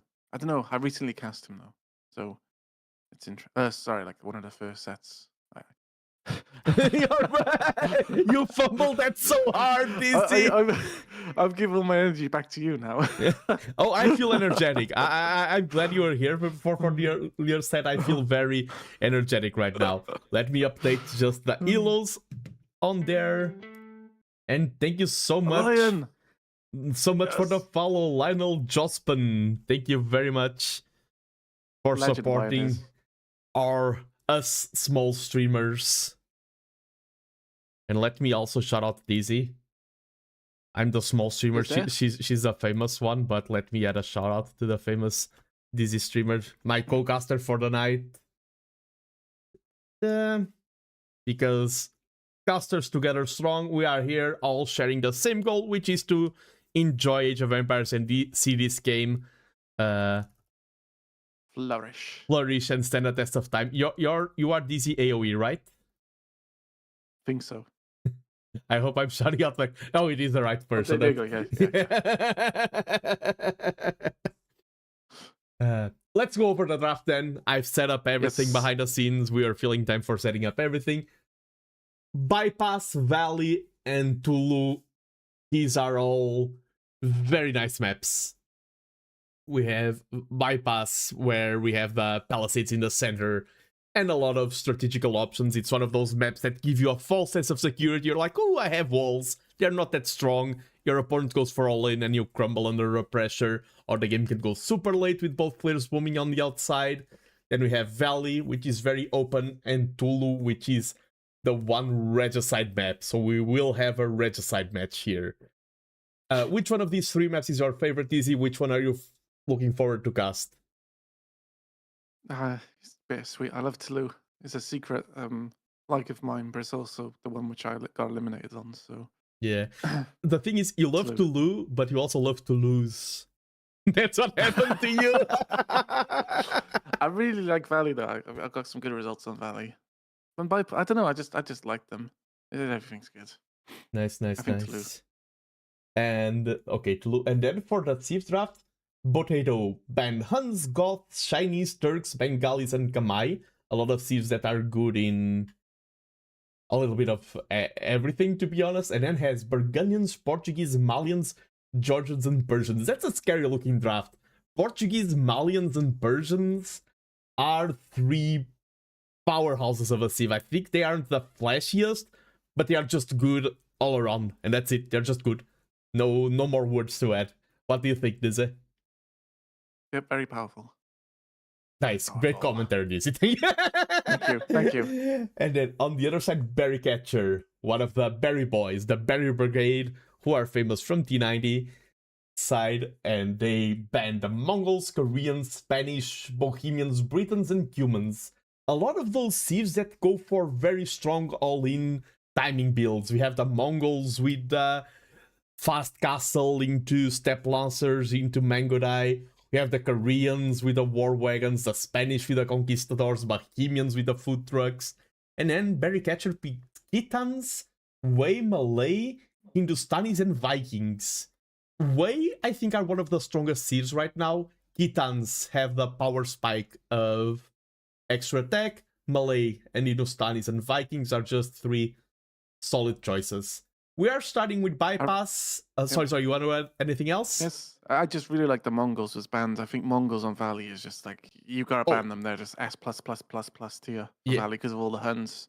Yeah. Just can't let them get out.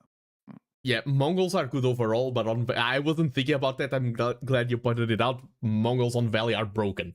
Like, they break the map. Mm-hmm. And who do you think they will pick for Bypass? I think probably Portuguese versus Malay. I think Malay often gets picked on Bypass just for the faster up times. But I really think Portuguese versus Malay. Yeah, Malay with a castle on the outside, taking down the palisades and then flooding in Karambits. I agree. I would maybe... I'm thinking if I pick Portuguese or Burgundians for Tulu. Yeah, I think maybe you're right. Portuguese versus Malay. So let's hop right into Capture Age and load up another match. I want to see the action. I want to see what these to bring to the table. Everything is set up. Hello everyone, and welcome back to... Oh, is everything okay, Dizzy? Yeah, no, I just seen that save so. Yes, in the Spanish. Hello everyone, and welcome back to T90 Titans League. This is the community edition where we have players from 0 elo all the way up to 2,700 elo competing to be the best in their brackets. We have names from all over the community, both playing and casting. And in this match, as a part of the brick bracket, we have in the south side of Bypass, Berry Catcher, who is leading the Hindustanis. But if we pan over... I did tell you, though. Yeah, sorry, go ahead. I did tell you they're going to choose Hindustanis. You didn't believe me. True. Yeah. And on the north side of the map, leading the mighty Portuguese, we have Potato in the blue color. Yes, we have Portuguese versus Hindus. So both players are thinking of the late game with these two Civs. Ooh. Potato. If I recall correctly, I'm being a nerd. You see, one's 1,400, one's 1,300. There's quite an elo discrepancy. And in these groups, either when you sign up to the community tournaments, you don't have that much of a gap. Yeah. And if I recall correctly, I think Potato signed up at an all-time high and was just like only in the 1400s, but it's dropped down. But I'm not too sure. Is the group 1400s or is there 1300? Maybe Barry catches on a win streak. Yeah. It could be somewhere around there. There's so many groups. For those of you who don't know, we have 21 groups. It is an incredible amount of players that we had signed up. This is, by the way, you're not just watching any community event. This is the single biggest 1v1 community event that was organized in AOE2 DE. Maybe there's some obscure tournament that no one heard about that maybe had some more people. But from all the stats that we have access to, you are witnessing the biggest tournament of them all, and now the elo in this setup is a little bit higher than the previous match. We said 1300. Both players pushing in the zebra. Let's go. Okay, and I'm doing the fact-checking research, and it seems like the group is circa 1350. So it seems very well. That's the thing. Like 1350 is like all it takes is 1 or 2 games. Yeah. And you're down to 1300, or you win 2 games, you're up to 1400. So yeah, it is quite even Steven. Yeah, still. Barry Catcher got some smoked salmon sandwiches for breakfast and gained 2 matches. Potato in the same day got some... What's a bad breakfast? but I mean, I wouldn't have potatoes for breakfast, so I'll give you that. What would be a bad... there's no bad breakfast. All food is good. Beans. So I assume Potato's going to do a fast castle, organ gun kind of push like that. Hindustanis, I think the timers could be a bit off here. Yeah, I think Hindustani, like Hindustanis versus Portuguese is a late game that I've seen a lot. Like there was a map, I'm forgetting the name, and I'm forgetting which tournament it was. So proving that I don't have T90. Maybe it was Red Bull Wololo Londini, El Renado. There was a map that always came down to Portuguese versus Hindustani's late game. I don't remember which map it was. I think it had like some piles of stone, like cinematic stone, that were covered in small tiles of golden and stone. I don't remember what event that was, but I saw a lot of Hindustanis versus Portuguese there. You have the Shatagni hand cannoneer versus the organ guns. At this elo, I think things won't be that streamlined into the late game, and I do believe that organ guns can have a power spike when the Hindustanis don't have an answer for it.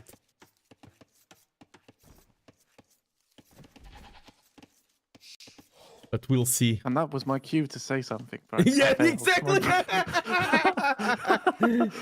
I was just trying to like deep dive into my memory of maps and just think, which one was it? Right, I'm blanking on it. So. I have a feeling it was El Renado. I don't, because I remember I saw a lot of high elo games on that map, and El Renado is the event that I covered the most in terms of high elo. Man, the Red Bull events, Red Bull El Renado, Londinium, yeah. I think if every single match of Age of Empires was Empire War start, it would get very frustrating and saturated. But I feel like having one S tier event, which is the Empire War start, works really well.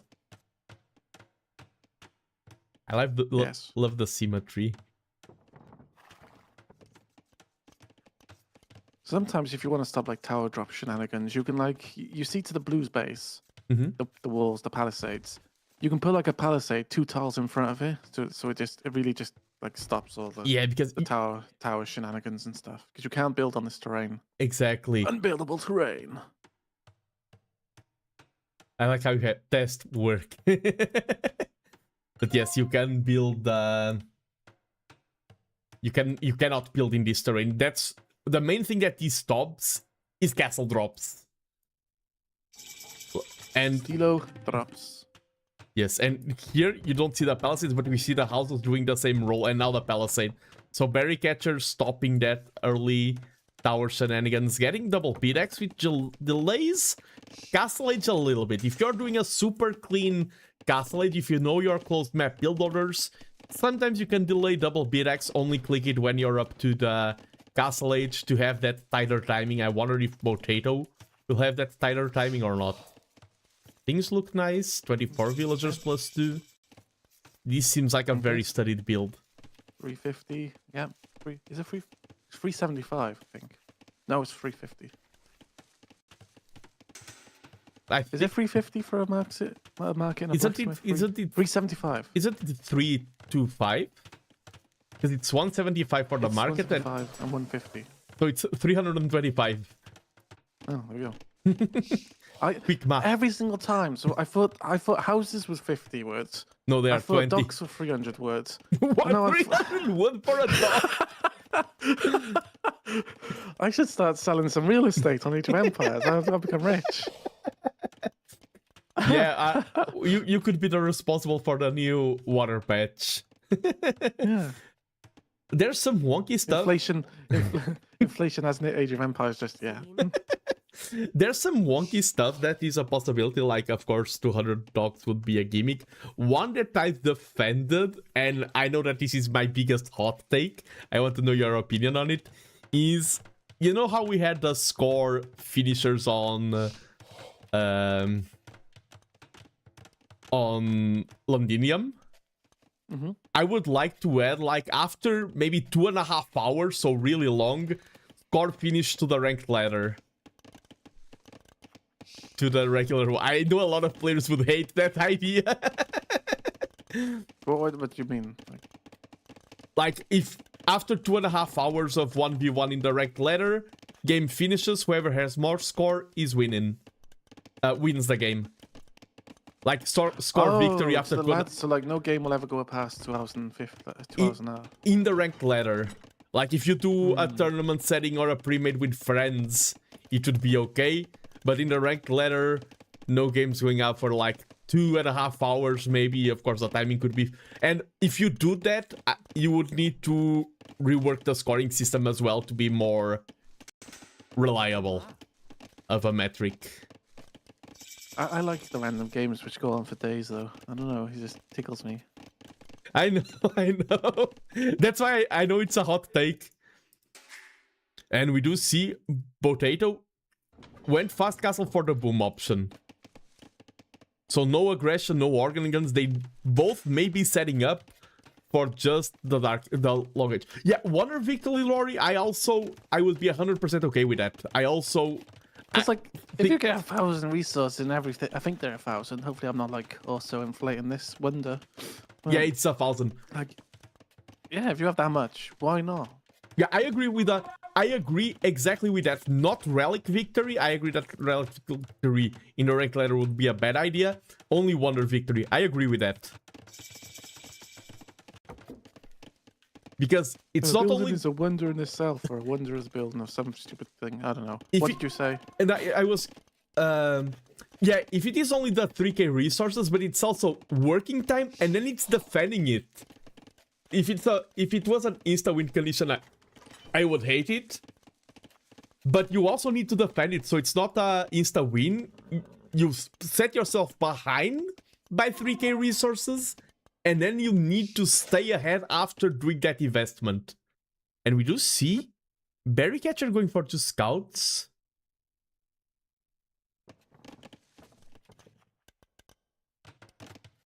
There can be even games going longer for 2.5 hours.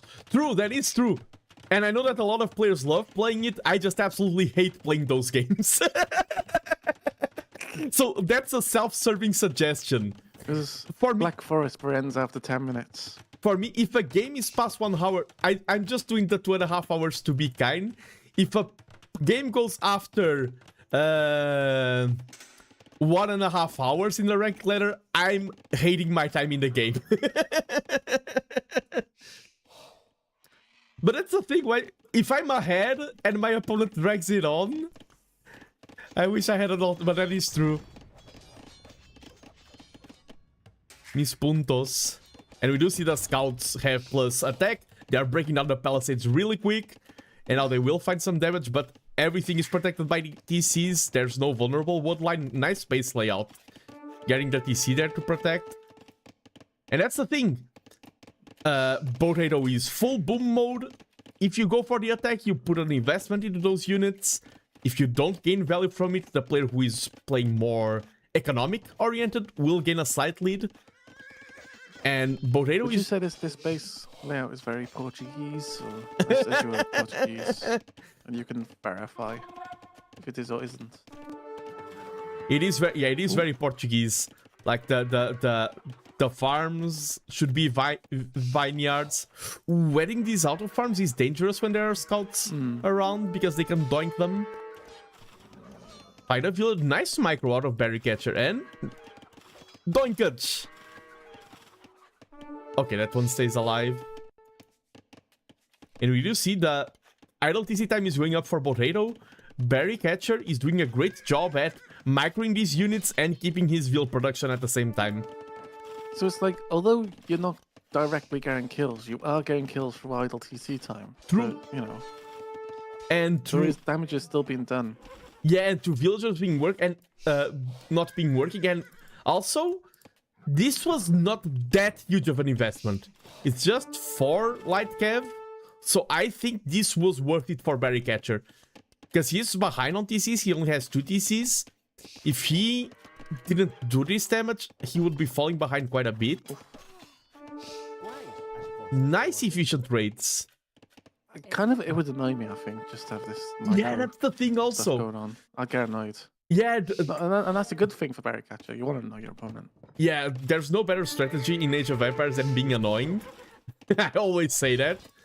And that's the thing, because if you're doing this as Berry Catcher, you feel great, like, oh, I sniped another villager. Oh my, you feel great, you feel more motivated for the game. If you're on the other side, if you're Potato, you're like, oh, now there are more coming. Oh, I just walled this. Oh, now they're in that wood line. Keeping your army active in the front can be very draining for your opponents to deal with that all the time. So I do like the play out of Berry Catcher to be the one that is being the aggressor, but not over-investing into the aggression. And do you think we are going to see Boredo going for Fate to the Years, and then Berry Catcher will build a monk with redemption? Oh, yes. That would be the best. That would be the ultimate scenario. And 3 neutral archery ranges. I mean, there's not a lot of violence here. TC count gets evened out. Look at how low the idle TC time is for Berry Catcher. That's stunning. Really nice. For 1400 elo, that's stunningly good. 1 minute of idle TC time after 24 minutes of playtime. Not even 1 minute, 53 seconds.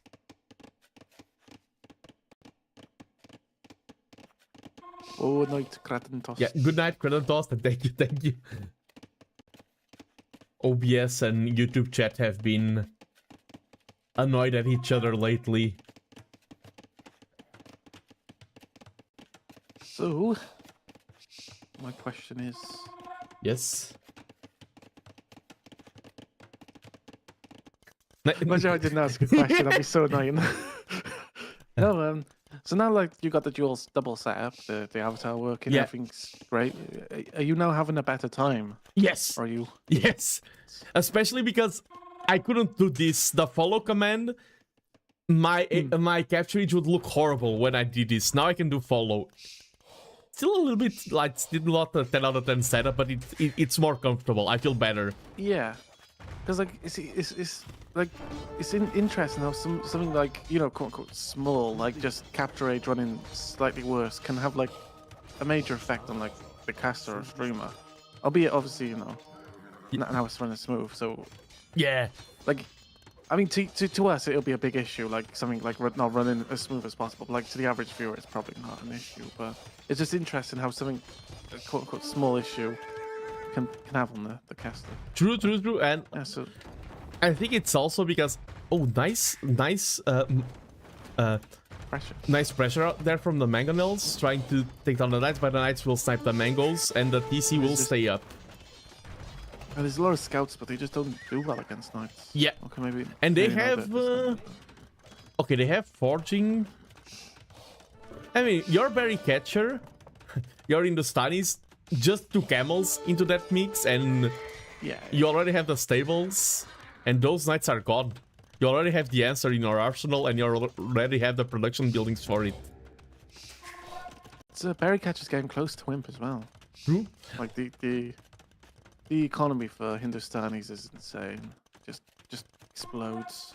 Yeah, and you were talking about the like things running smoother.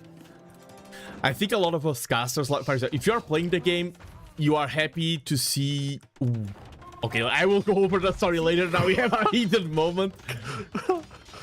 I think the castle will go up. He's repairing the Bring everyone. The gate. Bring everyone. But Imp is on the way, and Imp can make this castle obsolete. This is the worst time to drop a castle, is when your opponent is about to hit him, because then Berry Catcher drops his own castle here, and he's ready to trap you down. Oh, and he's breaking in as well, getting even more value. To say Berry Catcher has done a really good job of just dictating the game, just kind of being annoying, not letting Potato do anything really. This is just constant pressure and annoyance. Yeah, because as Potato, you're always like, a lot of these games are about rhythm, are about pace, are about the mental. Every time Potato has time to, okay, I'm going to reorganize my eco, think ahead, plan a little bit, then Barricade Catcher strikes again. It's really tiresome to be in the other side. And we see this exact play that I called. The castle here, ready to trap down that castle. And it's such a beautiful... Potato is also dropping 2 TCs. I like that. Over here, just to... Yeah. I like the 2 TC drop play there to help, like, try to super boom. And you're the oh, he's not the Hindustanis, he's the Portuguese. Portuguese. Yeah, the Hindustanis are the ones who love Portuguese. To boom. Yeah. Portuguese, that would quite nice boom as well. True. And oh, I was about to say, because, like, as players like to play good games and feel proud of those games and everything, we as streamers and casters, we take pride in the craft. Like, I want to have good casts, and this comes in all shapes, like speaking well, placing my voice well, having a good setup, doing good job with Observer. There's a lot of things that go into casting, thinking, when do I focus on a match, when do I tell a story, and having Capture Ridge run smoother. It's like, okay, there's one more element that is right, there's one more element that I can take pride in my streams going well. Indeed. I treated the enemy. I also noticed, I've heard that story, Mokota. Go ahead, Dizzy. I like XSplit randomly, like I've been using XSplit since probably 2012, and they randomly, like, last month updated it to change the user the graphics, and it's just thrown me off completely, because like they got rid of like just resolution and scale settings, and like, so to me, I see like a blurry screen, but the people, they'll see a clean screen. Because I see a blurry screen, it still bugs me, so I had to like downgrade my XSplit back down. So even though it's like something as simple as just a blurry screen just on my end, it was still like enough for me to get agitated and annoyed by it. But that was fixed, so... Dunk. Potato, Yeah. You gotta just start repairing this. There we go, yeah. Yeah, and... Can't like put down. And somebody says, so this map is really, like, it's a really good map for cockroaching. And Potato, he should have done this earlier. This is the first time he has a little bit of breathing time. So this is when he will strike. And all of these villagers are exposed. And Knights are a much better raiding unit than Light Cavs or Camel. So Barry's done a good job of paying attention to it, though. Just notice it straight away. Yeah. And also, like, I think you can't stay on Knights now as Potato. You have to, like, pivot into something else. What would you do as the Portuguese? Obviously, they're very flexible in terms of what they can make and what they can do. I think the answer is organ guns. It's the same because the castle is going down, and that's your organ gun producing building. But when I saw Hindustanis versus Portuguese millions of matches, it all came down to one thing at the end, which was organ guns versus Chategni hand cannoneers. And then some trash units like Hussars and Light Cav on both sides. So I think the play would be gunpowder. Yeah. Also, again, like BBC with the unique tactics. Yes. Would go hard as well. Yeah. Bombard cannons on both sides as well. But I don't think the Portuguese, like, if Portuguese had like 40 organ guns on the field now, elite, they would melt these, like, with a little bit of micro. They aren't on the field yet, and I don't think Portuguese right now have enough time to reach that point. The pressure is already knocking. Though the Hobbs are a superb counter to the camels. Yeah. The castle crumbles, but you can retreat. You need time. And the trash here will help. Auxílio spoor. A second castle? Yeah, Stonewall. Out of both of them should Stonewall. Barricatcher should Stonewall here and here. And Potato the same. Both of them should Stonewall. A lot of players like castles are... And look at how many... Look at Barricatcher's stone. Damn. That's crazy. That's why these players are 1400 elo and not 1500 or 1600. It's because... Spend. You should never have floating res if you're not at 200 pop. And if you're like, oh, I can spend stone later... You zoom into that house. Zoom a bit closer. Ooh, keep zooming. Oh, I think it says like, comment, subscribe. Nice. Yeah, we had a few follows today. If you are enjoying the cast and want to check more, I do try to cast Age of Empires at least twice a week for now. So if you are interested, please leave a follow. It worked, Dizzy! Thank you! Let's go! Hit it from behind, thank you! Yeah! Woo! Do we have... No, we don't have murder holes! I would love to see organs. Isn't the Hittites from like an old civilization? Yes, Hittitas. Yes. I'm pulling a blank on the details, but they are an ancient civilization. I think they're referenced in Age of Empires 1 as well. But... I was listening low. Thank you. Thank you, and I like Mokoto and Hakimerk. How do you say Hakimerk's name? Hakamerk, yep. Hakamerk, okay. Talking about their super long games.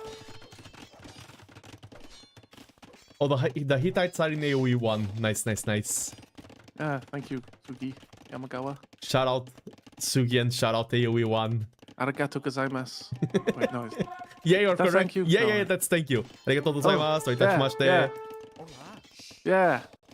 Nice. And we see Imperial Camel on the way. Imperial Camel is such a strong unit. How does it trade against them? Like helps? Oh, helps. Or is it still like the bonus? Yeah, helps. Damage is still too much. Helps melt Imperial Camel. I knew they did. They get like crazy, right? They get crazy good, but I guess still just the bonus damage. Yeah, they just basically there's no cavalry that can match to them. That's the main thing. Haki is okay. Nice. Actually, there's cataphracts, which actually no. Oh, cataphracts are not that good versus cavalry. They're good versus infantry. Look at, I mean, they are Imperial. Yeah. Mokoto with a sub. Thank you very much. Oh, but we see now the. Yeah. Oh, it's from the Turkey region, the Hittites. Okay. Thank you. Kill the Irishman. And thank you. Oh, it was Kill the Irishman. I was like, why did you say Kill the Irishman? It's the name of the... You're just scared because you get demonetized and all that. Like, no, just read the username. Yeah, and we see the... Shatagni hand cannoneer are so powerful. That's the thing. Both Hindustanis and Portuguese have superb late game. But... the Portuguese are not reaching. Over halfway there, the 5 out of 10 subs. Let's go. Let's hit the goal. I never got this many new subs in a stream, I think. Probably when I first got affiliate. Shatagni. Thank you, everyone. Yeah, thank you. I do like Shatagni is so nice. Casting Age of Empires and people subbing, even just following, even just sending these stream to your cousin that likes Age of Empires. He's a great help. But I want to learn more about Bronze Age civilizations, but my knowledge of Bronze Age is not too great. So I kind of like all around, you know. do you know why our knowledge JNC. of Bronze Age is not that good? Because Wales is still in Bronze Age? No, no. Why? Because you didn't go with us to the British Museum.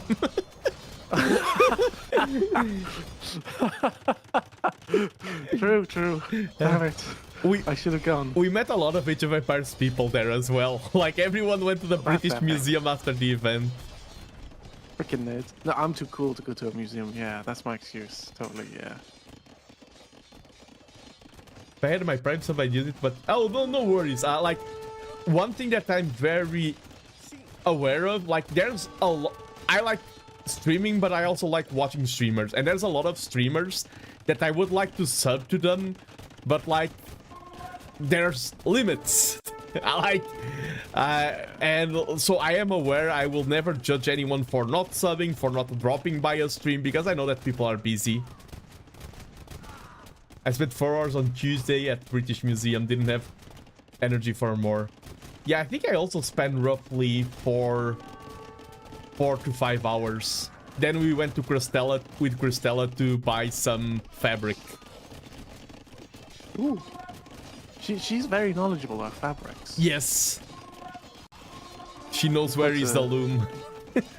Yeah, like, if there's one person who understands loom, it's going to be Cristela. That's why she never forgets it. Like, I enjoy, like, listening to her talk about, like, fabrics and stuff. Because I know nothing, I know nought about fabrics and all that stuff. Okay. This is just the way she, like, you know, just... Yeah, bro, yeah, speaking about British weather, British have... GG, sorry, British weather. There's no...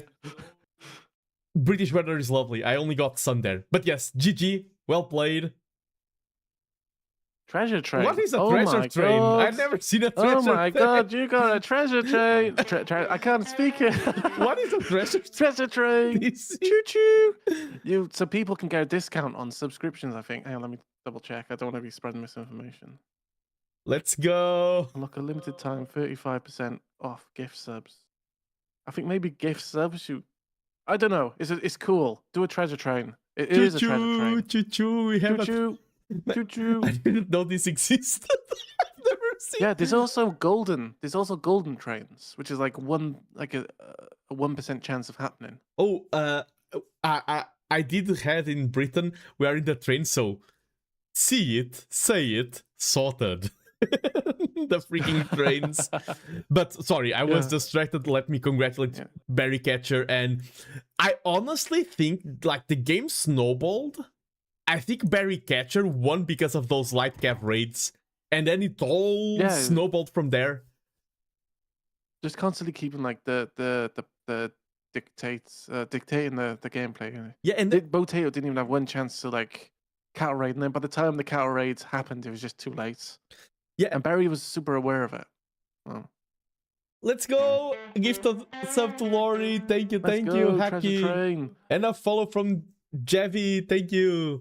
And the thing is, a lot of players think, oh, it's all about speed. They have the exact same speed in this game. It was just that because Barry Catcher was the one dictating the pace, he could decide, like, Botato had to react. He was like, oh, I want to add villagers. Oh, but now I have to click this. He couldn't decide when and where to look. Barry Catcher on the other line is like, oh, I'm going to manage my eco. Now move the scouts a little bit. And he was using his APM more effectively. And thank you for the bits. Thank you, stonks. Also, I gotta say, if you subscribe during a treasure train, you get a limited time emote. Well, no, actually permanent emotes you get to use on Twitch. I got like a whole bunch of them. Let's go. So if you want cool emotes, I'll put some in chat now. Just global. Yeah, global emotes. We all know how cool T90's emotes are, but maybe you want to expand your collection a little bit. I get real emotes. No. No. Okay, let me go over here to the drafting scene. That's some of the emotes I've collected over the years from just hype trains. Let's go, button match. 2020 rivalry.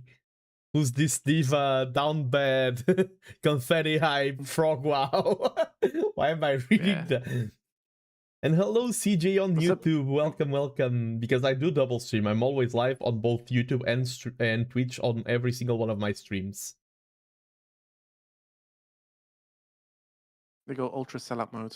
Right, that's all my marketing and stuff done for the year. Nice. I'll send you the funds later. Good.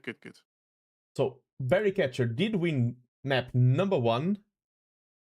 And in terms of sieves, we had my Portuguese. I am Portuguese. I did say Portuguese. That's 1 point for me, but then I said melee, so I'm deducted another point. Yes. Oh. And now, Boredo lost, and Boredo has the chance to...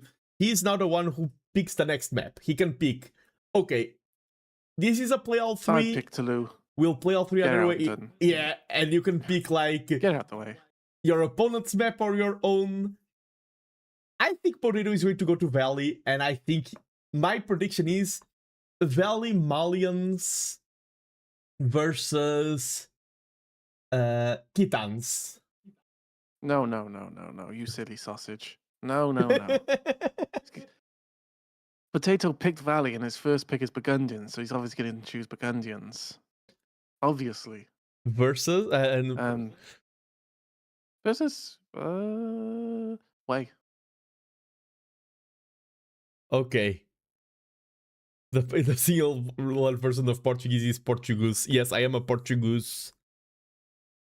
I'm sorry. I hope we're both wrong. I'm sorry, TZ, but yes. Superior caster. Let's go! I was rigged. It is the Malians versus the Titans. Okay, interesting. Well, normally you pick your first save for your first map, but obviously this is like not high, like I don't know. That's egg base level, I guess. I was trying to do an egg base and that failed.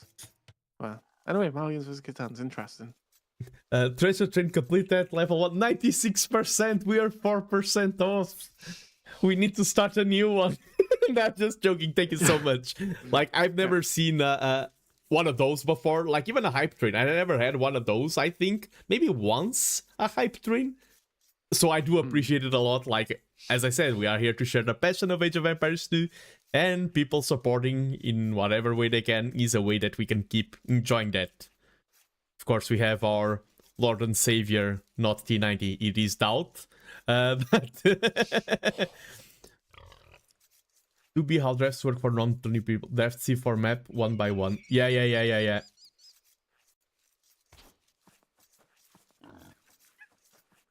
Oh, the board there. Boredo. The board lost vision. I mean, so remind me about what Malians can do. I always have a terrible memory. Okay, Malians are one of the best thieves in the game. They were... Yeah, cut the fluff. What do they actually do? They were the Viper sieve of choice for quite a while. They have cheaper wood, like all buildings have wood discount, which is an amazing bonus that makes your openings way smoother. They gather more gold from gold mining. They have access to the Gabedo. In the late game, they have access to Farimba, one of the best late game techs of the game. They have a very complete tech tree, like their crossbows have full techs, I believe. What else? Of course, they have the Gabedo, they have Tigui, which makes their town centers fire arrows. They have PS armor on their infantry. Oh, true! They have the Champ Scarls. Yes. It's not plus maybe 1 attack. Maybe I do know them. It's plus 1 pierce armor from mage. So they have what we call the Champ Scarls, that if you go Malian champions versus archers, their armor is almost equivalent to a Huscarl. They perform really well against Damn, I must start using them. They are superb. And Tigui is like perfect for a lazy person like me who doesn't want to garrison the units and mess around with that. And yes, thank you, Lori. Yeah, I know that these were pierce armor. I forgot who had the attack. It was the Burmese. Some early. I said PS armor. I said PSM. I never said attack. No, it was Mokoto who said attack. Oh, right. Sorry, I was getting triggered. Malians get every castle age tech But, except for siphons. And Malians also have camels. They do they have knights? I don't think... Oh, they do have knights as well. Like, what a complete tech tree. And they have bombard cannons. They have monastery with everything except illumination. I love kittens, but like in terms of scale, they just never tend to scale super late game. Like, yes, they have nice stuff, but like missing bloodlines is so huge. Oh, Malians have the worst arms? I know that they have arms. Oh, because they have no... what's the name? Balkan Arrow, and what's the one that comes after? Bracer. Bracer, yes.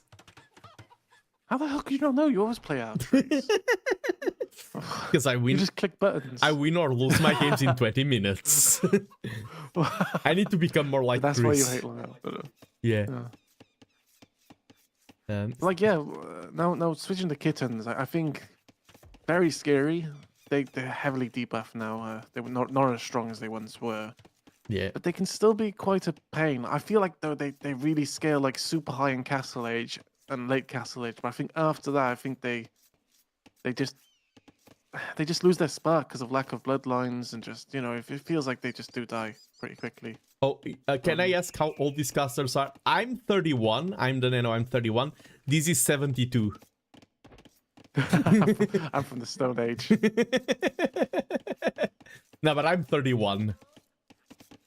So it's funny because if I was in any other community, like for example, you can see that I'm a VTuber, I like anime. In the anime community, I'm a fossil. In the Age of Empires community, being 31, I'm a youngling. Exactly. I'm 31. I'm probably the youngest one here. That's why I like casting Age of Empires. I feel young and spry.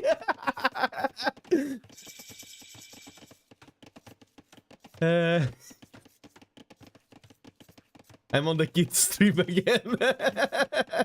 I don't know, like, it's a weird thing because when you're in your 20s, you think 30s is old, but then, like, now in your 30s, it's just like, well, no, it's not old. It's still young. You know, it's it's still young. Well, I don't know. You're considered young in most RTS communities, basically. True, and of course, I do enjoy. I think Age of Empires 2 right now is my favorite RTS, but I played quite a lot of StarCraft 2, Warcraft 3, Supreme Commander, Command and Conquer, Red Alert 2, and Tiberium War. I played Stronghold and Stronghold Crusader. We don't talk about the next ones. I played Empire Earth. I've been an RTS gamer. Like, even there's 4X games like Civ and everything. I played a little bit, but RTS has always been my main genre. I met Dese, who has to save my age, was obvious. Was Hagbirders... I'd say late 30s, early 40s. But Hagbird is like, no, actually, I'm 21. No. And thank you for the follower, that Pame. 420. Let's go for 30. I'm Future Frodo when he got the ring. Sadly, I got no magical artifact. Next milestone, the age when he leaves the Shire. Let's go. Wasn't it like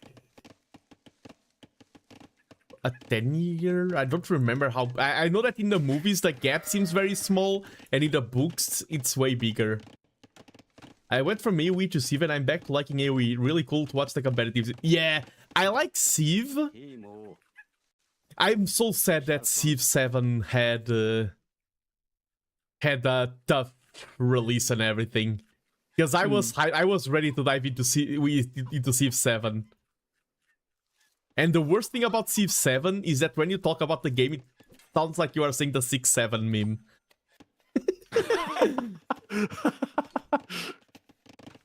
Like, yeah. That's a good thing about your channel. You play a lot of strategy games, including Civilization and all of it. You are, you know, Go. big brain person. Go. I play a lot of Go. Go as well. Go. Well, you're 50. Oh my, you actually look younger. Wow, that's really good, Hagbadur. Oh, Akbadur is 50. I thought you were saying... I was worried because I said late 30s, early 40s. I was like, crap, what if he's younger? He's going to grill me. Like, oh, Oh, doing really well. And I read the message, I didn't address it. Yeah, CJ, there's a good chance of qualifying the next round now. Yeah, it is cool that we are now moving into the... I think it's exciting. No, it's not, because I'm knocked out. It's not important anymore. Have you decided if you are going to play on the losers bracket or not? Do I look like a loser to you? Well? Yes, but go ahead. Yeah. I am. I will. Nice. I did say I want more TTLC, and I want to play more. Just have some fun, you know. Yeah, It's just great and watching all these casts, watching people play, and I love it. And we haven't been talking a lot about the match because it has been quite passive. Oh, yes. Both with very low idle TC time. I want to commend them on that. And quite a bit of exposed gold. Let's talk about map gens for a while. Yeah, both. Well, very brief. Well, go on. Go ahead. Yeah. I was just gonna say very briefly. Do you think that the previous game took it out on both of them? That they're just like catching their breath in a way? You should see my feet, Lorion. Oh, don't sell for quite a price on the internet.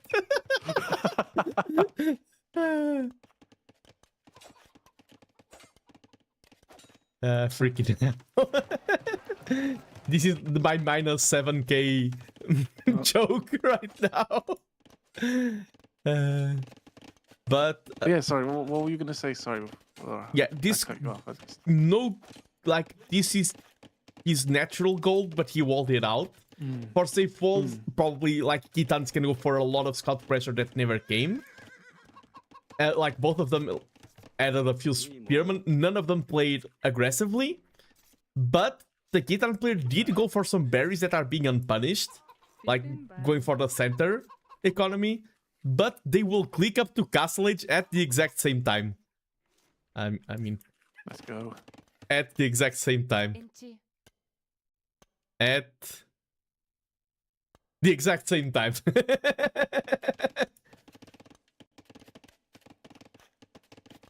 Honestly, I never know when to use PvP for life. Yeah, I hate that word. Go ahead. Yeah, I'll make a petition for Kitans to get bloodlines. Why don't they just give it to them? So they can be gross again. Like, why don't they get bloodlines? Why don't the kittens get bloodlines? Somebody tell me. I need answers. Basically, they are the glass cannon. Their identity is glass cannon cavalry. I don't give them bloodlines. It's fine. No, I don't care about balance. Just make them strong again. I actually like the...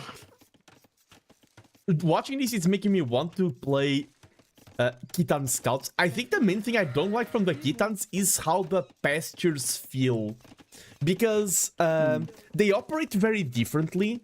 And some things, like, operate differently, but not in an integral way or something. I feel like pastures change one of the essential aspects of the game. Like, the flow is slightly different, the balance and everything, and you're like relearning farm eco for something that is minimal. That doesn't, like, if you learn the Chinese opening, it's something like for the first 5 seconds or like 30 seconds of the game. I feel like learning pasture economy is a bit weird. You Kitans is ultimately farm for 40 seasons. You want to not build pastures? Yes. You must have been saying something nerdy because I just completely zoned out. Just I was basically saying... Yeah, whatever Nando said. Yeah, no, it's okay. I don't want to. It's fine. Yeah. It's the same reason why I don't play Georgians and Armenians. I don't want to deal with the meal cards. They are cool, but I don't want to deal with them. Like, someone else I get that a lot as well. Can deal with them. And I have the same for the Khitans. So go ahead. Only give bloodlines to kittens in Imperial Age. There we go.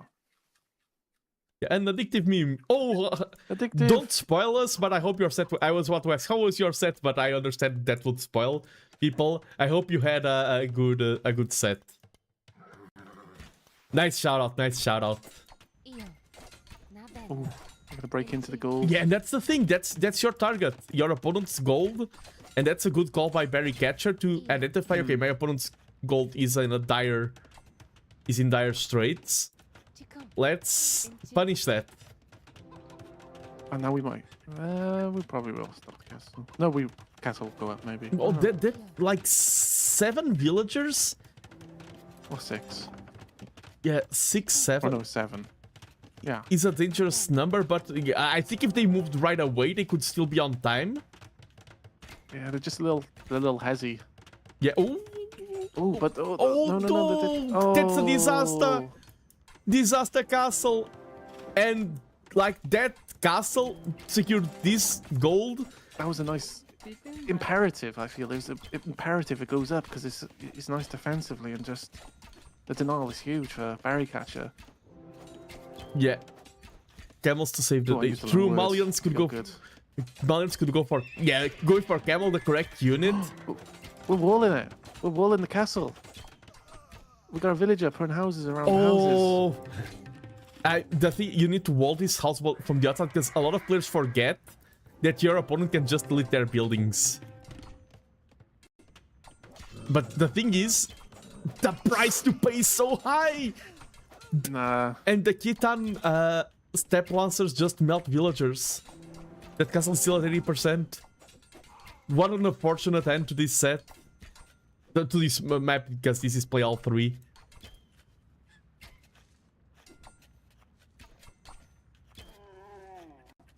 That's how you feel. Barry feels very like it was a small opportunity to exploit that, but Barry's like taking the whole thing, like, you know, like really punishing the mistake. Yeah, exactly. Because unpunished mistakes often don't feel like mistakes, and that's how a lot of players build up bad habits, is because their mistakes never get punished. Barry really paused on a mistake, and we were there for a second like, oh, it's gonna build, it's gonna be built, and then suddenly, like, what a game, Age of Empires, a game where you build houses around castles to prevent them from going up. Yeah, this is interesting. This is the power of the people rising against the feudal lords. What? Like, oh, I want this prime real estate. Nope.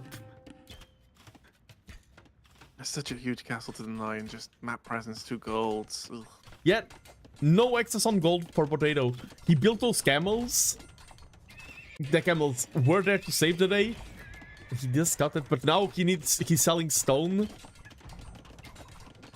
Hear me out. You put a castle next to where they're attacking right now. Yeah. And then that one castle will allow you to get to the other castle. And then that castle gets denied. And now the steps are in. You've got 2 castles. And the steps just melt villagers. One of the best raiding unit in the game. the freaking man, the freaking villager that walled. That's a hero villager. Oh, we're in. We're in.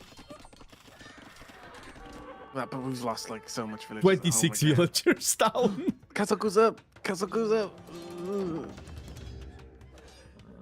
At what cost?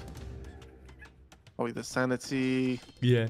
It's like a Pyrrhic victory. I think that's the correct term. Ooh. I like the after you lost things there. I think going now for a forward castle would be a mistake. I kind of like the fact that it's a defensive castle. I don't like that like, oh, my opponent just got punished from a 6-villain caster. Castle. No, it's 2. Addictive loves 1 villager castles. No, it's 3. I like how they come in a conga line. Yeah, just need to... And if I'm...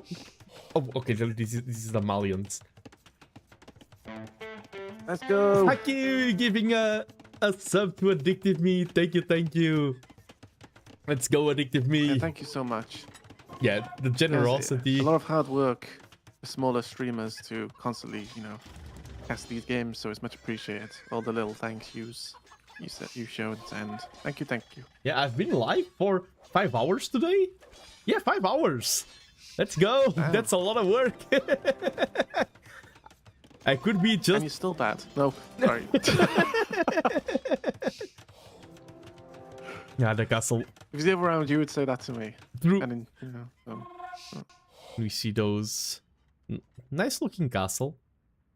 And we see Imp now on the way. And once you're Imp, what do you go for?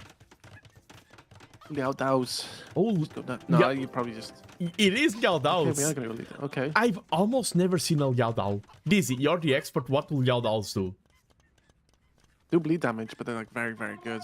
I think there's a unique tech as well, which let me have a look at the Llama Llama. Yeah, infantry. Reflect 25% melee damage back. Ooh. So it could be like combined with that, but it depends. But like, yeah, Liao Dao's are like pretty strong. I think they get plus 16 attack. Damn. Whether or not when they're fully upgraded or not, I don't know. Yeah. I just remember seeing plus 16. Yeah, and they will soon be like Impies on the way. They will be fully upgraded. Or power spike, and then you just and you're on the other side of the map. Your enemy's still dealing with your houses. But Gabetos, I don't think they'll do well against Gabetos. So you just go skirms. I don't know. Yeah, Gabetos a nice play. Gabeto is a nice play. Or how are I have a feeling Gitan will have nice CA. Yeah. Yeah, you get like with Kit. I believe you can get heavy CA in Castle Age with Kitans. Yeah. Their weird quirks. Lori is saying, and it's true. But like in this set, players are being very resilient, and that's sometimes how you win sets and how you do upsets. Lost 26 to 2 villagers. Is ahead in villagers. Like, yeah. And has a nice space setup and could get Tigui, which will, and like Malians have insane late game. Also, if these Gabao break, like they'll shred through the palisades and they can get some huge raids. Might just sit behind the wood lines. Yeah. I don't know what you're gonna, look at that. They just I don't know what I'm telling you. Like it's your first time you're seeing it. Oh no, like, we are talking to the viewers. In the British Museum, they had the weapons from the Gabetos. Ah, that's sick. They had the swords from the Karambit, from the Shotel warriors, the Shotel swords, and that's cool. Close to them they had the Karambit throwing blades. The Gabeto. I'm mixing all the names. It's fine. Long day. Yeah. So I mean, like these, I learned the hard way myself. The Gabetos can just completely decimate an economy. Yeah. I was playing on, I think it was Socotra. No. A map similar to Socotra with his like... And I think the Gabetos will be great. No, not like that. Don't walk in, but they shouldn't shred the... Oh, the micro was a bit off. Oh. Because step blasters are glass... lovers. Yeah, are glass cannons, but now... Okay, they look mean. Okay, click. Can we see their stats? Just how much attack they got. Okay, 9 plus 4... 9, 10, 11, 12, 13. 13. I had to use my fingers then. Yeah, you want to see the history of the entire world going to a British museum. True, the British Museum just didn't have one thing, which is Portuguese artifacts, because we were always their friends. Longest alliance in human history. This is kind of a trickle trap situation. True, but I don't mind trickle traps if you're not targeting castles. I think trickle traveling... It's just exposed, but... I don't know, it just feels a bit weird exposed, but again, like you got the army, you got the Leotos, so... Yeah, there was a moment there for where Potato looked fine. Look at that. Crunch. The bleed damage, so weird to see that in Age of Empires. But now, like, the thing is, Potato is on the way to a lot of powerful stuff. Berrycatcher already has the powerful stuff on the field. Thing like we had to catch up economically. We invested a lot. We had to invest a lot in eco. But now like it's just we're back in the army again. We just don't have enough army. We caught up, but expensive army. And now the castle is getting trapped. You have to respond to everything. You need to take care of the Galdaus. You also need to take care of those Trebs. You also need to defend your villagers. Tigui is on the way, as well as him. The CA are great versus the camels. Nice army control from both players. Look at that CA micro.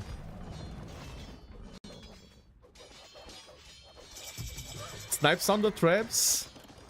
Trebs down. Villagers down. Yeah, Dow's down. Castle up. True. But I think the villagers 51. Yeah, that was an insane amount of damage. So even what a nerd, Berry Catcher. I wonder, because we've met the Berry Boys in Londinium, but I didn't know which one of them was which. You were sat next to Berry Catcher. The one that talked to me was Berry Catcher? Yes, yes. Oh, okay. Berry Catcher was great. Super kind. Berry Catcher was really cool. Or maybe it was berry taste tester.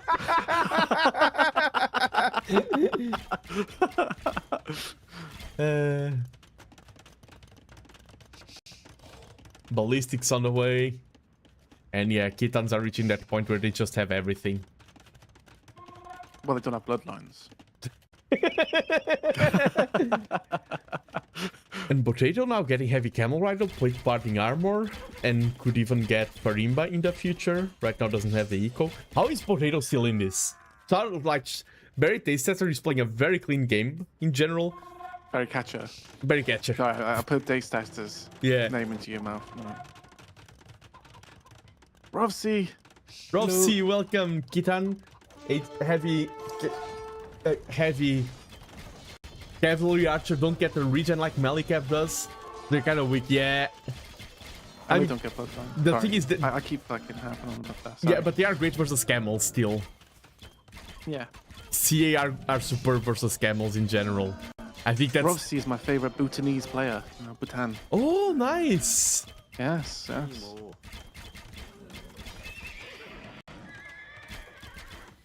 I said, the Bhutan flag has a dragon in it, and so does the Welsh flag. Oh, nice. I was couldn't thinking think of any other flags which has dragons. I was thinking because I remember that the flag from Bhutan has something particular. Slender life on the stream. I have no context. So, Rovsy, when I looked at their AOE Insights profile, they're from America. I'll give it to Ruse, but their profile picture is the Bhutan flag. So I just say they're from Bhutan, which is funny to me. Nice. Because when I was casting Rovsy, I put the flag and capture age as Bhutan as well, and that's when Rovsy's like, "You do actually know American?" I was like, "Yeah." I noticed you put the Bhutan flag, so yeah, I love Rovsy, legends. Nice, great nice. person. I'm glad they're here. First time chat. Let's go. Let's Follow go. Nando, because Nando is awesome. Nando's from Bhutan as well. Nah, I'm from Portugal, and if you follow me, you are 5% Portuguese. There we go. You gain 5%. I'm 5% Portuguese. Yeah, you gain because I had food. 5% Portugueseness, 5 extra Portuguese. Let's go, Rovsy's 5% Portuguese. Let's go. Congratulations. Let's go. Also, what's up, Hidden One? Good to see you. Hello, Hidden One. A lot of CR falling there. A very intense trap war going on. Well, but the thing is, these kinds of wars are just economies being shredded and resources being wasted, and Berry Catcher has more resources to waste. Ooh, oh, this is going to be so close. Oh, buy stone, buy He stone. bought stone? Oh, buy more stone. Buy even more stone. Buy all the stone. Yes, more stone. That was so... How does Potato... If Potato wins this match... Yeah, it'd be intense. Then I will follow and subscribe to Potato. There's danger now. Farimba coming in and all of attacks. Yeah, Malians have insane late game. Like, light cap trash. Yeah, Farimba camels are threatening. And yes, he did squeeze in Farimba. Oh. And light cap for like the the way you raids. Go ahead. I like the way Rovsy star as well. Per chance, did he manage to squeeze What chance? in Farimba? Did he manage to squeeze in Farimba? Yeah, needs a bigger mess of units, but he's getting there. Like, I'm still because in this game, playing Burrito's position is 10 times harder than playing Berry Catcher's position. He was in the driver's seat for most of the game. Surviving is harder than decimating. Berry Catcher... Maybe it was just Go ahead. the lack of unit, like into a comp. We had some Leodao, we had some Cav Archers, we had some of the camels, I think some scouts, some this, some that. And- Maybe we just needed to commit to one unit for Barry Catcher. And I don't know. The comp was nice still. I think it's also because you deal so much damage to your opponent and you think, okay, he's out, I just need to give one final push. He probably assumed that, okay, just one battle and my opponent is down. He was not expecting Potato to be this resilient. I think that's another thing. That's the thing. I just worry because I feel like Titans just don't scale well in late game. Yeah, I agree. I They agree. really don't. And we do see, and if we say Titans don't scale really well, you know who scales really well in the late game? Malians. Nando.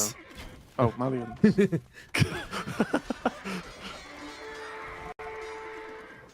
And no unique text for No. the Titans. And I think Lamellar Armor is so great for Trash Wars. I think Barry Catcher needs like some halbs to help deal with the camels. Oh, do they have halbs, the Titans, even? Yep. No, Pikes. just pikes. Damn. They have... I'm so comfortable. Well, Fire Lancers. Yeah, but Fire Lances cost gold, and you're already...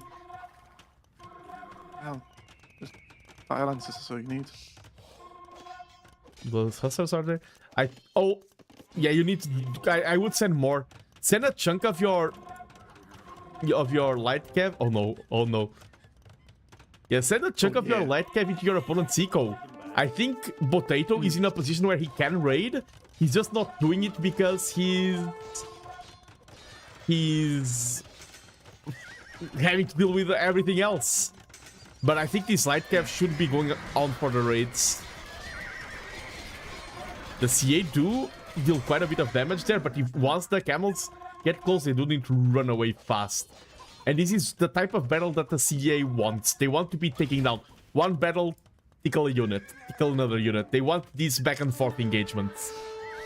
So that's why I think Potato should send the light cav all to the economy and try to force things to be messy. You don't want to give your opponent space to do the back and forth micro and to keep adding more. Look at the KD.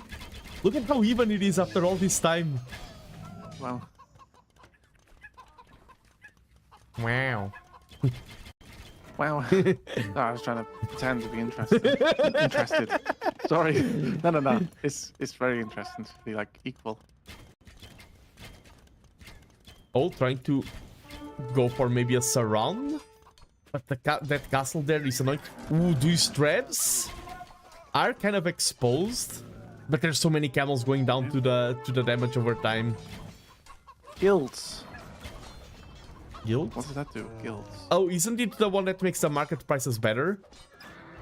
I don't know. I think it is. You're the caster.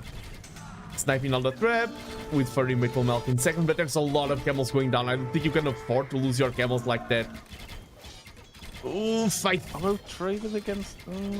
I don't think this is worth it for the camel player. You need those camels up. I mean, that was a lot of This is good. On the side. Yeah, there should be more units doing that. This castle is an optimistic one.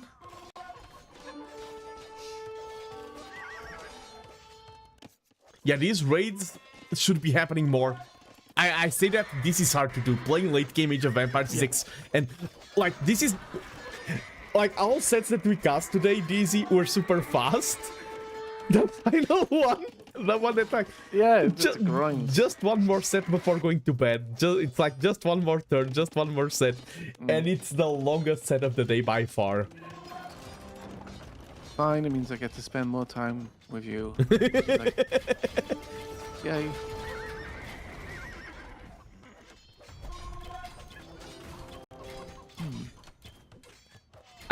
After losing the mass, the army mass. Yeah, after losing all of the camels. Exactly, this is what you need to do. The thing is also the bank. Come out for Barry Catcher. Barry Catcher has a great bank because in these engagements, Potato is losing a lot of expensive units. Barry Catcher is mostly losing trash.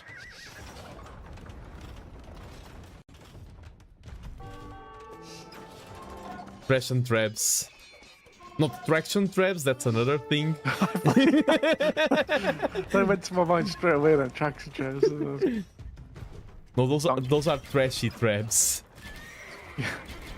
And Nagabato just And died. yeah, Nagabato are also expensive. Do you think Potato needs just patience and like, Yes. okay, we're gonna lose this cat. We just need to mass up a big army. Like we're just really struggling to.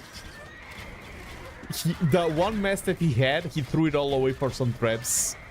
And I think his mess was more valuable than the castle that he defended. Like, if this Nagabato were supporting the camel mess early on, for example, he could have forced much better engagement. If these were the 30 camels here in the front that were before.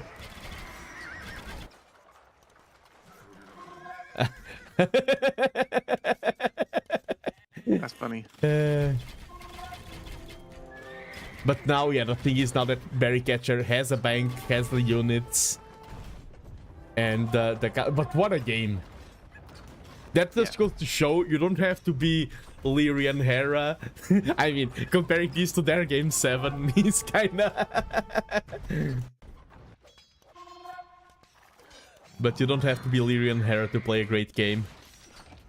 You just have to be Potato and Berrycatcher.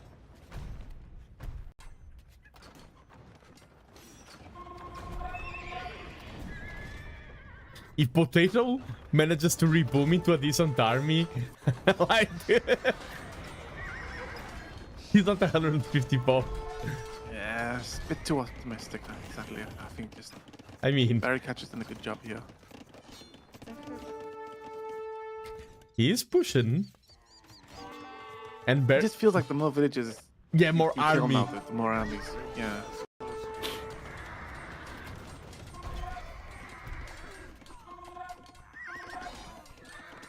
And the thing is, he had no answer to the CA mess. They're not the best CA. Like, he needed some skirms, probably. Some skirms could have helped. Yeah, some skirms over time.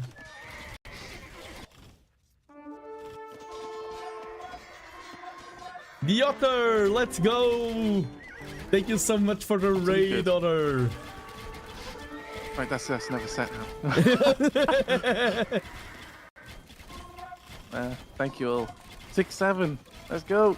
6-7 raid. What a perfect raid. Let's go, Otter. Otter, thank you so much. I appreciate it. Let me just introduce myself to the viewers. I'm TheNando. I'm a VTuber who does AOE casting often 2 to 3 times per week. And I'm covering T90 Titans League, the Community Edition. This is the brick bracket. We have Potato versus Berrycatcher, who are playing a slog of an intensive game. And I'm not streaming alone. I am joined by fellow co-caster, Geese. Hello. Hello. Hello. Hi. I am not one for introductions myself. You just gotta memorize one, and then you can repeat it. Okay. Hello, I'm Dizzy. I like big butts and I cannot lie. yeah. The, And Kitan should have bloodlines. it's like, I'm Dizzy. Follow me if you think Kitan should have bloodlines. Loses 1k followers. Oh, I'll lose followers. Yeah. No. Yeah. Don't do that. I will lose followers. Yeah, now I think Potato is finally crumbling. Minus 67k. Viper's down. Bill's down. Adder's down. Dizzy down. No, I'm the Viper. Ozzy, what are you doing? Why are you not following Nando? Can I check? Yeah, why are you not following Ozzy? Follow Nando now. Oh, no, panic. I've pinned Otters. I'm breaking your chat. There you go. Ozzy. It was the Irishman, it wasn't Ozzy. That's not Ozzy. Thank you, Irishman. GG. GG's called. Yeah, the CA. Ozzy, follow. There we go. GG's. GG. Now you can unfollow. No, just The CA pulled so much weight there. yeah. Let's go! Another gift of sub. Thank you so much. Thank you. Yeah, thank you, Hacky. I really thought there was a window back in there for Potato, but fair play to Berrycatcher not allowing it to happen and closing out the game. Danke für das Geschenkevo. My German is horrible. I think that was perfect. Okay, thank you. Geil. Oh, that wasn't that a song? Everybody's Geil. Geil. Geil. That was pretty good. Let's go. What's up, Nano? Hello, August Leo. Welcome. We are casting T90 Titans League, and today, most sets that I've cast have been 3-0 Stomps, which has been surprising me because most sets I've cast overall were not 3-0 Stomps. I mean, Stomp is too strong of a word because this is not a Stomp. This was a... What a fight when the Irishman follows before the Aussie. That's good. But we'll Tulu. Yeah, we'll put... And that's the thing. I wish you could get those 200 waters for Go. That'd be amazing. Thank you. There is a... Age of Empires does have more of a bigger audience than Go. That's for sure. I will be streaming more Go, do not worry. I'm currently on a more of a break from the board game of Go. I play that game internationally. For those of you who are from the Age of Empires side, I teach it. I will be teaching it at a university even next week. That is my main game as a player, but I have so much joy from casting Age of Empires. It's not only the numbers, it is that I do love both Go and Age of Empires in different ways. So, before I met Nando, I had no idea what Go was, so Nando taught me Go. Who in chat knows what Go is? Yeah. Maybe there's some people out there who don't know Go, because I didn't. Yeah, and we're not Nando talking about like, oh, okay. Pokemon Go or CSGO, we're talking about a board game called Go. 2. Yeah, I'm expecting more 2s than 1s. I know what Go is. Let's go! See, Rovsi is cool. Then again, Rovsi is from Bhutan, so... It's a form of chess. It's not a form of chess like the real board game. Yes, the real board game. A form of chess with marbles. In real life, yes. Too much Age of Empires talk now. I've been to Canada and Korea. It wasn't Red Bull Wololo, but I've been to both Canada and Korea to represent Portugal in the World Cup of Go. So I'm cool. It's chess, but with only one piece, so basically anime chess. It's chess, but you use stones. It's not the first time I had the One Piece referee. You said it earlier as well. You said One Piece. What was it? I don't know. Yeah, funny though. Yeah, it's more free. It's very different. I will do probably one Go stream next week. You don't move the pieces. How is it like chess? True. Hey, hang on. I'm also curious, but I don't want spoilers in chat. And because we are quite a few casters here, I don't know if anyone will grab Addictive set.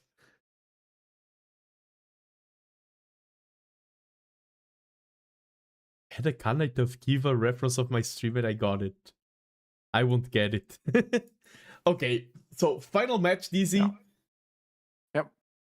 Wait, why Back to the Civ guessing game.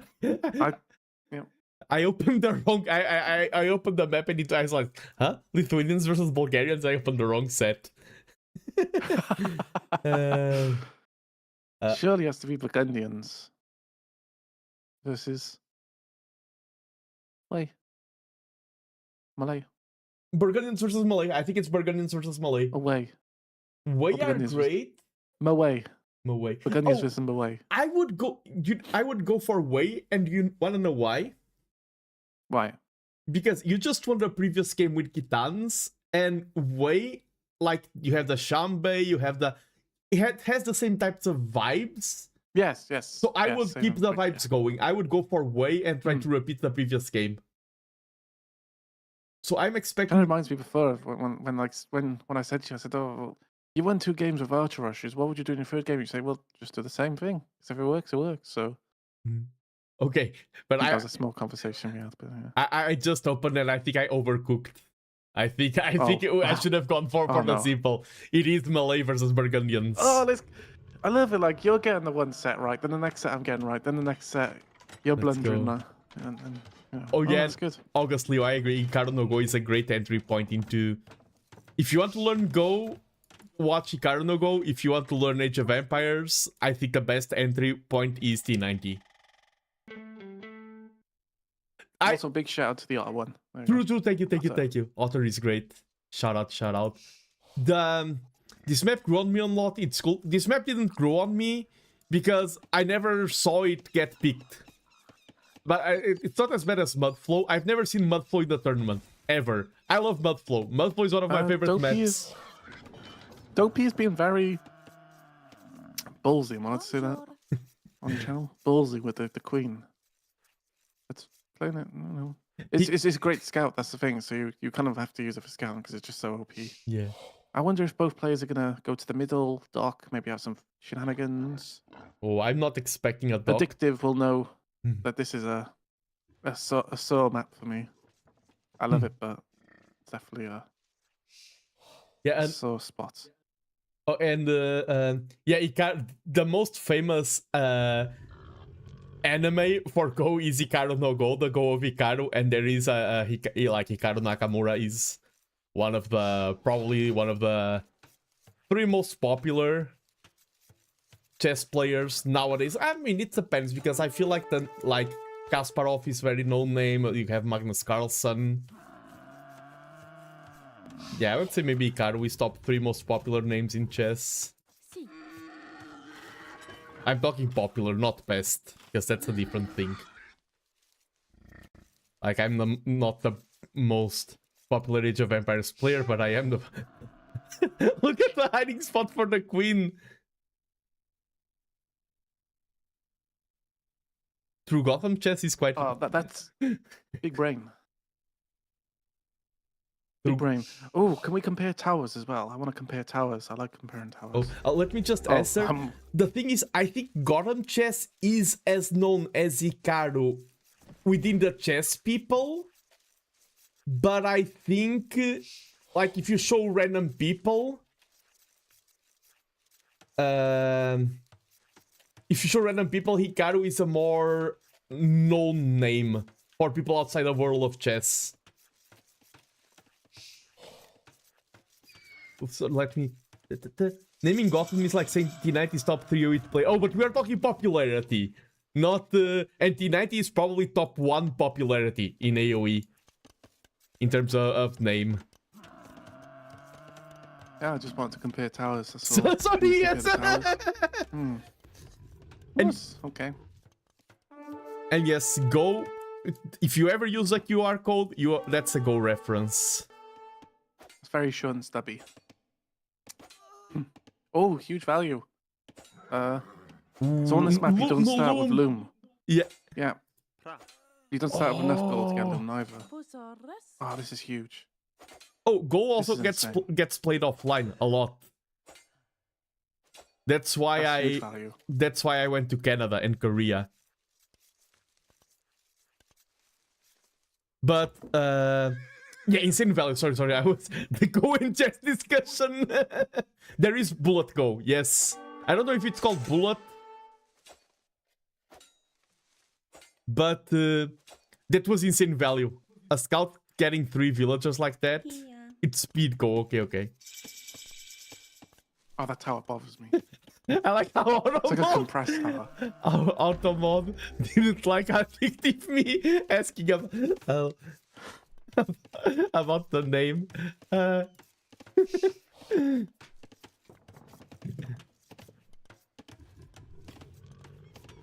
Nando, what are you doing up so late? Basically, I'm having fun, and then I said one more set, and the set is super late. So that's what happened. Yep. Barry Catcher is in a great position because of the 3 fields. This is basically a vampire.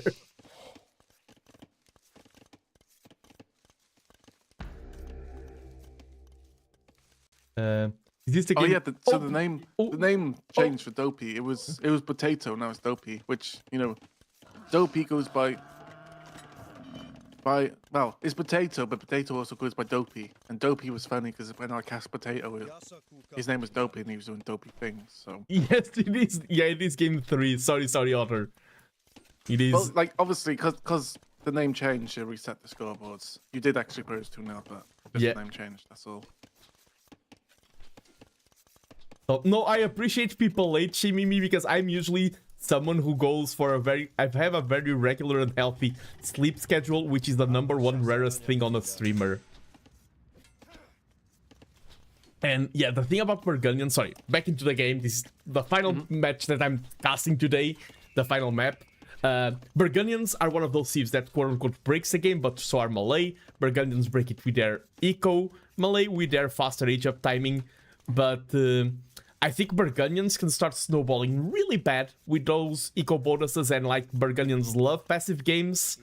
However, I think those 3 villagers going down here completely nullified all advantage that Burgundians have. Yeah.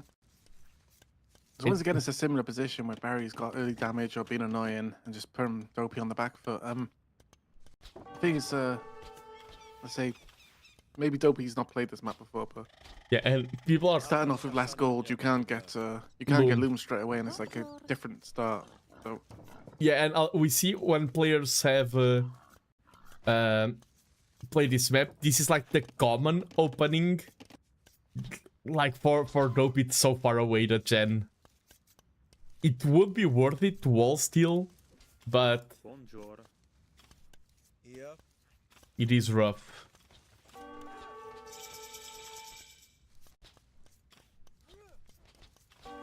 Yeah, Orange is carrying the food. Oh, didn't take the boar here. Blue is in a really rough spot. First to castle. So he could add some knights, but he doesn't have the eco for it. Okay, if the king was still there or the queen...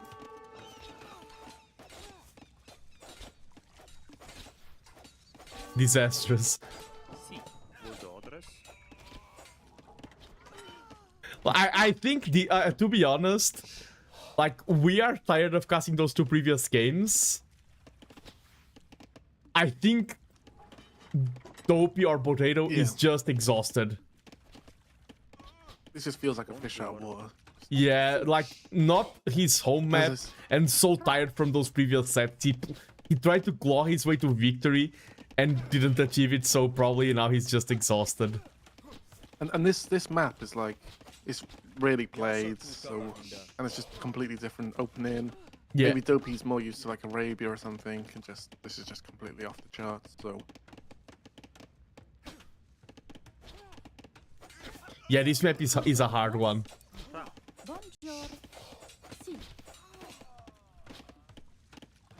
Yeah, exactly. That's the thing. That's also a common trend. Is that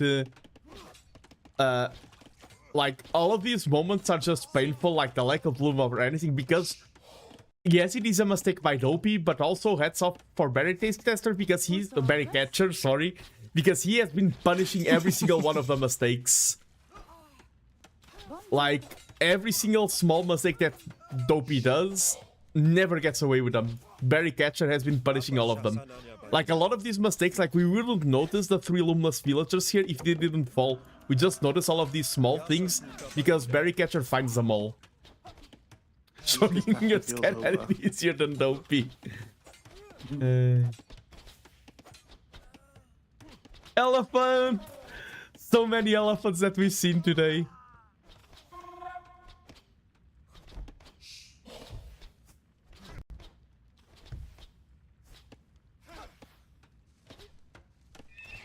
And the elephants are on the way. And how do you GG out of this? Do you press GG and resign? Or do you send your queen to the opponent's tower? How would you do it, DC? Drop him. Drop him? Delete everything. That's Lori's standard for all maps. Send queen to tower. I really like that. How emotional we're the best.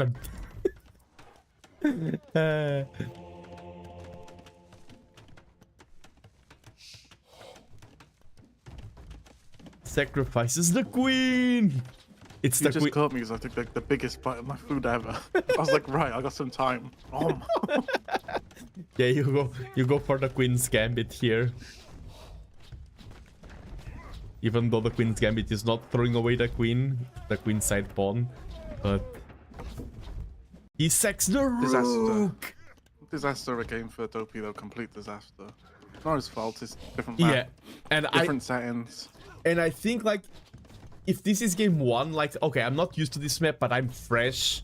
I have energy.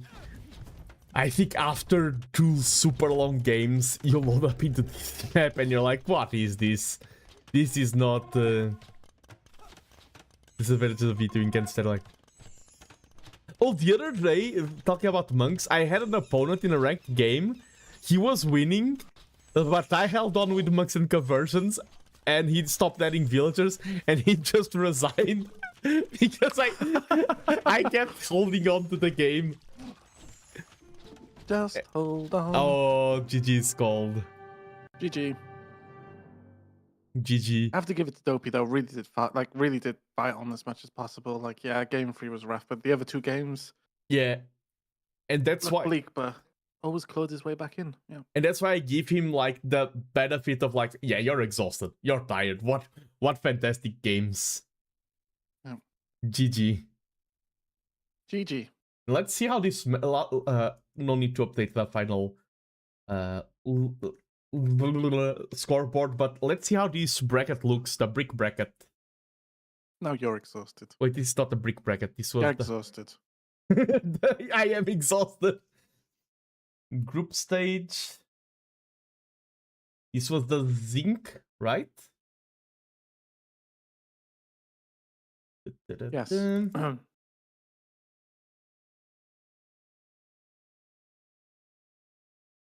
Oh, we see the 2 berry boys have made it through. They can meet in the final. Let's go. They will only D1 if they meet D1 again versus A2. D2 versus A1. Yeah, they can only meet in the final.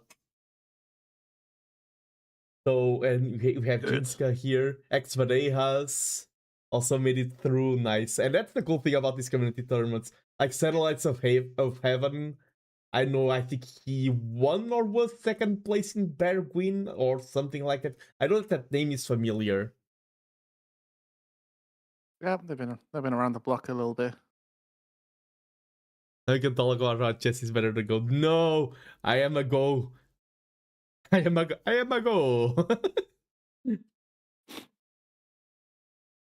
I am a go fan. Do I have here my art of me go style? Oh yes, me holding the gold stone. Let's go. I really like that art. Go.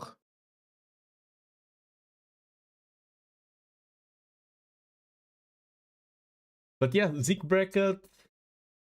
Can the fish still push one of the berry boys out of playoffs? Oh, let me check. Oh, I was assuming. Yes, he can. Yes. Yes, you're absolutely correct. A fish, if they win 2-1, yeah, peixe. If they win 2-1, it will come down to tiebreakers, and I don't know how their matches went and things like that. If a fish wins 3-0, one of the berry boys is out. You are absolutely correct. I was assuming that all matches were played. Go ahead, Dizzy. You should show the stone bracket.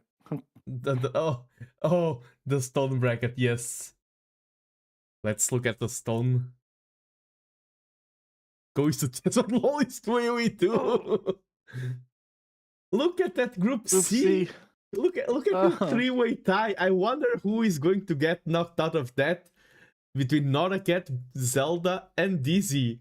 Who was the knocked worst out? thing that it come down to seed, and I was seed 19, and I go sad face. Damn you, Zelda. Sad face. Yeah, Dizzy, my co-caster today, was knocked out from seed.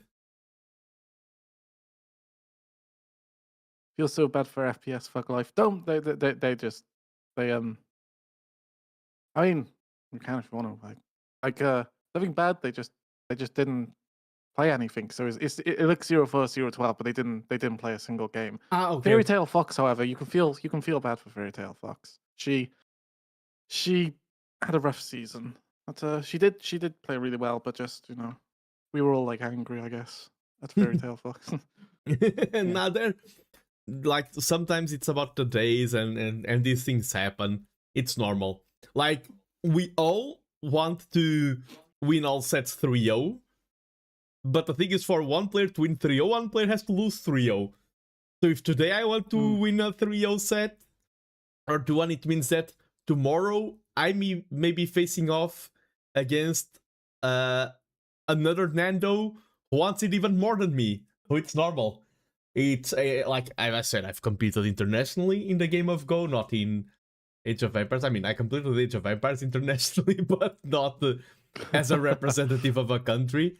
And if you want to be a competitor, you need to accept that losses, like even better, the best players in the world have like 60% win rate most of the times. Because they are playing against better players. Go ahead, Dizzy, sorry. Oh no, Zelda's not better than me, just lucky day, Civ win. My ping.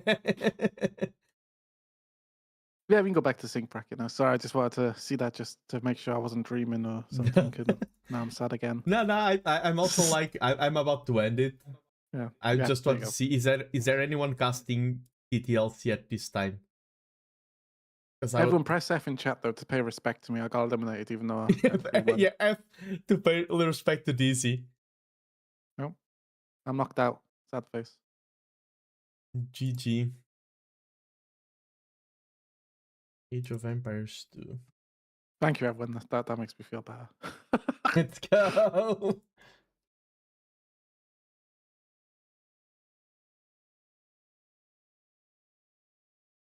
I think I need to be rigged down again. I think Albe's rigged me up too high. No,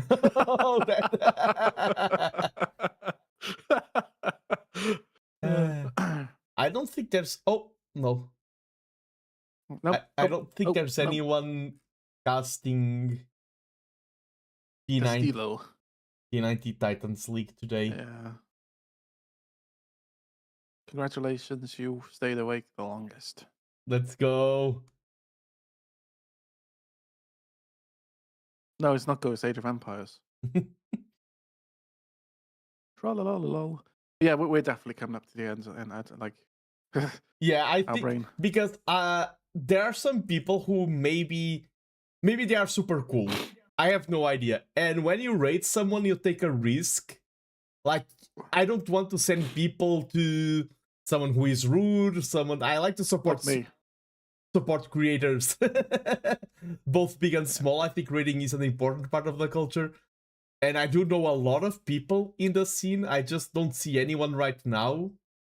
Maybe there are, and I'm missing their name. But I think I hate when people rate someone bigger. I sometimes rate someone bigger because it's because I prefer raid to no raid and sometimes if I see someone bigger who is cool, I will like, yeah, I'll send you there. What's your rank in Go, Nando in Go? I'm 4Q in Go. I'm 4Q. Yeah, but what do you think, Dizzy? We leave our viewers here today? Or I mean, Solar Fide is on. Okay. Okay. I trust you. I'll raid them. I always prefer to raid people. Just pass on the Age of Empires, It's just that I'm so tired also. Yeah, just raid Solar Fide. Although it's like the name. Yes. There you go. Yeah, thank you everyone who joined today. Say hi to Solar Fide. Thank you for having me on. Yeah, thank you. Hope everyone has a great weekend ahead. I'll be back probably next Monday. Later gamers, later Addictive Me. I know you had an amazing set, and thank you for the raid earlier, like Addictive Me. Thank you for the raid. What is it? I say I play a set, you're like, oh, you've lost 3-0. And then it's Addictive. It's like, oh, you must have played a great. The hell is that crap? Thank you, Otter, for the raid. Thank you, T90. Thank you, Grimst, for the raid. Thank you, all of you. Even Arbase was here earlier. But no, honestly, now thank you for the follows today. Thank you for the subscribes. Thank you for all of the support.